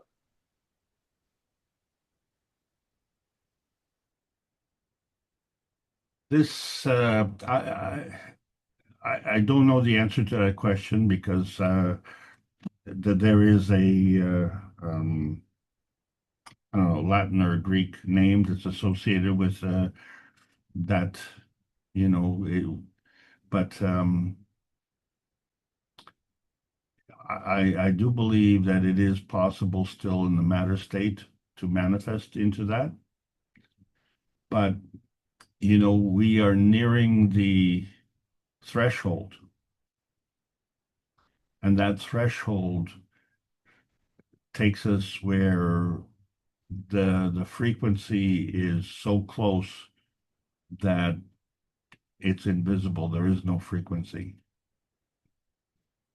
And so it becomes a solid. And we see that on both sides of the scale, whether it's going into the red and the infrared, or whether it's going into the violet and the ultraviolet. So there is a point, there is a transition point, and this is where the switch happens. Have a good week. Alex, sorry, before you go, sorry, do you have a representation of like a number line? You know how you have the 0, 1, -1 to represent nano, pico, and the rest of them? Is there a representation like that? Well, I've only gone up to the I've only gone up to the pico and the tera. It's top secret, Ike. You have to have a security clearance to go below pico. Well, okay, this is good. Yeah, I have just graduated to terabytes on my hard drive. So, Okay, I just want to screenshot it. That's all. I appreciate it. Thank you. Does it? Yeah, this picture helps. Yes. At least the kilo, the tera, It said no pico million. Yeah, well, it's not complete, but I can see the direction. Right. Yeah, how big is large, you know? He did say in the past that he would, Mr. Keshe would go into more of this detail on the smaller, but he said we weren't ready for it at this Oh, time. yes. Yeah. Yes, I remember that. He said that.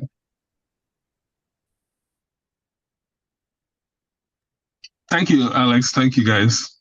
Appreciate it, Alex. Your teaching. It's very, very cool. Thank you. Oh, Is there any other points anyone wants to make? I'm going to play the final disclaimer and the session will come to an end. Anything else anyone wants to raise, whether it has to do with exhibitions or part of the technology, part of the ethos? Anything anyone would like to raise, or a point that wasn't covered you think we should be aware of or consider?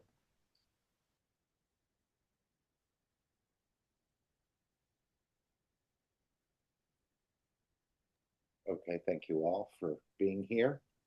Again, if you were ready to jump in, please open your mic. Thank you, Alex, for continuing to deepen our understanding in a way, or at least expose us, and it's up to us to pick it up. But thank you for your presentation, and thank each and every one of the participants that are here. Again, we know our soul brought us here, and we may not know the entire reason, but we're humbled and privileged to be in this position with probably the top scientists on this planet, or at least in this part of the universe, let's say. And again, I don't think he's revealed even to 10% of the knowledge yet. well, if I may just add one more thing, please. Let's understand that each of us in our own way has to rationalize the practical application of the knowledge of this science. And how it befits you. As he said, this is the beauty of the disclaimer. It's the way you understand it at your understanding level. And we're all growing at different speeds and different strengths into the understanding of the totality. So everybody seems to be in the right position, but yet that position is constantly, hopefully, expanding, and we're all becoming more enlightened. And this is what the structure didn't want you to find out, in a way. Easy to control someone when the whole thing is not understood, much more difficult when, as he said, this is the whole purpose of these teachings, that no one gets abused due to a lack of knowledge. So thank you all. Have an amazing rest of your day. Anyone else want to make any final comments?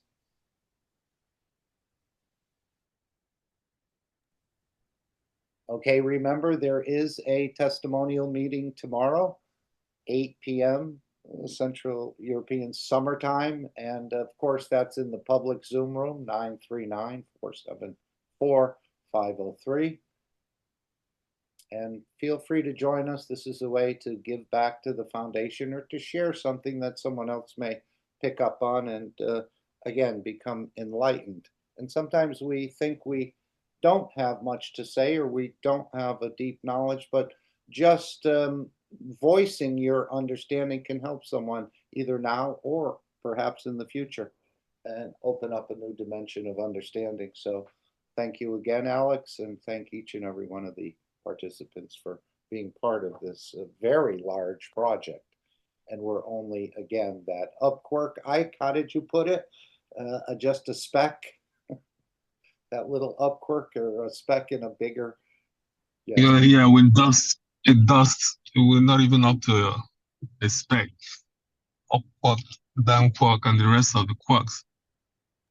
And that was another question that you just triggered. And I wanted to ask Alex, I was thinking last week, you know, we have this ethos of thinking, speaking, and acting good. When the universal community, or some of these ones in the universal community, considered man as an insignificant dust, is this according to the ethos? Should remember, if you think it, you have much as committed it according to Christ in the Holy Book. So are they needing a little bit of tweaking in that area as well? I know that now, as Mr. Keshe said, they've considered us insignificant dust, but now we're becoming, through this understanding, a significant dust, and they seem to be a bit envious of man. So are they completely thinking, speaking, and acting good? Because I wouldn't, you would think of someone as insignificant dust in the universe.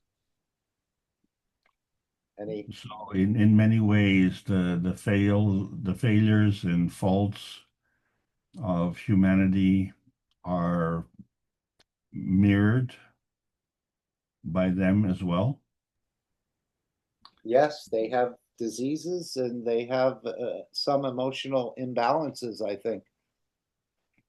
But our opinion of ourselves as always being inferior, it's not a question of flipping that around and being superior. It's a question of understanding that our lack of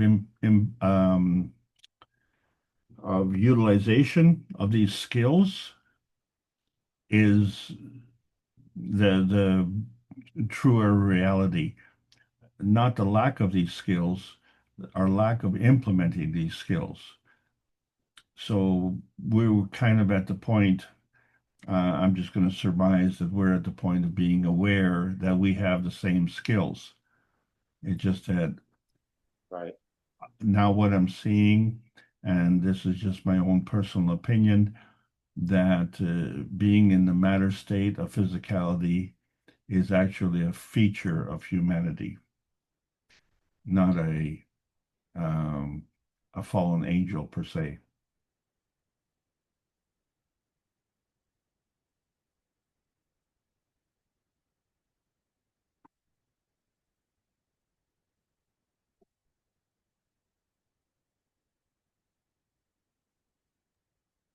Okay, anything else from anyone else? I'm going to take the screen if I could. See if we can do that and bring up our background. Any other thoughts? Otherwise, I'm going to play the final disclaimer and the meeting will come to an end. Have an amazing rest of your day, your week, your existence. But again, as Mr. Keshe said, we're bringing you into the universal community as equals. We're not going to be subservient here or there. And this is, again, it's being done the correct way, apparently, which may not have been done this way in the past. So thank you all, and we'll see you in one of the future sessions. Thank you.